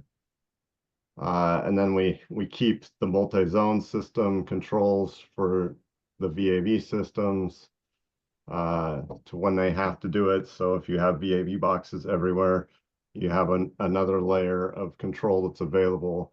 And then again, the exception to that section that you're still allowed to do the replacement or makeup air for systems as required by the mechanical code. So that's the basic rewrite that I took a shot at to try to better align with our DOAS provisions. Thanks, Eric. Can you mention some cleanup that you still see necessary? Did you? Well, I guess there's one that exception 3.2.1 uses 25,000 square feet. And then exception 3.3.1, it spells out 25,000 square feet. So we might just want to match those editorially. Thanks, Eric. Dwayne. So, Eric, Eric spent a lot of time emailing back to me to kind of clarify what was going on, but could you go through for all of us non-engineers again, how the 25,000 got in there? Because I'd been telling people up until now that occupied standby means that if a space, you know, a classroom or some offices or whatever on a floor are unoccupied for a little while, then that ventilation shuts down to that space. But you were explaining that it's not that simple. Yeah, so there's nothing in this section, in the model code section, that requires you to add a zone isolation damper to a system. And so there's requirements for occupancy sensors and then doing something with those occupancy sensors, but there's no requirements in here for having a zonal damper. So if you had a central ventilation DOAS system, there is nothing to say that you'd, I guess, let's take an office floor plan. I have an office floor plan. I have a DOAS system in it that's serving it, and I've got individual heating and cooling fan coils serving that space, right? And so I might have 20 fan coils on that floor. and each one of those fan coils needs an occupancy sensor to set back the heating and cooling temperature sensors. But I have a central DOAS system that is allowed to serve up to 25,000 square feet or a single floor, and there's no requirements in there for adding a zonal damper in this section.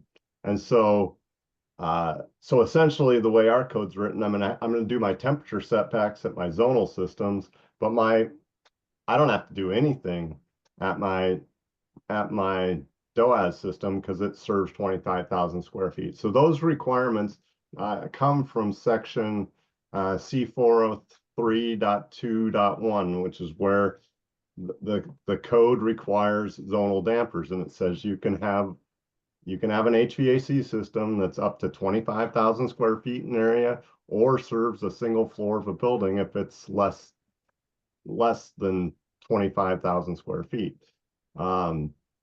So those are the triggers, right? And so there was, when we added the DOAS provisions, there was an interpretation in Washington State that a DOAS system is a multi-zone system, or could be a multi-zone system. Now, there are specific triggers like for high occupancy conference rooms that might require a zonal damper and CO2 demand controlled ventilation or occupancy sensors. So there are certain triggers in the energy code that could require a central DOAS system to add provisions that would require it to modulate its airflow.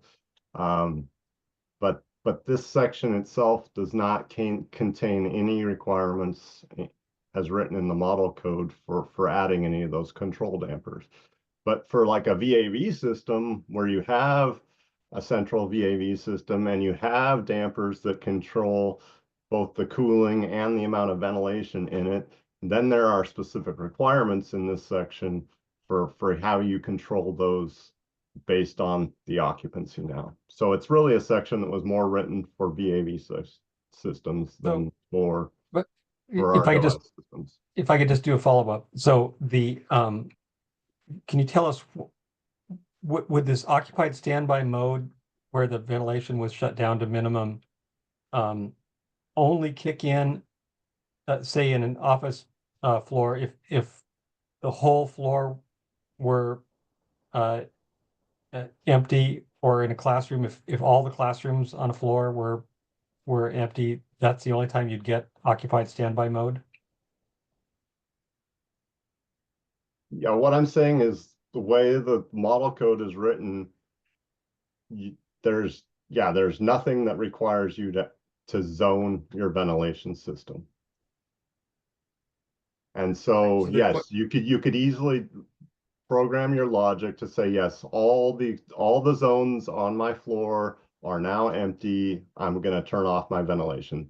And so that kind of how you do that programming logic between when you ventilate and how you reset your cooling and is not all that clear currently in the code provisions. So this provides clarity back to the other provisions in the code as to when these triggers are met. And so if folks don't like the 25,000 square feet or the single floor, then we should really be editing that in section C403.2.1, which sets maximum zone sizes. Thanks. But so the way we go at it now, and we'll go forward with, is it'll be pretty rare that during normal business hours that it'll have to be all 25,000 square feet if you got a whole office floor is empty, and then it'll kick in. Yeah, so your zonal heating and cooling would set back by zone typically, and then your DOAS system would only turn off, by when required, yes. Looking at when all the zones are empty, or when all the zones associated with that 25,000 square feet or that single floor were empty. So.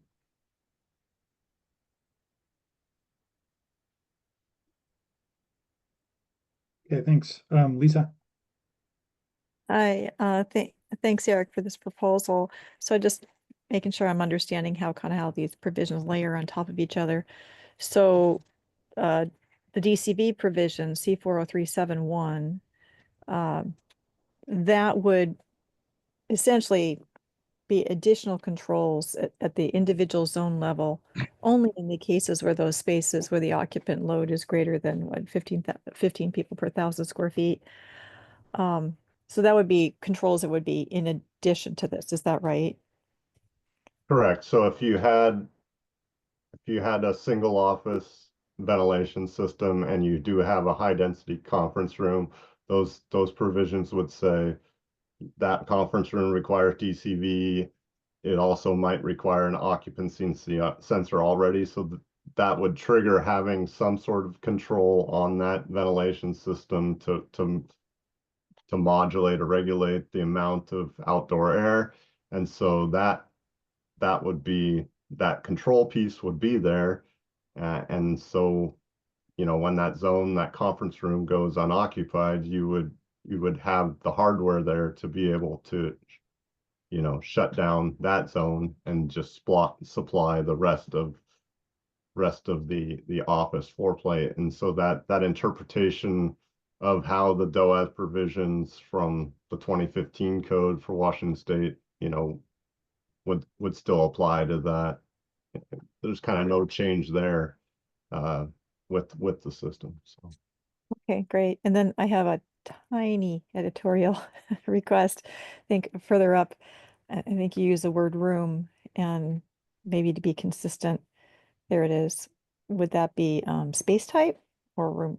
Because I don't know if we've got a definition for a room type. Where it says corridors associated with the room types. yeah, space types would be better. Correct. Yeah, let's change that. Yeah, just tiny. Thanks. Lisa, Larry. So we've got occupation sensors, but we don't have the fresh air dampers hooked up to them. I mean, we got to do that. I mean, you got to have dampers because of the amount of energy that you're expending here is huge. We've got to include that. I mean, that could be your 30% right there in the building. If you so every room that's got fresh air in it, you should have a sensor in there that if there's people in there, we need to have a damper to open, and when the people leave, we need to shut it down, and then you got to modulate the fan back there to keep it at a certain static level. And I mean, that's a huge amount of energy that we're just spending here. Just yeah, so enormous. I don't disagree with you, Larry, but that's not how the Well, we got to change that. We need to change that. Okay, well that's a totally different. This is just a code change proposals to maintain what we have in our code. The model code doesn't require you to add these zone dampers. They have that exception there right at the top.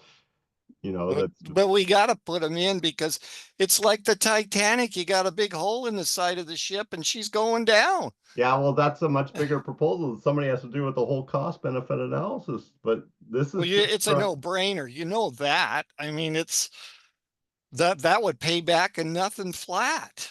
Yeah. Nothing flat. So well, then why yeah, don't I mean, people if folks want to, you know, yeah, I mean, we're just bringing in outside air and heating it up, cooling it down, and when we don't got anybody in that room, really, I mean, that's 30% hit right there in energy. Easy. You know that. I know that. Yeah. I know. We need to change that. I mean, that gets us halfway to our gold right there. Almost.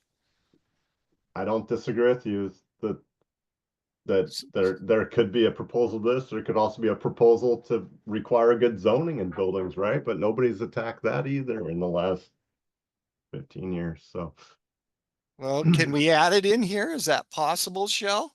I mean, that gets us a long ways to our gold, and that's not that expensive.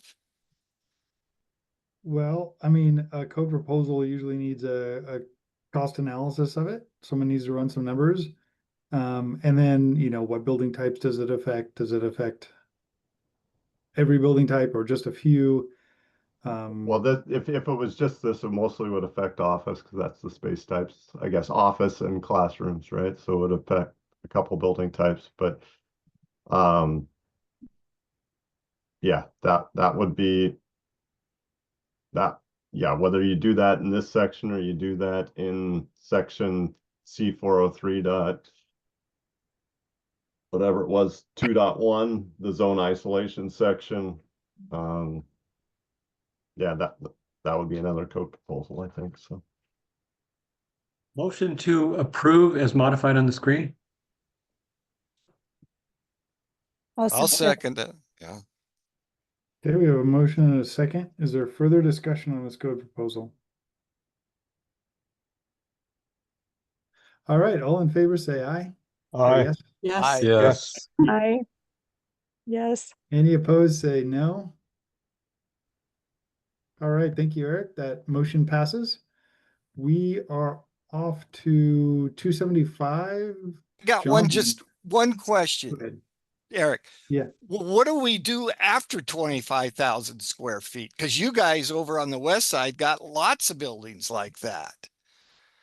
I see them all the time over there. So what happens after 25,000 no, square feet? the single floor or the 25,000 square feet is the maximum zone size that's allowed for a ventilation zone. So if you had a 50,000 square foot floor plate and you had a central ventilation system, you'd have to break that into at least 2 zones. Okay. That probably makes sense. So, Okay. okay, thanks. Thanks, Eric. Right now, the code has some efficiency rules for very small fans, like just up to 1/12 of a horsepower. And so this proposal expands the coverage of those rules to include all fans smaller than 1 horsepower. These fractional horsepower fans are very commonly available on the market now. Proposal also adds an exception for ECM motors with at least 70% efficiency and cleans up some ambiguities in the table. I've worked with this with industry. Cost analysis shows it to have a simple payback of only about 5 years and a really great current value. And note we can delete footnote B and the little footnote indicator that's in the ERV line of the table. So Dwayne, you're suggesting that in this code proposal, B is deleted? B is deleted because we moved all those that information up into the table itself. So Okay. I'd suggest we strike line B and then go up to the HRV line in the table and strike that little indicator that's in the footnote indicator in that line. Okay.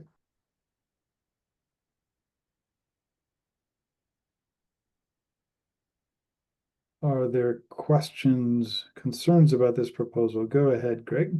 So this is in the same section as, I mean, it looks like it's just right for the section of that we just modified with O'Neill's proposal.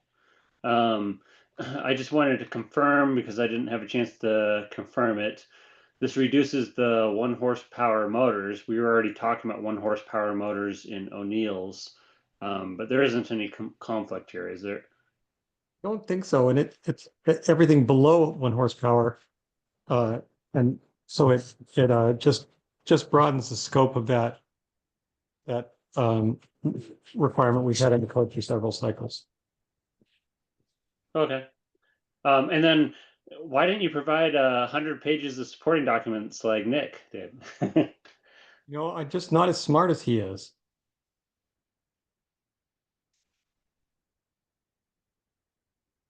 All right. Any more questions, concerns? Motion to approve is modified on the screen.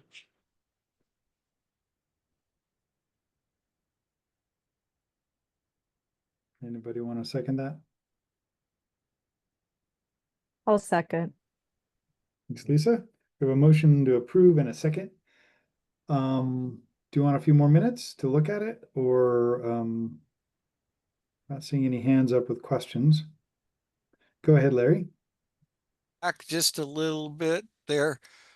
Dwayne, you got a 0.2 for the static there with the HRV and the ERVs.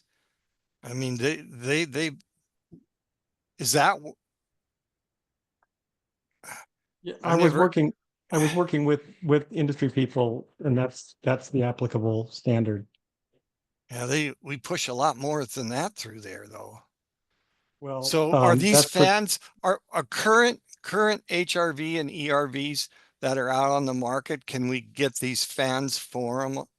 Because I haven't seen much of a change in the units over the years. So this is good. This is really moving some information we already have had in the code up into the table where it's easier to read instead of being footnote stuff.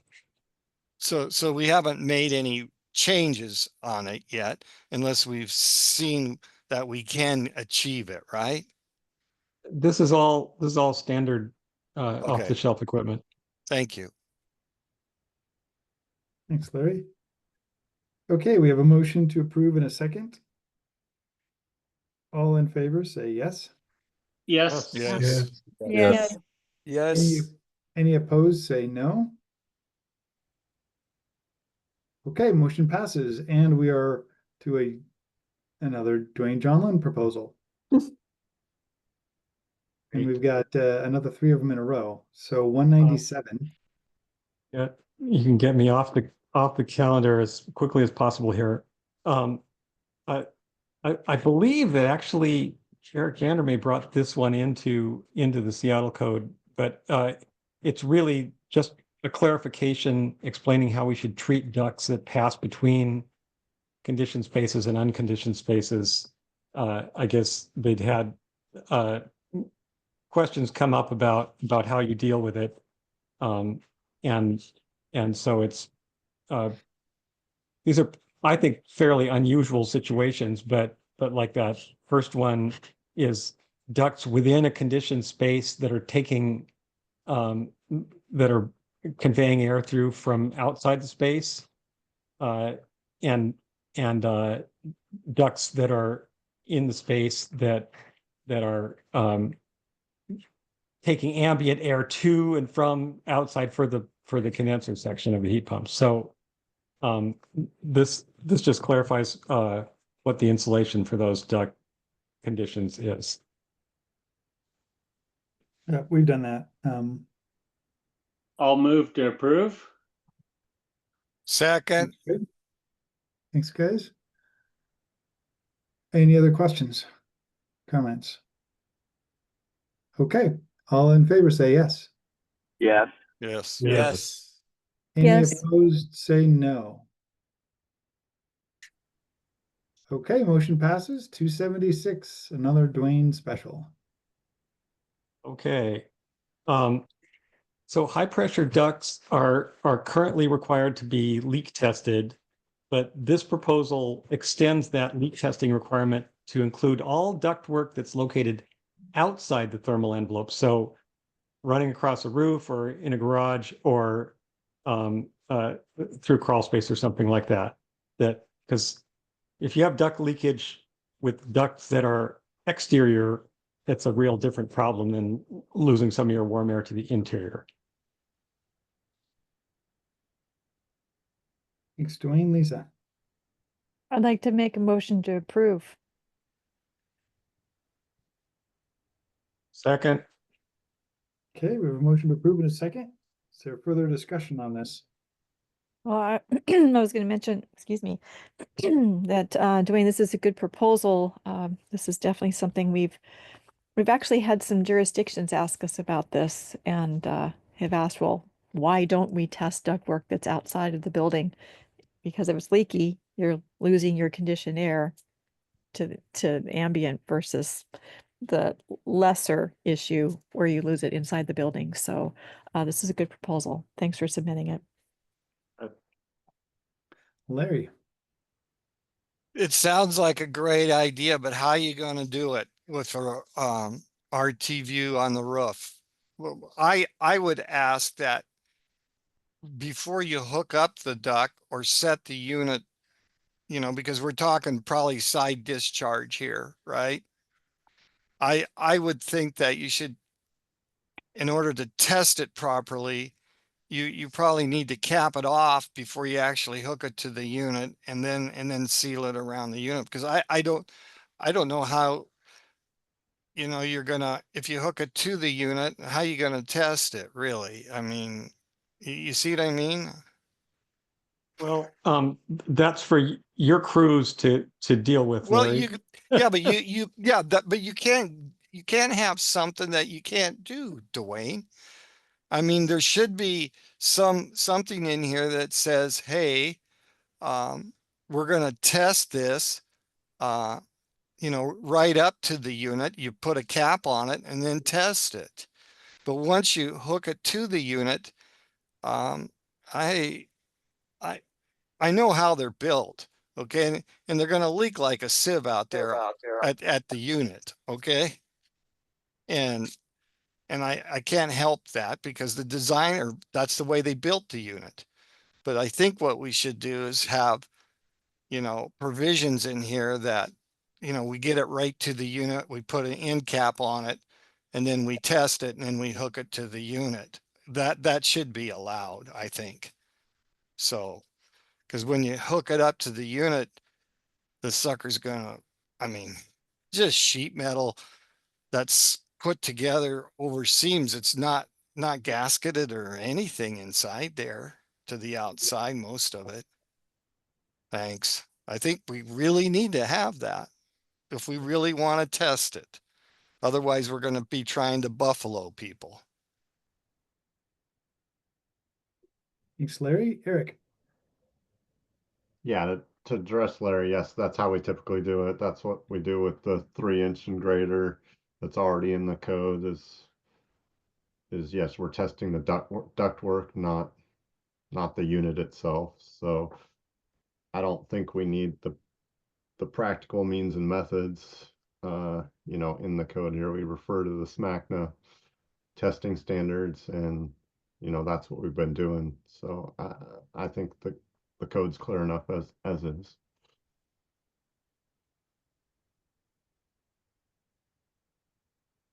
Thanks, Eric. Do you approve? I'll second. There's already a motion on the floor. Oh, there is. Yeah, there is a motion. Yeah, you were the second, Dwayne. All right. I was trying to move up. Yep. All right, we have a motion. We have a second to approve.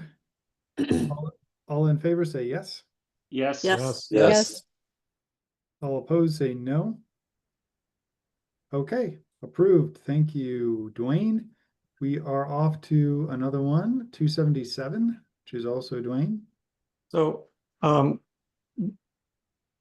Johnny's 279 has picked up all of my changes that I had in there, and I've, you know, cleaned up some things in the current version of it based on comments I got. But I think it would be wiser to just delay this until after 279. And if 279 passes, then I can just withdraw this and we don't have to talk about it now. Is that a motion to postpone? Yep. Okay. Is there a second for the motion to postpone? We should note that we already modified a lot of this with Lisa's 232. Yeah, I mentioned that and we corresponded about that briefly.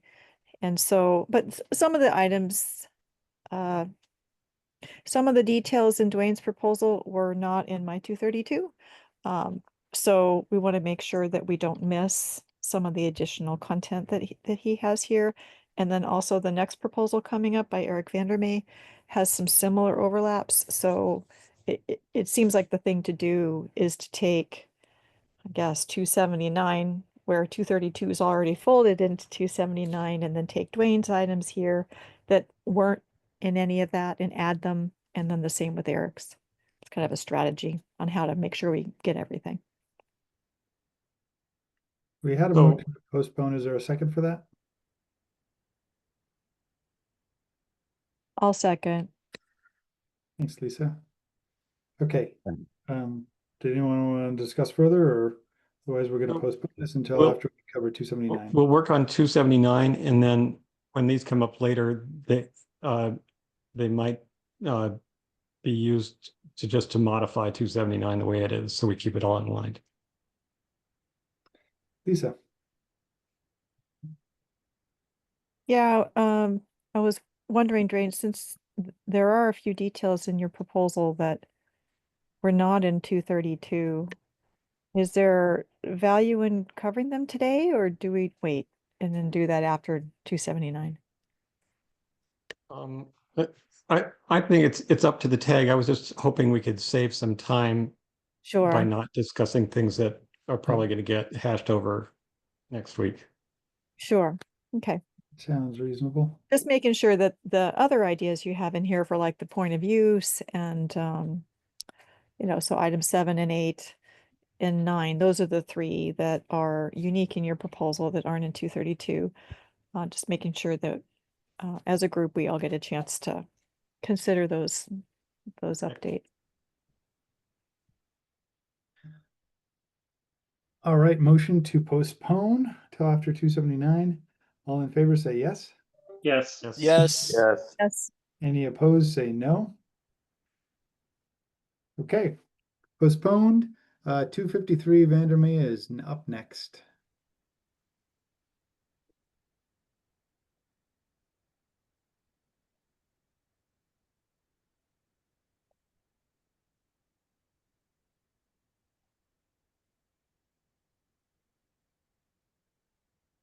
So this is on C404.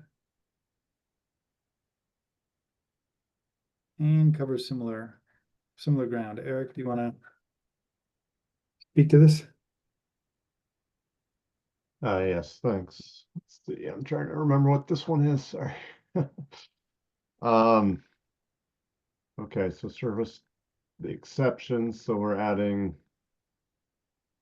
the instantaneous point of use exception, and then it looks like the number 9 didn't get in there on the next exception.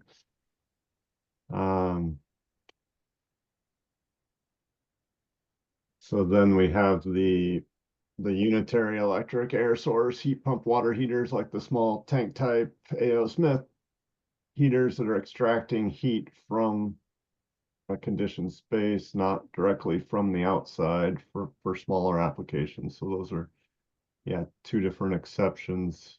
So there needs to be a 9 in front of 4. Yeah, this looks very similar to the last one. Right. So this is similar to the other ones, I think.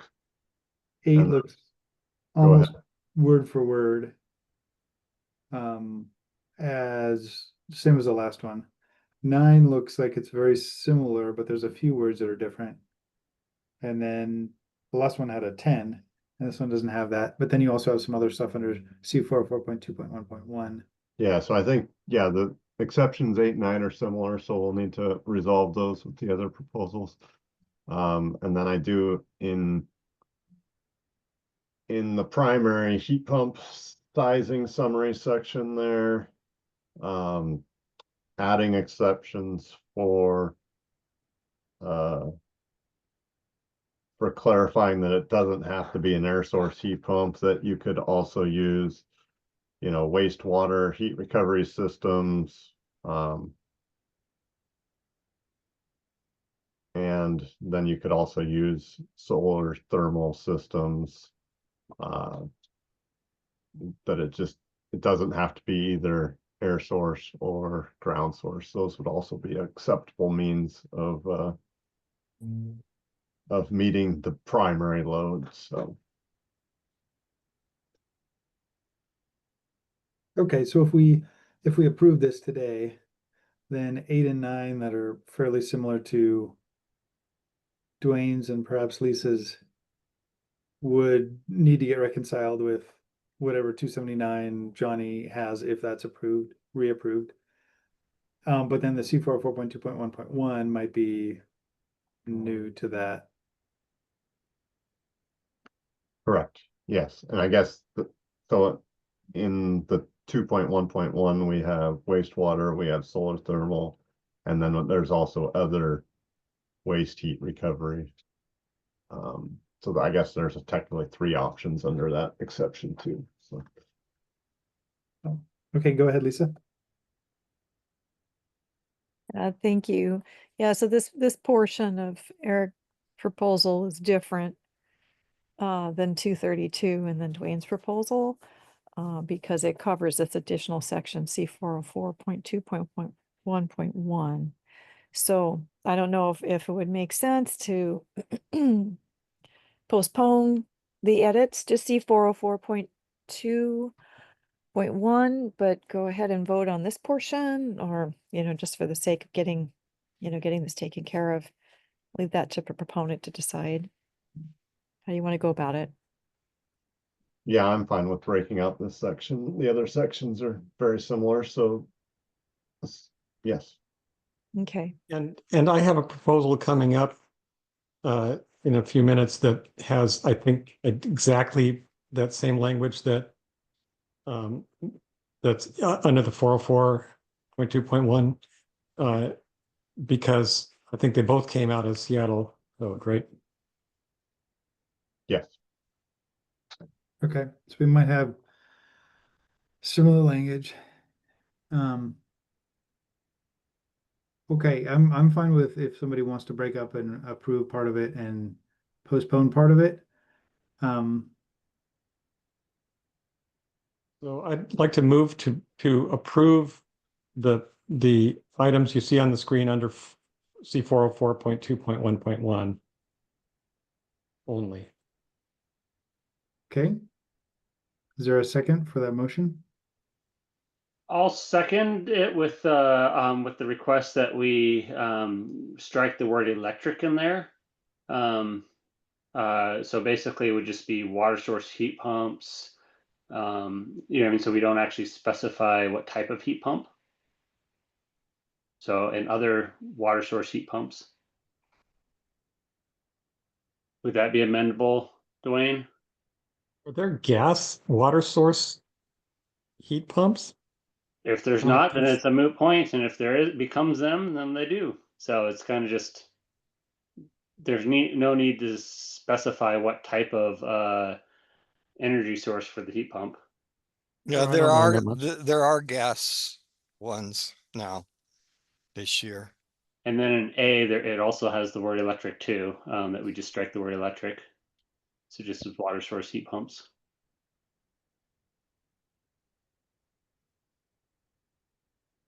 Would they be as efficient? Is that, I guess in theory, if they're using waste heat, they're efficient because they're using waste heat. Yep, well, that's where you're really going to get your benefit. So if you extract all the waste heat off of a gas heat pump, you're increasing your efficiency like hugely.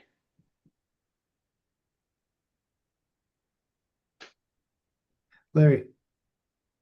You know, I got a real problem with what you originally passed here. 50% has to be a heat pump demand. A lot of our restaurants are running 1 million BTUs of gas heat right now, 95%. You're talking 500,000 BTUs of heat pump heat. Yeah, So that's not what we're discussing, Larry. Ask Eric what that Larry, might we're not cost. discussing something Jesus. that's not part of the proposal. I just want to be respectful of everybody's time here. We're looking at the proposal here, not pieces of code that are also in the proposal that are not being modified.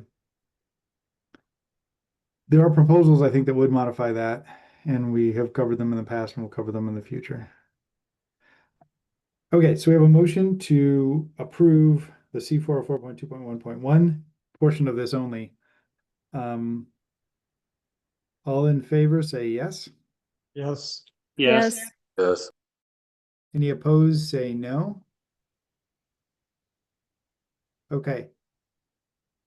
Motion passes. The C404.2.1.1 is approved. What do we want to do with the rest of it? Postpone. Okay, is that a motion to postpone the rest of it? I'll second it. Okay, we have a motion to postpone. Postpone until after 279. Yep, sounds good. All right. Is there, and we have a motion and a second, all in favor of postponing the first part of this proposal, which is all in favor say yes. Yes. Yes. Yeah. Any opposed say no. Okay, motion passes. All right, we are off to 162. So I don't think Dave Price was able to be available today, but I've had discussions with him, and we worked out a compromise on his language. We sent to Johnny to include in his 279. So this would be one more that would be postponed. And I'm motioning to postpone this until after Johnny's proposal, at which point it can probably be withdrawn. Okay, that sounds reasonable. Is there a second for the motion to I postpone? second. Okay. All in favor of postponing, say yes. Yes. Yep. Any opposed, say no. Okay, motion passes, it's postponed, and we know really why you did that, Dwayne, is because we got back to one of your proposals. I know, I just want to be on stage all the time. And Larry's gonna especially love this one.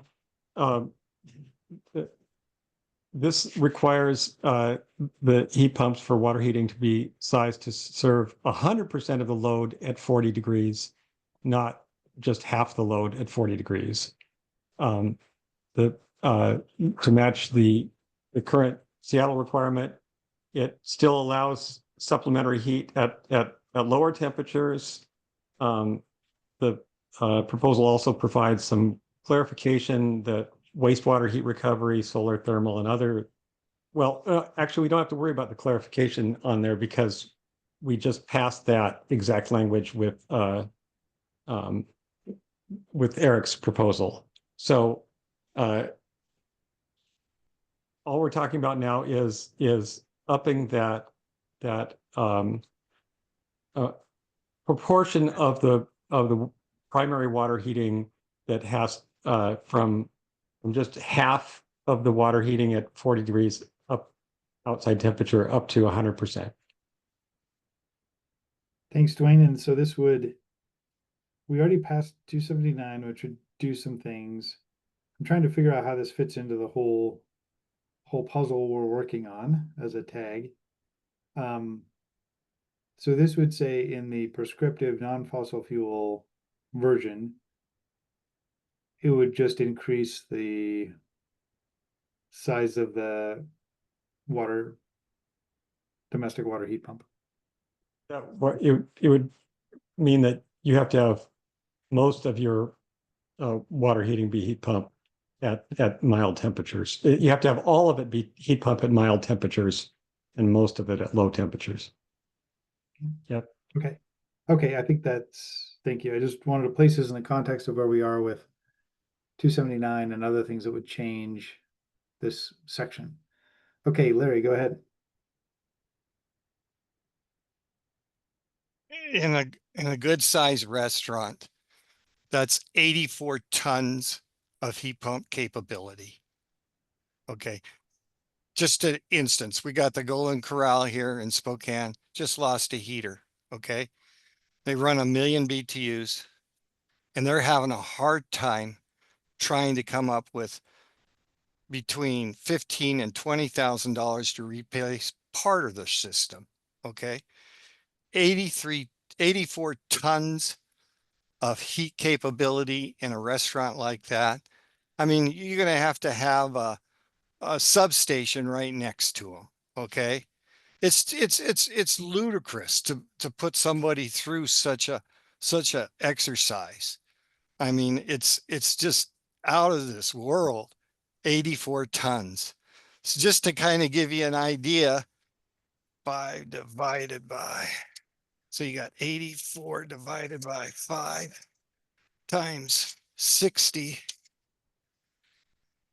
That's 1,000 amp panel to even come close to supplying that thing. They're not going to have that kind of service available. And then the tank that you would have to have next to that unit, I bet you're talking a 5,000 gallon tank. Okay.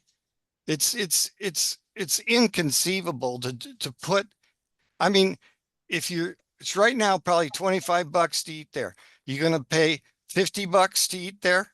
That's what we're talking. Thanks. It's just ridiculous. Thank you.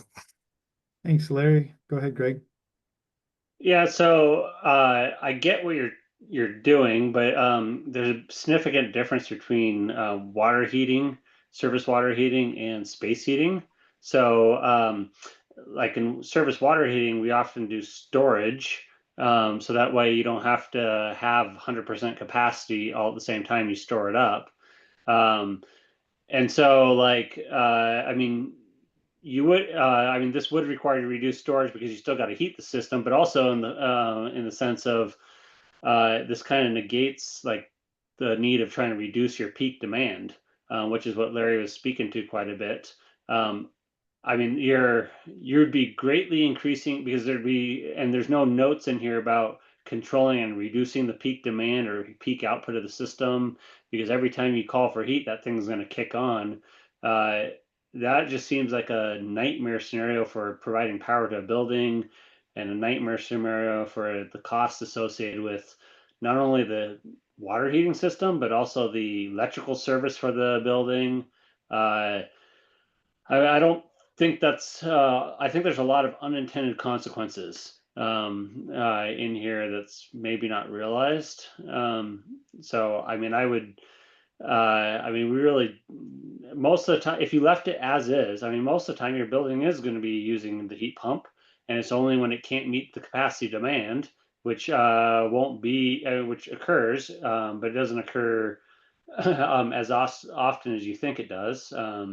So I don't see this change as necessary. I just see it creating more problems.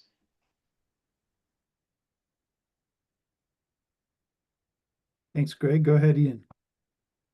Yeah, thank you, Chair. I think my comments kind of align with Greg's there.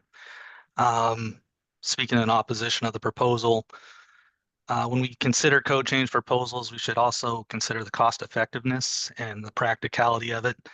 And you may recall back in the 2021 cycle that it started out being 100% heat pump based, and then the council decided to adjust it back to this 50% precisely because of cost effectiveness concerns. And here in this proposal, the proponent is citing some costs for equipment that's cheaper, and while that part may or may not be accurate, it neglects a lot of what Greg and Larry touched on about the realities of going 100% heat pump for your heating system. The issues like your output at peak demand, how that would compare if you had a boiler to do that top 50%.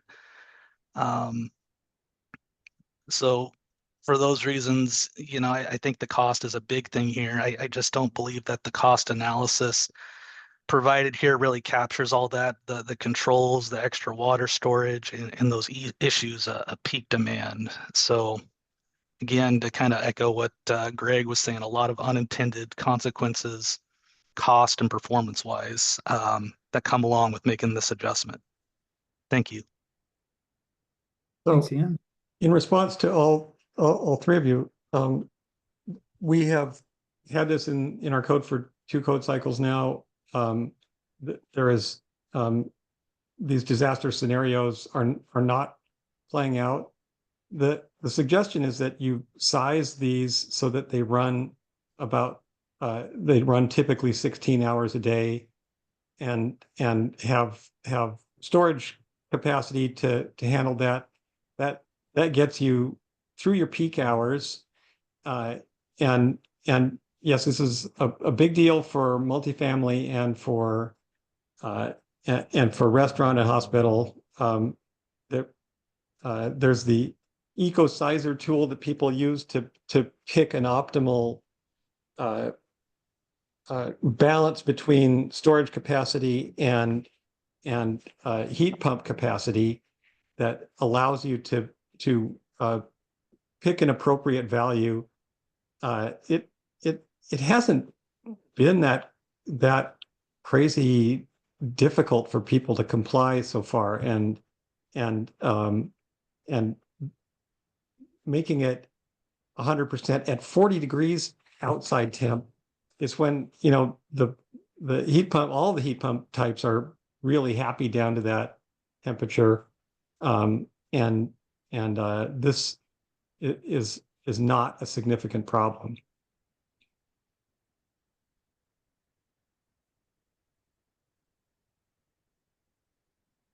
Thanks, Dwayne. Larry. The real problem is, Dwayne, is those restaurants like that, they're taking that kind of power all the time. It's nonstop. Okay. When they get through the lunch hour, they're spending 2 or 3 hours catching up all their plates and everything so they can have the dining hour. Okay. It's nonstop. It's just immense amount of energy to bring that water up to a level that the Washington State people say we have to have at the hot water taps. And there is no recover time here. Okay. And 84 tons of heat pump, that's huge. It's huge. It's inconceivable. I mean, unless you're talking a hospital here. I mean, to put that on a commercial person here in this city, I'm telling you right now, if it's been in code the last 2 years, nobody's done it over here, Dwayne. They're all putting in gas heaters over here because nobody's going to do that. Okay. They just don't. They ignore the law because they can't achieve the law. I mean, it'd bankrupt them. You couldn't even get your restaurant in business to do something like that. I mean, that would cost probably as much as most of the restaurant that you have there to do. That's how much you're really looking here. I mean, you'd have to have a bigger building out the back to put the 5,000 gallon tank in. You have to insulate it. Then you got to bring all the power in. Even at the 50% rate, that's 500,000, that's 43 tons, 2,500 gallon tank. And it's just, I mean, there isn't that kind of money in these businesses to do something like that. It's just inconceivable. Thank you. And then nobody over here does it anyway. You guys are getting to the point where we're just ignoring what you do because nobody can afford it. Thank you. Thanks, Larry. Greg. Yeah, I just want to note that when you say that no one's having a problem with it, well, we haven't really built buildings for the last code cycle yet because usually it takes a year or more for design, and then for construction, it takes at least a couple of years, and so we're typically building buildings right now to the 2018 code. A lot of the projects in flight, maybe some might even be under the 2015 code. There's very few projects under the 2021 being built right now. So, I mean, to reference that it hasn't been a problem, well, there's a big delayed reaction between when you put something on the code, and then usually when you experience the pain, you're like multiple code cycles later. So when we're saying this is a big deal and it's going to cause a big problem, just because you haven't seen it yet doesn't mean it doesn't exist. It's a delayed issue that you guys are probably going to see. We do have, I think, a couple of dozen now multifamily buildings with central heat pump water heating. It's not the catastrophe you're predicting, or we would have we would have definitely heard about it. Well, And we're talking about new. I've Yeah. heard of people already canceled projects on the west side in Seattle for your low income housing. I've heard quite a few of them been canceled because they run the costs and said can't do it with Seattle code, and so they canceled the projects. No, they just cancel them because they don't like me. It's the main thing. Yeah. Yeah, I just wanted to kind of respond maybe to Dwayne's, you know, he says if it's not a big deal, we're going 100% heat pump. Then why not keep this? You know, it allows those specific instances where cost may be a real concern in some occupancies and some systems. It gives that flexibility. And for that reason, I think it's worth keeping it at the 50%. And then I do want to go back to the proponent's cost proposal. It's just citing some equipment cost. It's not citing the bigger picture of the whole system, which I think is missing. And I think it falls short of the effectiveness threshold that we need to move forward a code proposal here. Thank you. Well, remember my cost information is on about cost differences, and most of the system is the same. And the other thing we got to consider here is, like I mentioned with the triple glazing thing, that we are mandated to make really significant progress. And like, I think, what is it, Chell, like between the current code that we have in place now and where we have to be in 2030 is we have to have another like 40% reduction or something. So heat pump water heating is dramatically more efficient than gas or electric resistance water heating. And it's for multifamily, hotel, hospital, restaurant. Those are types where it's a really big part of their load. And so we can make significant savings there. So if we're not going to take the big steps forward, we're not going to move the target. Thanks, Dwayne. Larry.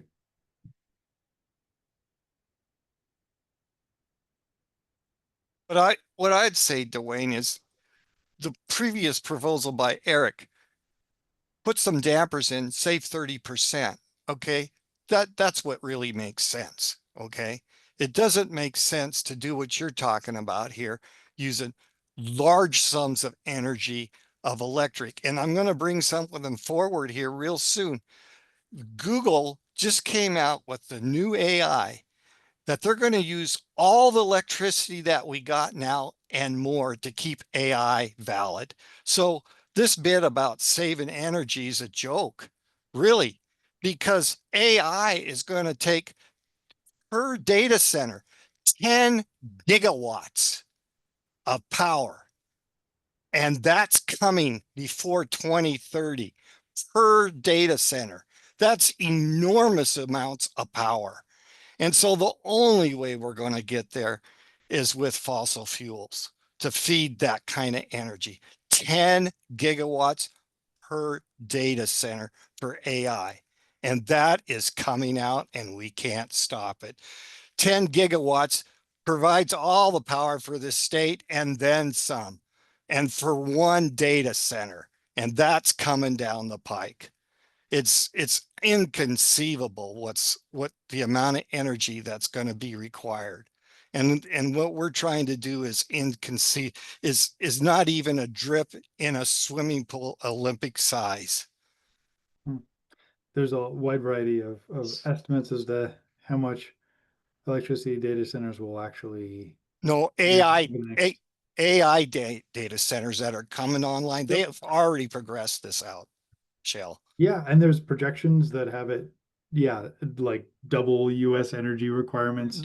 And that's coming. Some that are much lower than that. And when, China came out with DeepSeek, they used a lot less power than the American methodologies.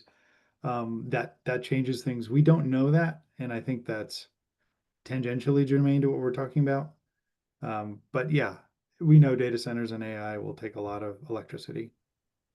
And to put this on the people right now is is wrong. And it ain't going to happen over here because we aren't going to follow those rules.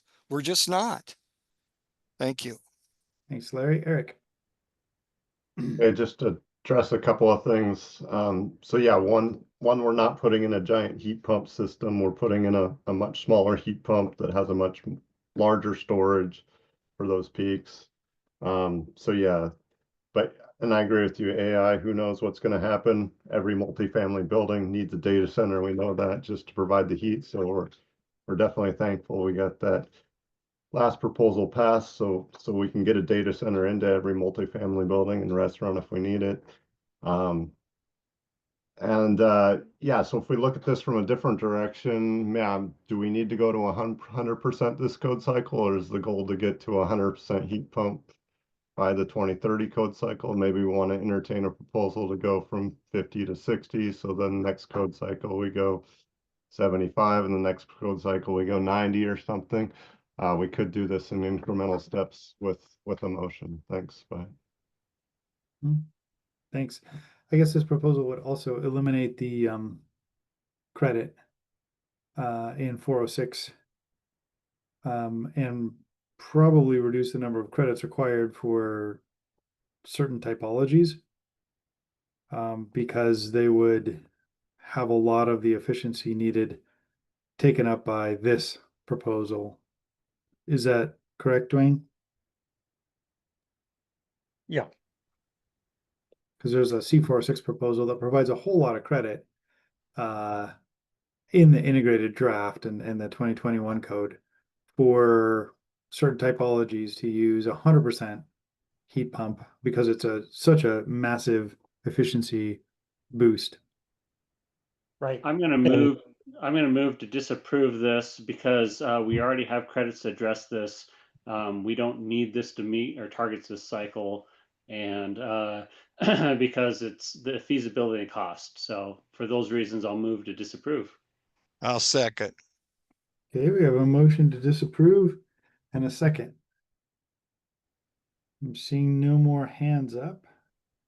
So we will do a roll call vote on this. So a yes vote is to disapprove this proposal.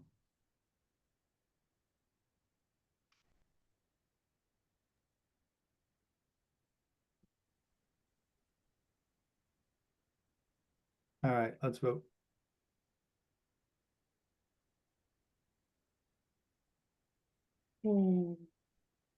Margaret Montgomery, Abstain. Kim Barker, No. Dwayne Johnlin,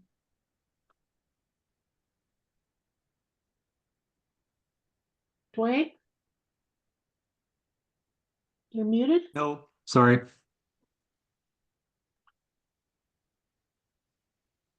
And let's see, Eric's gone. Sean Vick, No. Greg Johnson, Yes. Nathan Miller, No. Unbelievable. Irina Respetness, Yes.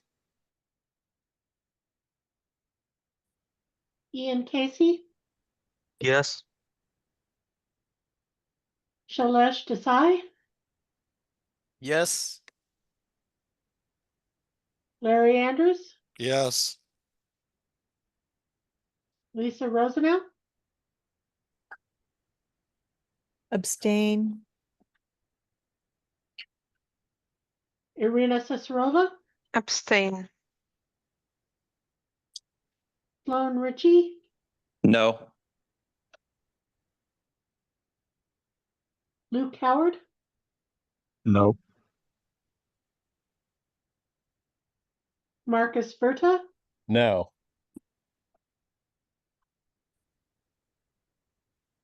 Alessandra De La Torre. No. Motion fails 5-8 with 3 abstentions. Motion to approve. Okay, the motion failed. Second. We have a motion to approve. Marcus, did you second it? I did. Thank you. Okay. A motion to approve and a second. Irina. Sorry, I think I voted opposite from how I intended to on the last vote. But it sounds like it failed anyway, so just wanted to flag that. Okay, thanks. Marcus? I just wanted to weigh in a little bit to the kind of concerns around capacity and electrical capacity on these systems. With heat pump hot water heaters, we're effectively deploying an energy storage technology at the site. And so because the heat pump's so efficient and we're storing that energy on site, we can shift load around. So I completely understand and hear Larry's concerns, but I think it's a little more nuanced. And with kind of smart control technologies, this is a effective tool for, businesses and loads to use. Thanks, Marcus. Irina, your hand is still up, but I think you spoke, so we'll go to Lisa. Hi, thanks. I'm just unsure because we do hear from jurisdictions who are talking to contractors around the state.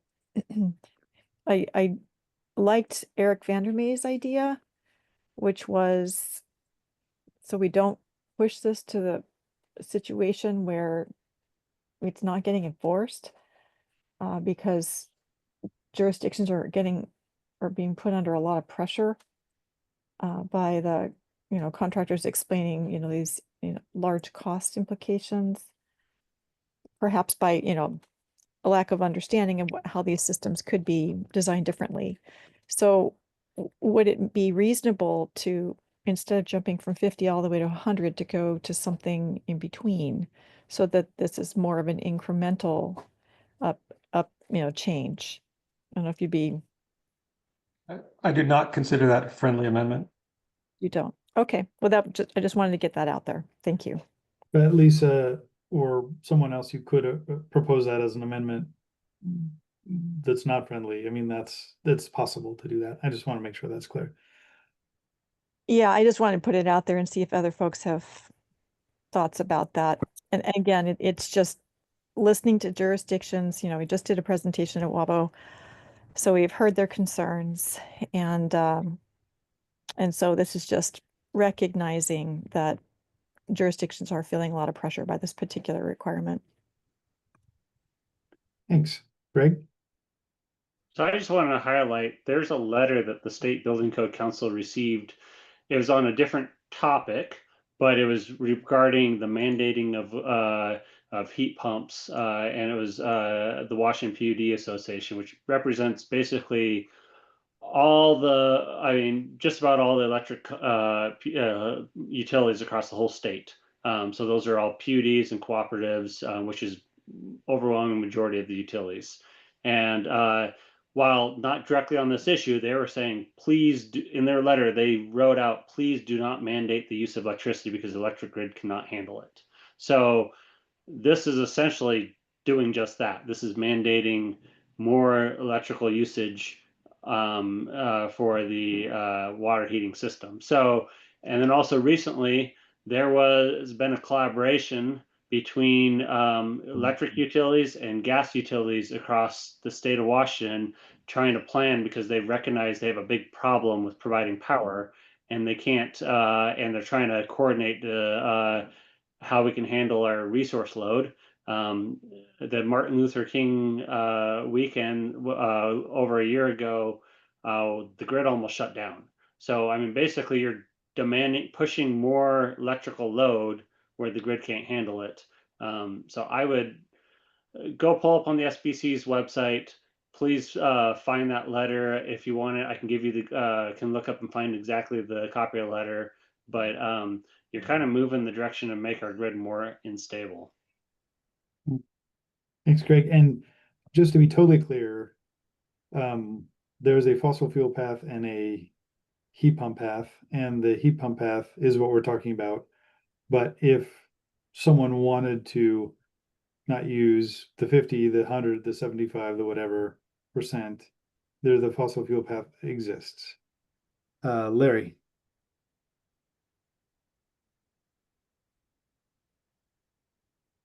Larry, you're on mute. I was going to cut the article where Spain lost all their power for 2 days. Okay. That's what reality is with us using all this power. We don't have the power to make these kind of leaps at anywhere close to this right now. And we're talking 1,000 amps here. Okay. That's an incredible amount of energy. And then if you really look at the panel, you're probably at a 1,250 amp panel for the demand. Okay. It's, and it can't be used someplace else. Like Marcus said, it's being used 20 all the time from 7:30 in the morning till 11, 12 o'clock at night. And that demand, and then we shut down. We shut the whole system down because they don't want to have to pay for that during that period. And so there's no way to grab that energy that's stored there and use it someplace else because they're consuming it all the time. Thank you. Thanks, Larry. Dwayne?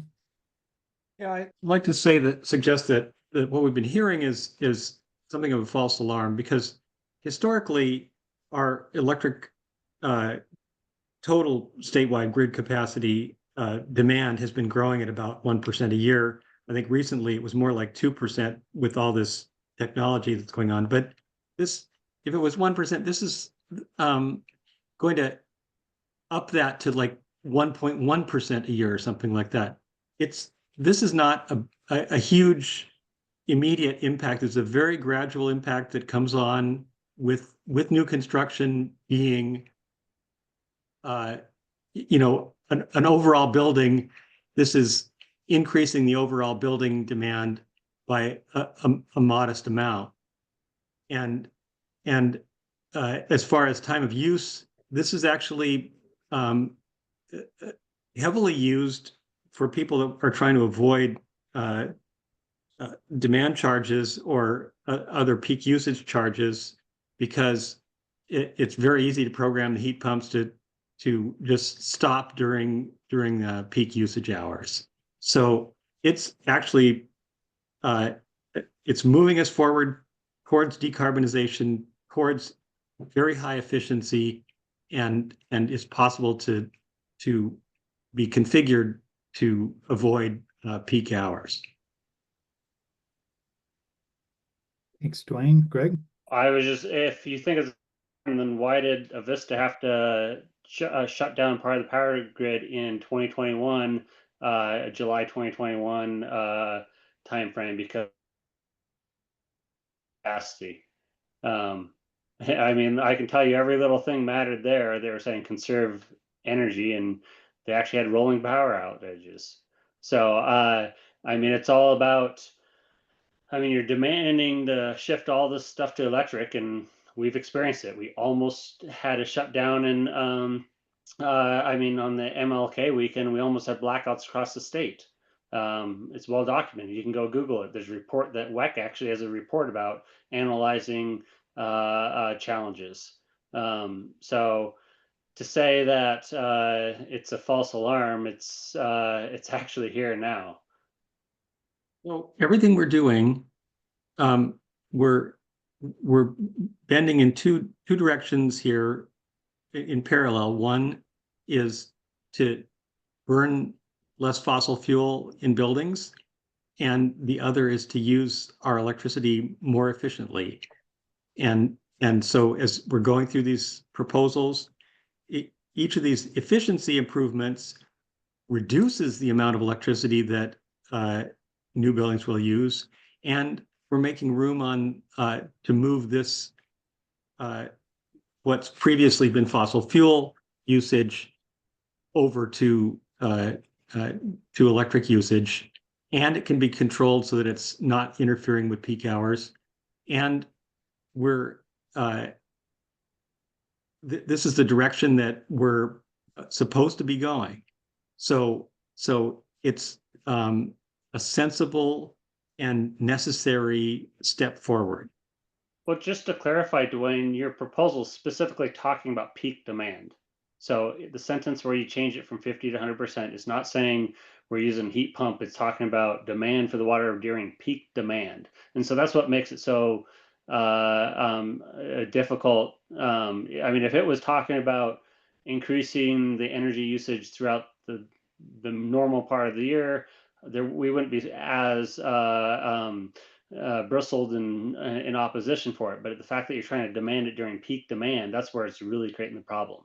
Well, no, it's a good point, and we're sizing the overall thing so that you can deliver 100% of your water during peak demand hours, which, you know, for most of us, it's like that 7 until 9 in the morning phase when there's a lot of showers being taken and other things going on.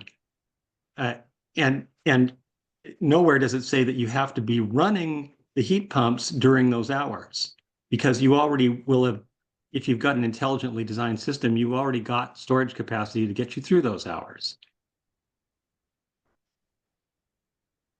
Thanks, Dwayne. Larry.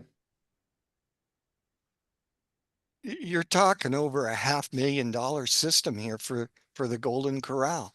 $500,000 at least. Okay. It's they won't build the place. They just won't, because they can't afford to run, Dwayne. And then you talk about green energy here. It isn't green anymore. It's all fossil fuel, because you seen Greg's chart. All the new building that we're going on with is all electricity made mainly by fossil fuels. And the fossil fuel is about 40%, where if you're using gas, you're at 100% efficiency, near 100% with this stuff. So you're putting 50% more fossil fuels in the air by using electricity. And that's not what it's about. Thanks. I mean, 90% of the new electricity generation in the US over the last decade is renewable energy. So as we add buildings and as we add we add new power generation in the US, it is largely 90% plus. That's not what it energy. shows, Shell. You've seen the chart. You've seen the chart. You have 90% more than 1%. So now we have 2% more power than what we had before. That's the reality. You twist what's real here. What's No, real Larry, is look at the charts. The charts look at show. how much power generation has been added in the US over the last decade, and look at how much of that is renewable. It's 90-ish% and higher in many places. Well, if you 90% of 1% is 2%. Okay?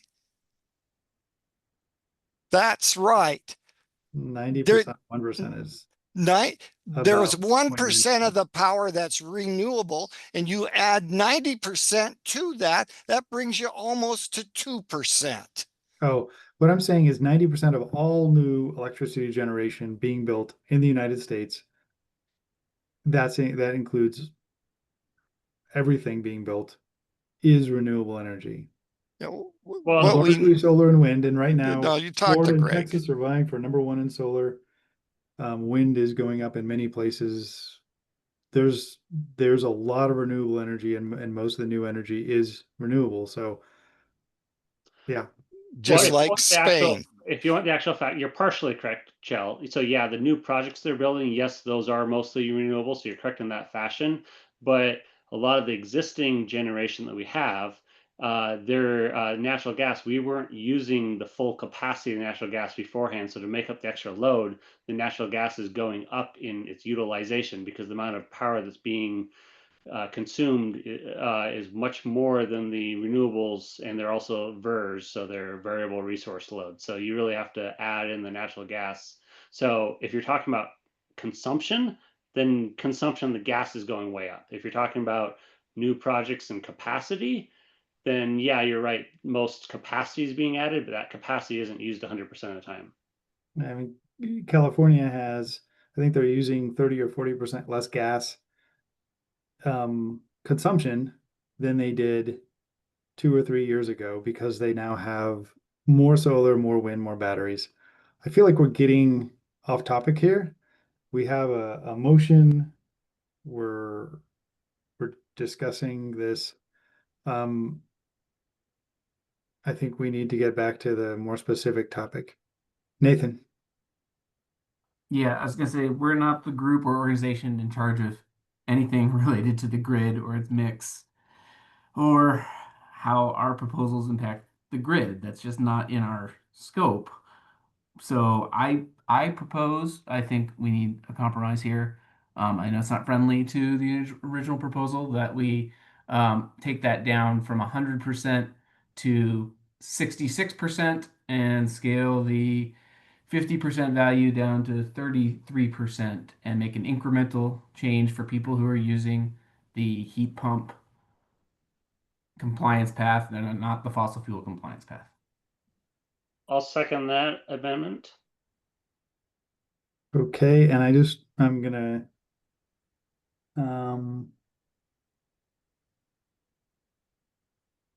okay, and I think there would be a similar change in C406. Because C406 has a credit for this. So we'll just need to note that the C406 credit language would need to be changed similarly. Okay, so we have a motion and a second and this is an amendatory motion. So the main motion is to approve the proposal. The amendatory motion is to modify the numbers to 66 and 33 instead of 150. Okay, let's have discussion on this amendatory motion. Marcus? I was just trying to get clarification on Robert's rules. I think like 15 minutes ago, we had a motion and a second to approve at 100%. And so I'm not sure if we could force that vote or. Well, there's been an amendatory motion, so if we vote on anything right now, it will be the amendatory motion. Prior to the making of that, someone could have made a motion to call the question, which would have required 2/3 majority, and that would have forced an immediate vote on it. So we have an amendatory motion that's the current thing we're debating on the floor. So let's talk about that. Eric. Should exception 1 be corrected to 66% also then? Yes, friendly. Thank you. Dwayne. Yeah, I'll vote against this motion. I think we've demonstrated here that the disaster scenarios that have been portrayed are not real, that we need to make significant steps forward, and this will just be part of the steps forward that we need to make, but to do another increment is not necessary at this point. Thanks, Dwayne. Okay, Eric, your hand is still up.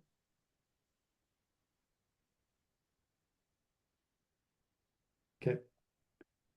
All right. I see no more hands up, no more questions. So let's vote. The vote is to amend the motion to be 66, 33, and 33 instead of 150 and 50.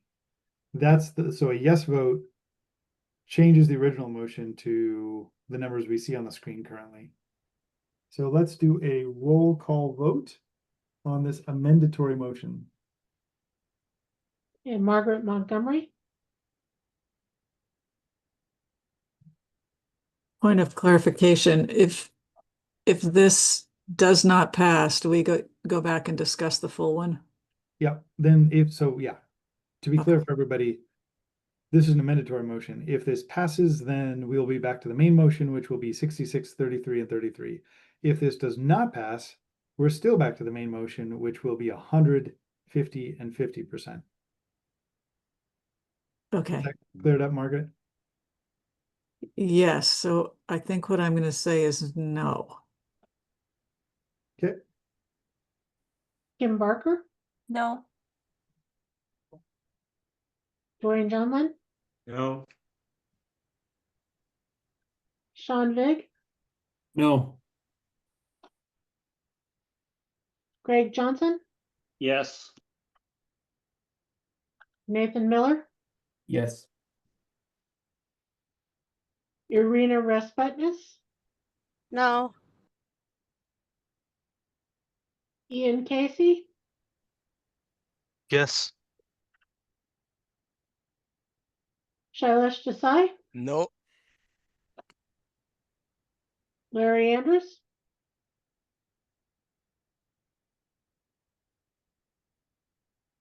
Larry, are you there? Yes. Lisa Rosenau, Yes. Irina Sesarova, No. Was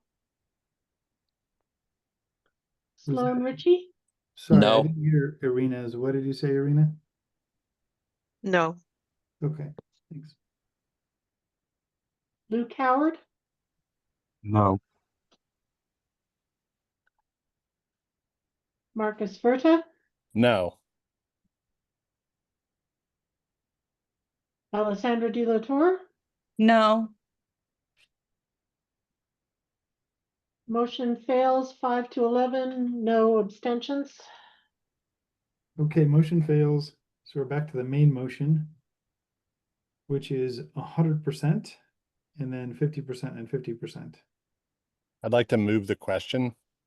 Yep, I think we're gonna vote anyway, so we're going to do a roll call vote on that. So the motion is to approve with 100% of the calculated demand. And then the other things below would be 50% and 50%. So that's the motion to approve 268, the original proposal. Let's do a roll call.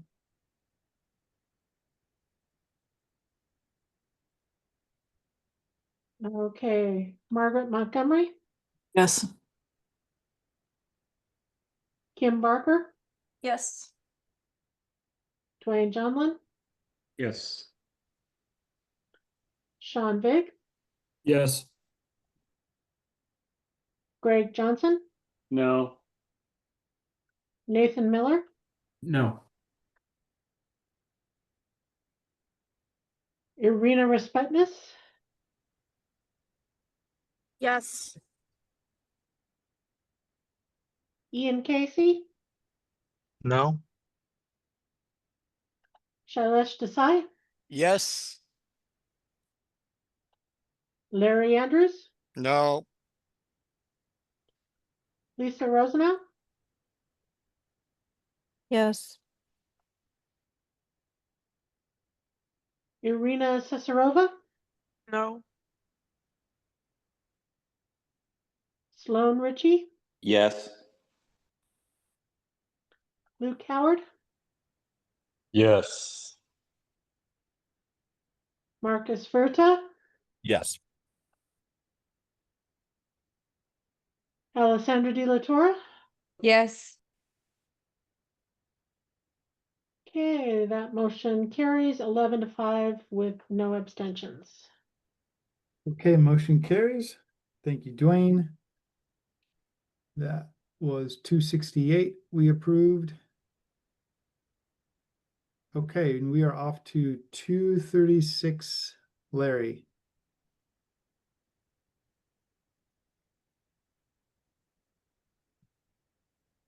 I gotta find it. So this is C404. Gotta find it. 236, page 10. 236. It's also on the screen. Yeah. Okay, the red, we remove the red and keep the green. Okay. Okay, it's pretty simple. Remove the red. So Remove the red, keep the green. So I think you want to go through it. yeah, let's go through it bit by bit. I think this covers a bunch of sections. Right. There's also some yellow in here. So why don't we go through the sections? The yellow I didn't believe, belongs in this section. Okay. I believe it needs to be in a whole different section by itself. And because first we're talking about service water heating, and then, but the yellow here isn't have anything to do with service water heating.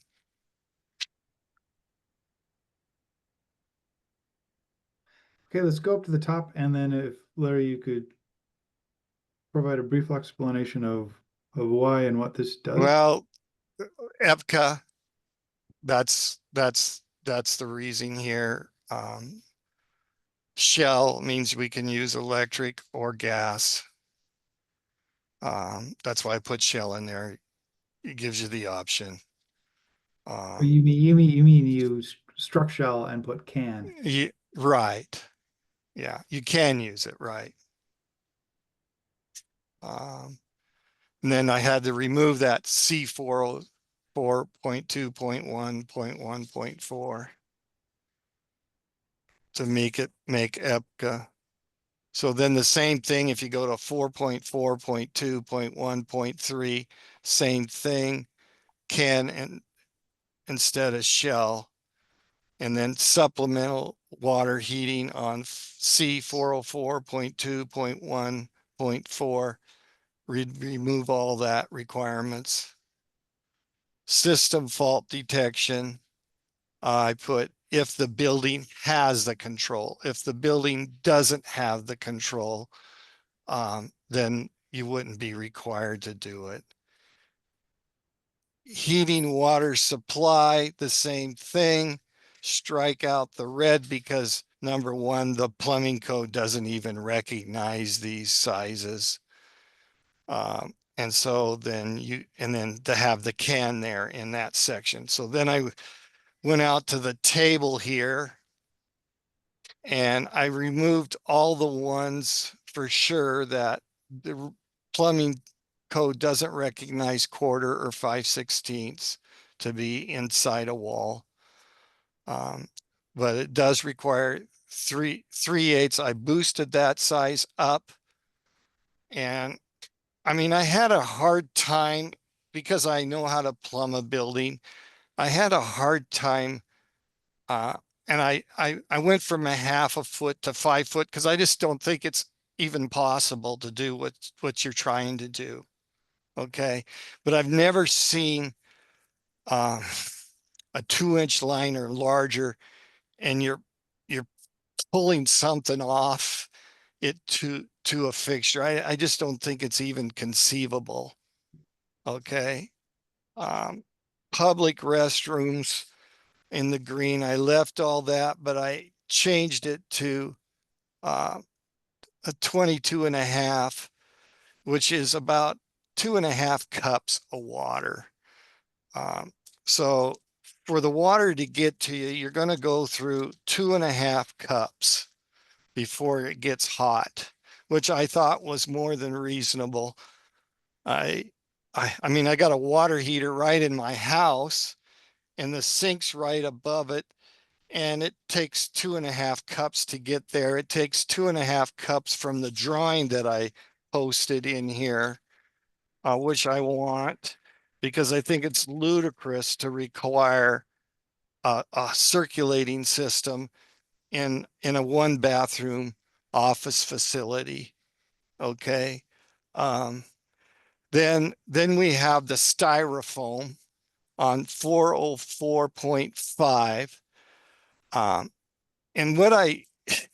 all foam is compressible. And so what you had there cannot be achieved incompressible. There's no such thing on foam. So what I did, I went to the manufacturer's styrofoam and these are direct quotes from the manufacturer.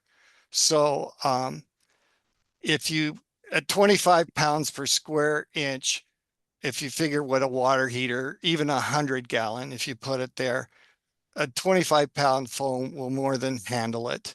And that gives you actually, like most engineers do, a double factor though. Okay, so it's if it would take double the weight to do to give you that kind of compression that it's allowed to have. So, and then on C404.6, it's not incompressible. They don't make insulation like that. So I put in the words from Owens Corning and from another manufacturer, high compression strength. That's what they say in their literature. There isn't anything insulation that I know that's incompressible. So then we go to C404.6.2 storage tank insulation. And R2, when you're dealing with water, it has no value in with because R2 is based off 70 degrees, okay? But your tanks are between 120, maybe 130. They could go all the way up to 180 degrees, okay? And so there's a K factor that you could put in there, but I don't think anybody would understand it, okay? And that's what these tables above you are based off K factor, okay? So what I went with was a 1/2 inch, and it's somewhat equivalent to an R2, but at least because all this pipe insulation that you get, it doesn't have an R rating on it, period. Okay. So the best thing that I could come up with, and I worked with the Owens Corning people here, and they said it'd probably be better just to put a 1/2 inch instead of R2. So that's what I came up with. I know you got builders out here that's all they think about is R2, but we're talking about mechanical systems here. So domestic hot water, so let's go to C404.9. I put not possible with recirculating systems as required for these systems. I removed most of this stuff because I don't know how you would ever meter the amount of hot water when you have a hot water recirculating system with the system. So how could you monitor how much hot water is going to these individual apartments that have a circulating line pulling out of the apartment and going back to the tank? Okay. Unless you were to put a meter on every faucet, I don't know how it's even possible to do that. Now we can do this with hydronic heating because we can measure the gallons coming back and the temperature difference from when it's coming in and coming out. But that's a very expensive system. And I don't know how you would do that with domestic hot water, how you could even do this, okay? So I eliminated it, okay? And I don't believe it's possible, okay? And then then we went to energy consumption for pools and permanent spas. So that's why I wanted to have clarification here about what does service water heater and pressure booster systems have to do with swimming pools? Okay, it's not potable, it's not domestic. So I think it should have its own section, okay? And I removed all of that. So then we come to CO404.1 for demand. I put demand response water heaters, electric, which personally I'm not a favor of because of the amount of energy you're going to pull off the grid. So I put fossil fuels, e-diesel, and hydrogen fuel. I added that to it. So then down there, I got rid of 12 kW and I went to 15 kW because I know that's available. So then I included a drawing of our office, and actually I have multiple units. So each unit has one of these bathrooms in it. And by the code right now, I'd have to put a hot water circulating system in for this. And I've wrote all kinds of energy. Can you bring that up, Krista? Is that possible? I don't have it, Larry. Okay, I'm sorry. You don't have it?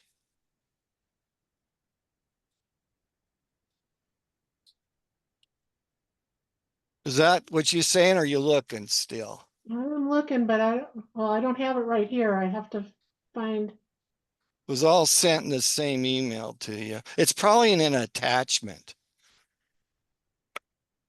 What are you looking for? The drawing that I sent Oh, her. it's in the code. If you scroll down, it's in the PDF that was on the online. Let me get.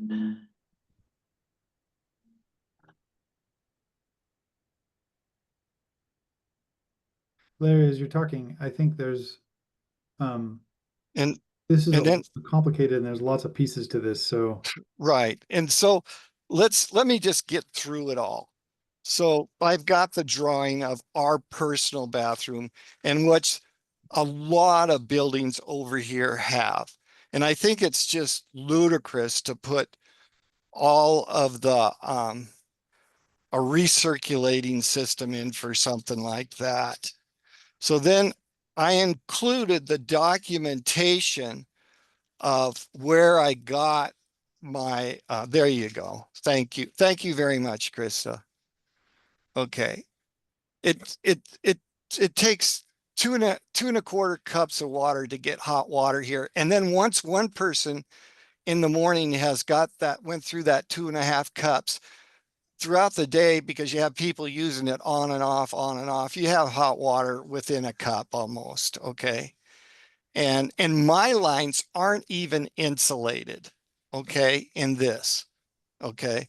And I think it's great to have the insulation on them, but I just don't think it makes sense to require a hot water circulating pump in such a small system like this, as close as it is. I think it's a total waste of money and it's a total waste of energy. Okay. So then, Krista, I have a documentation from, it's actually Orange Corning, where I put in there where I got these wording for some of this stuff.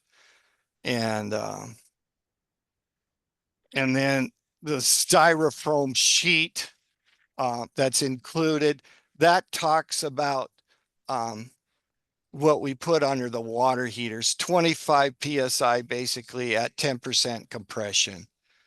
And I've talked extensively to people that, I mean, I don't know of any insulation that's not compressible, okay? And then we use that language in our system. So I put language that's actually available, that's listed, okay? And it's been tested to this requirements, and that's what I've done. There you go. That's everything I've put in here. And thanks, Larry. You're welcome. I'm seeing that there's a bunch of parts to this, and I'm kind of wondering, there may be some parts that people like or don't like. The parts that I thought that I liked were the piping sizes changes, because I know we've talked about that before, and your knowledge on that is helpful. The incompressible insulation language, maybe that might be better language. There is some problem with that. We can't use a proprietary requirement. If we're calling out styrofoam, we cannot do that. Oh, okay. Yeah, not styrofoam, but incompressible versus. Right. All the manufacturers use the same language. So I checked on that. They all have the same wording. Okay. So it must be a standard in the industry. I was thinking high compressive strength, but I think I thought in the residential energy code, we actually listed a PSI of the insulation. But if high compressive strength is a industry term, then that seems like a reasonable thing to do. At one time, Eric Vanderlit, he had proposed a strength for foam in there, Eric had, and I couldn't find it anymore. I know it got approved at one point, but it must have been removed at some point. Do you remember that, Eric? Yeah, maybe he's not here anymore. No, I don't Yeah, the remember that, residential Larry. calls for a minimum compressive strength of 40 PSI. That's what Eric submitted years ago, right? No, I think that was new. Anyway, Really? it doesn't matter Yeah. who submitted it, but it was in the code. So there are a few things that I found interesting, and there's lots of other stuff that we can talk about. So it might be best to let people look at this for a week and then they can come back and tear it apart. Okay. That's what seems to happen here. So, or take it page by page or something. I don't know, but whatever you feel to do. So, Lisa. Hi, thanks, Larry. I mean, you capture a lot of details here, and I do like several of your recommendations. At this point, it's just too much all in one proposal to make a decision, on what to do with it. And Shel, maybe this is a question for you, is that if this is postponed, and if it's broken out more by topic so that we can vote, I mean, can that happen to a proposal? Have it be broken up into multiple proposals, Certainly. specific Certainly, topics? it could be broken up into multiple proposals. And I guess maybe trying to think of a way to approach this where we're not going to take too much time, because we've already discussed a lot of the issues that are in here in the different pieces of it. I'm wondering if, like, every section where Larry is suggesting changes here, we put like an A by the first one, and then a B by the second one, and a C and a D by them going down. So then people could come to a future meeting and say, I like A, C, and F, but not, the other ones, or something like that, so that there's a way to discuss this. Sure. I think as a voting member, that would be super helpful, because, it'd be unfortunate if some of the things that most of the tag members like don't get approved because there's details they don't like. So I think that would be beneficial for this proposal, so we can capture it better. Okay. All right, well, I don't see us taking action on this today without some discussion, so let's. Okay, motion to postpone. Motion to postpone, and let's label these. I can help you And- just label them A through F or G or whatever it is going to be. And then hopefully people can come next time and say exactly what they like right at the beginning and not have to go through all this again. Motion I'll postpone. second. Second. I'll second. Okay. All right. All in favor say yes. yes. Yes. Yes. Any opposed say no. Okay. All right. It is postponed. We will cover it again. Thank you, Larry. We are off to 263 Johnlin. Okay, this another Seattle code requirement we're proposing for the state to provide an electric panel at new restaurants that are in new buildings. That panel that's capable of switching all of the gas appliances to electric appliances at some point in the future. So electric commercial cooking equipment is evolving rapidly, but one of the big roadblocks to using it has been that buildings often don't have the available power capacity for such a big additional load. this capacity is relatively inexpensive to provide in a new building, but terribly expensive to provide later if there's insufficient power. The proposal applies only to new buildings or to existing buildings that do have that amount of power capacity available, and ensures that future electrification of cooking will be just the cost of the equipment. It's literally plug and play. So designers of new buildings with ground floor or lease space that may or may not become restaurants will want to provide sufficient power to make this possible going forward. That's it.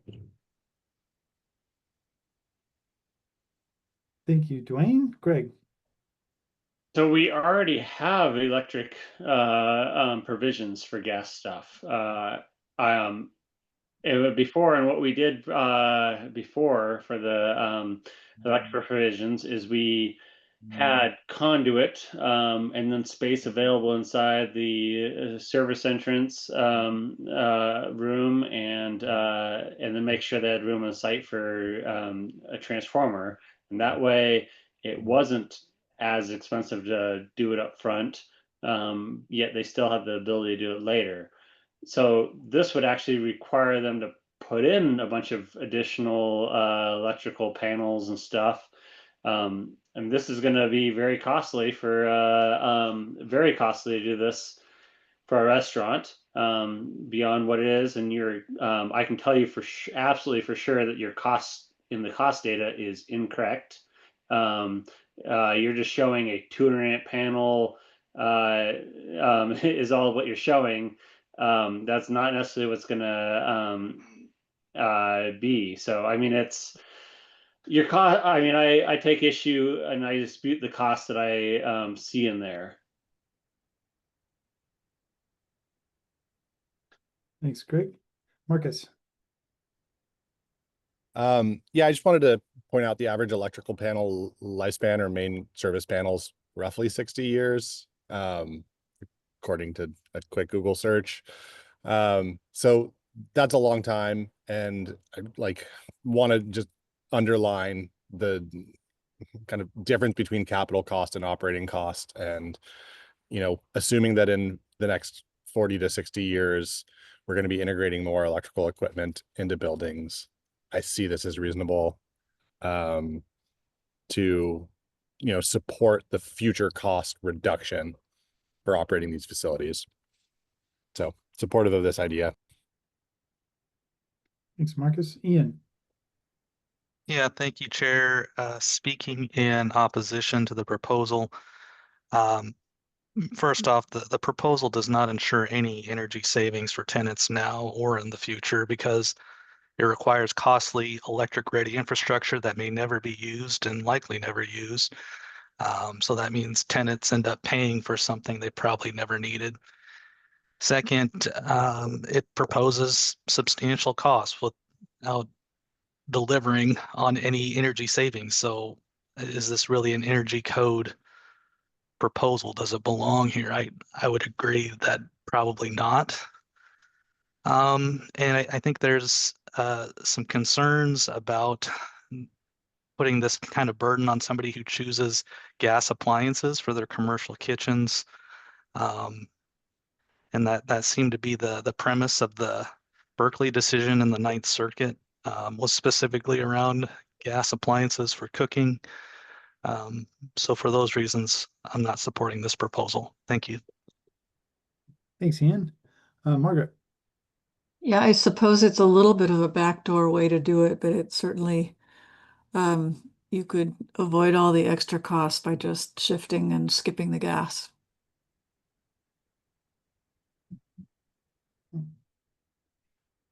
Thanks, Margaret. Andy. Yeah, kind of a scope clarification question. So the way that I'm reading this is you're only required to provide this electric ready infrastructure when it is a commercial kitchen with appliances being installed, right? So I think I heard you mention before, like a retail space that might be commercial kitchen ready. I'm just trying to think how that would actually work, especially with this requirement to list a table of appliances and equivalents. I mean, restaurants can have a wide variety of different appliance types depending on what's going in. Am I reading this correctly that it's not for a potential retail that might be a kitchen? Yeah, I guess I'm just trying to think about how to bridge that gap, or if there would be a requirement there, what the intent is. So thank you, Andy. The requirement here is that if you do put a commercial kitchen into a new building and it's got gas appliances, you've got to have that panel out there with sufficient capacity to power that electrification of the kitchen in the future. What the burden on the design team putting together the shell and core before you know who those tenants are going to be on the ground floor is that it might be a restaurant, it might not. Most recently, with kind of the decline of retail, we're seeing a higher percentage of those ground floor spaces be a restaurant or some kind of food service. And so in order to keep those spaces leasable, the design team's going to provide enough power capacity to handle that. They'll have to estimate what they think the demand's going to be out there in restaurants and provide enough to cover that when they size the main entrance and transformer and main panel. Okay, yeah, and a lot of times when it's a core and shell space, if they want to be restaurant ready, there's already some discussions about what type of type 1, type 2 hood capacity and duct pathways to provide, and some of the other like grease interceptor components. So this is just an extension of that. Okay, and thanks. gas lines. Thanks, good question. Lisa. Yeah, thanks. So I'm listening to your conversation about future, and I'm reading the language, and I'm not seeing where it says that this is something that has to be. I mean, it says here the first sentence, where gas-fired commercial appliances are provided in a building originally permitted under the 2024, it needs to be provided. I don't see the scenario you just described where it would be, oh, they might put kitchen equipment in there. Right. So we're not trying to determine whether those future lease spaces will be restaurants or how much gas equipment they would have. That's up to the design team. Like Andy just mentioned, they're already having to figure out, if they're going to be cooking burgers, they got to have a type 1 hood, and it's got to be directed someplace. And there's already some planning happening in advance. But this just says when you do a kitchen, you got to provide that panel to equal all your gas equipment capacity, and so the design team will have to chart out what they think that future kitchen cooking is gonna require. Got it. Okay, thank you. They'll have to guess. Yeah. Sorry if I could kind of jump in. Sorry to cut the line, Larry, but kind of in response to my previous comment. So Dwayne, yeah, that was kind of what I was getting at too, is the way that it's written. So what you're describing is almost an implied requirement where design teams can support owners not getting stuck in a pickle where they can't, or the future restaurant renovation is more onerous because they didn't plan ahead for it. So there's no explicit code requirement, but forward-looking developers would get ahead of it as kind of an implied requirement. Am I understanding that right? That's right. We when I was doing commercial office buildings, this often came up that the owners wanted to be prepared for having a high-tech firm come in where there was going to be 3 huge screens on each desk and rooms full of server equipment. And so they would, in order to make sure they had enough capacity for that, potential eventual use, they would upsize the building electric service to accommodate it. And this would be the same thing. They're looking at how they're going to use those ground floor spaces, and they think there's a good chance it could be a steakhouse. They're going to want to have substantial capacity there. Okay, thanks, Dwayne. Sorry, Larry, didn't mean to cut the line. No worries. Go ahead, Larry.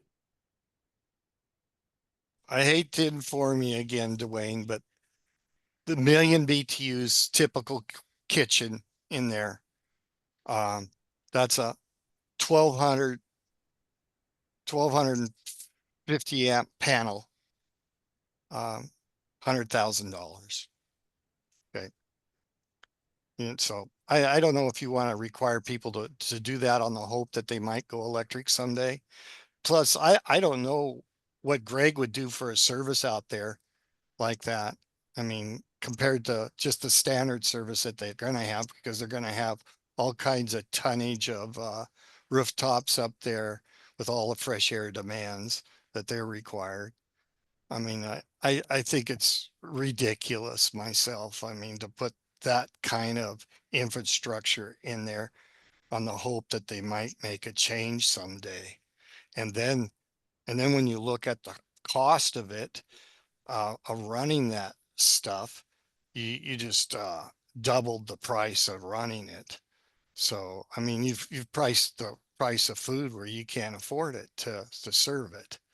So, I mean, 1250 amp panel, that's on top of your already probably close to, I'd say 500 to 1,000 amp panel. So you're talking a 2,500 amp panel easily there.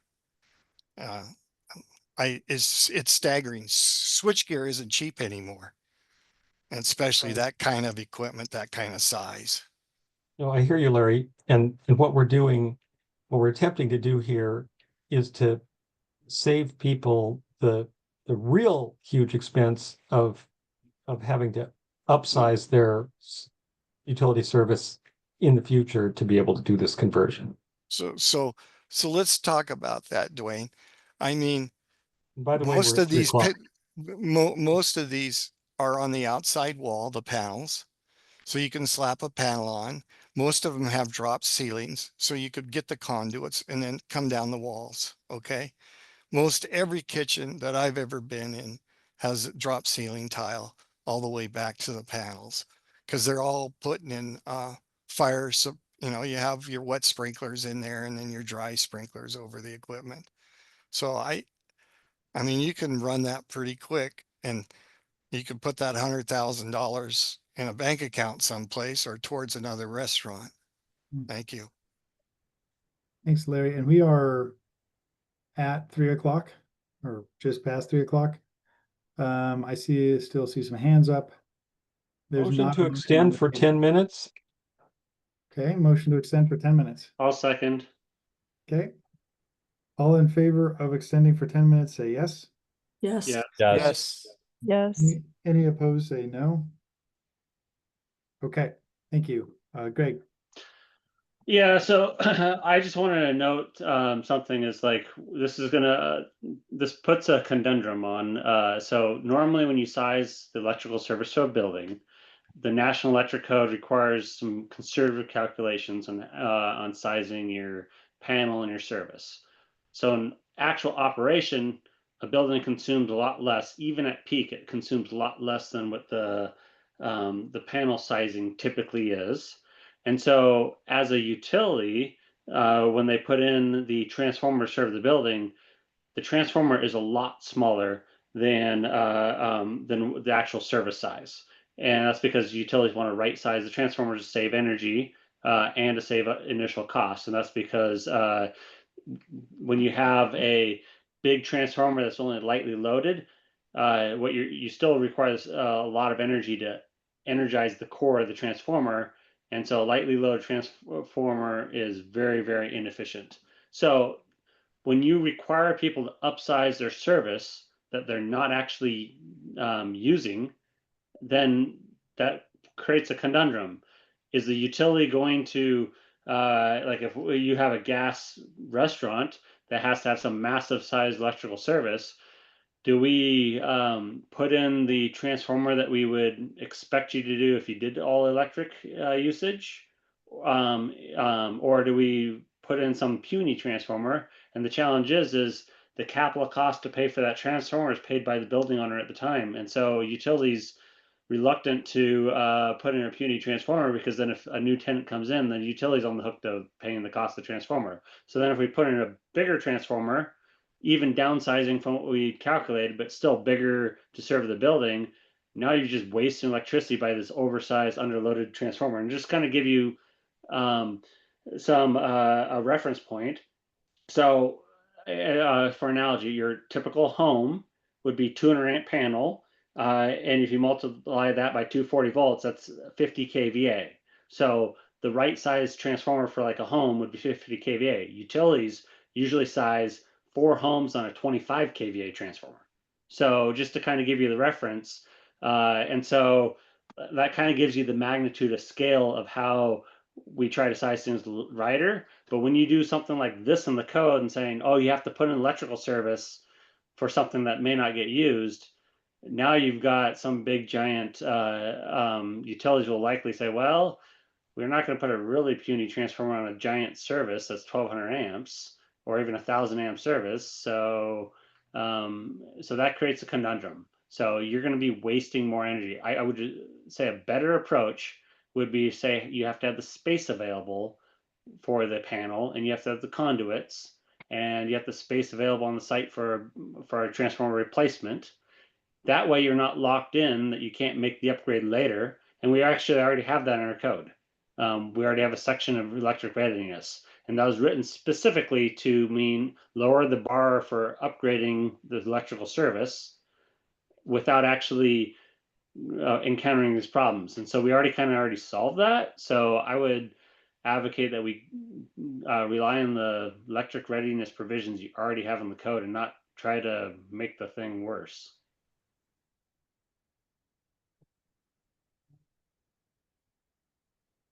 Thanks, Greg. Go ahead, Marcus.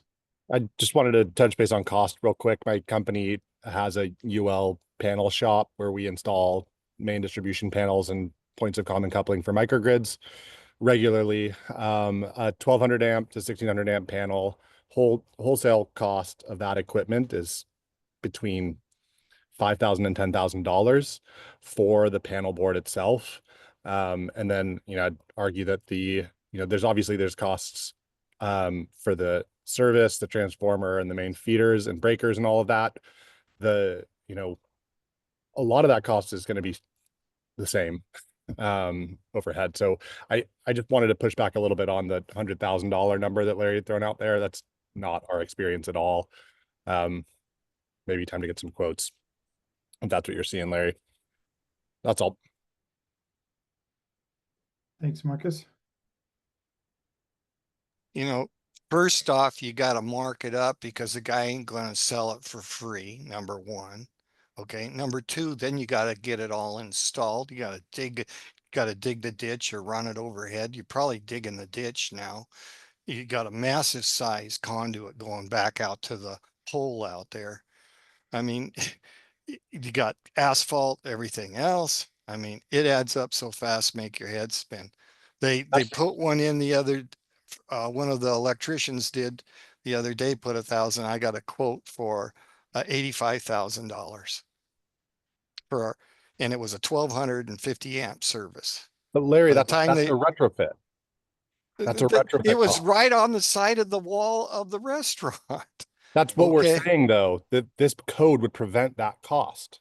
It didn't change. It didn't change. I mean, the same stuff was there. I mean, have you bought the cable lately? Okay. I mean, cheapers. If you want actual cost all the way, so you $10,000 to $15,000 for an 800 amp I-line panel might, for the actual materials, probably accurate, but the bigger cost is actually the copper conductors and all the service entrance conductors and all that, and then also labor. And so, yeah, the cost, the actual service entrance panel, and then also when you're putting this in, you're not just talking about service entrance panel, but oftentimes you look at the sub panels and adding those in. So your cost is closer to what Larry did. I haven't actually added up, so I don't know off the top of my head, but just the material cost for the panel itself, you might be accurate, but that's not the biggest cost. The conductor, the copper costs way more than the panel. Thanks, Greg. Dwayne. So I'm going to make a motion in a second, but I just want to respond that what we're talking about here is just the incremental difference, not the whole cost, the incremental difference between one size service and the next size up to accommodate this, compared with the cost of coming back into your building in 10 years and upgrading it. But right now, I'd like to make a motion to approve so we can stay within our 10 minutes here.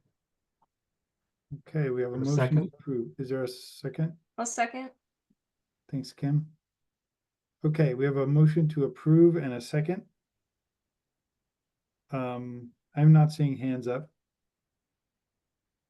Okay, let's do a roll call vote on this because I don't believe it will be consensus. Or I don't know unanimous. Okay, Margaret Montgomery, Yes. Kim Barker, Yes.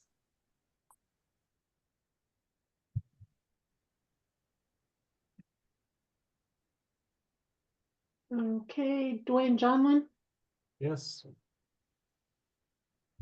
Sean Vig, Abstain. Greg Johnson, No. Nathan Miller, Same.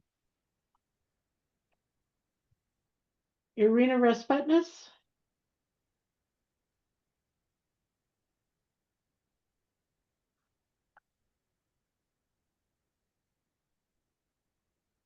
Irina? it doesn't look like she's on. Oh.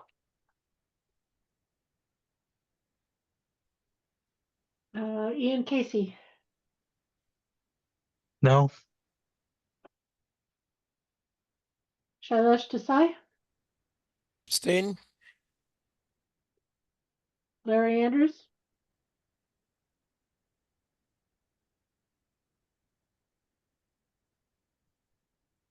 Larry? Larry, are you there? No, do we still have a quorum?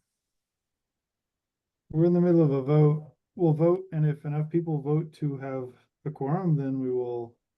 Well, no. Quorum. We'll know. Okay. Lisa Rosenau, Abstain. and Lisa would have been our quorum. Irina Cesarova, Abstain. Sloan Ritchie, Yes. Luke Howard, Yes. Marcus Verda, Yes. Alessandra De La Torre,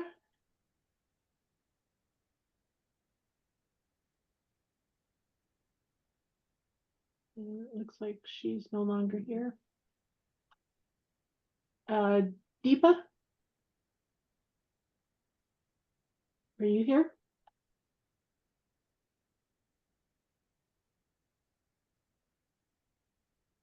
And I don't see Deepa. I don't see Okay. either of them. Motion carries 6-3 with 5 abstentions. All right, motion carries. Thank you. We got through a lot of proposals today. I think we did some great work. I will see you next Friday at 8:30 in the morning. Thank you. Have a wonderful weekend. We are adjourned. Thank you, Chelsea. Thanks, Chell. Thanks all. Thank you. Thanks, everyone.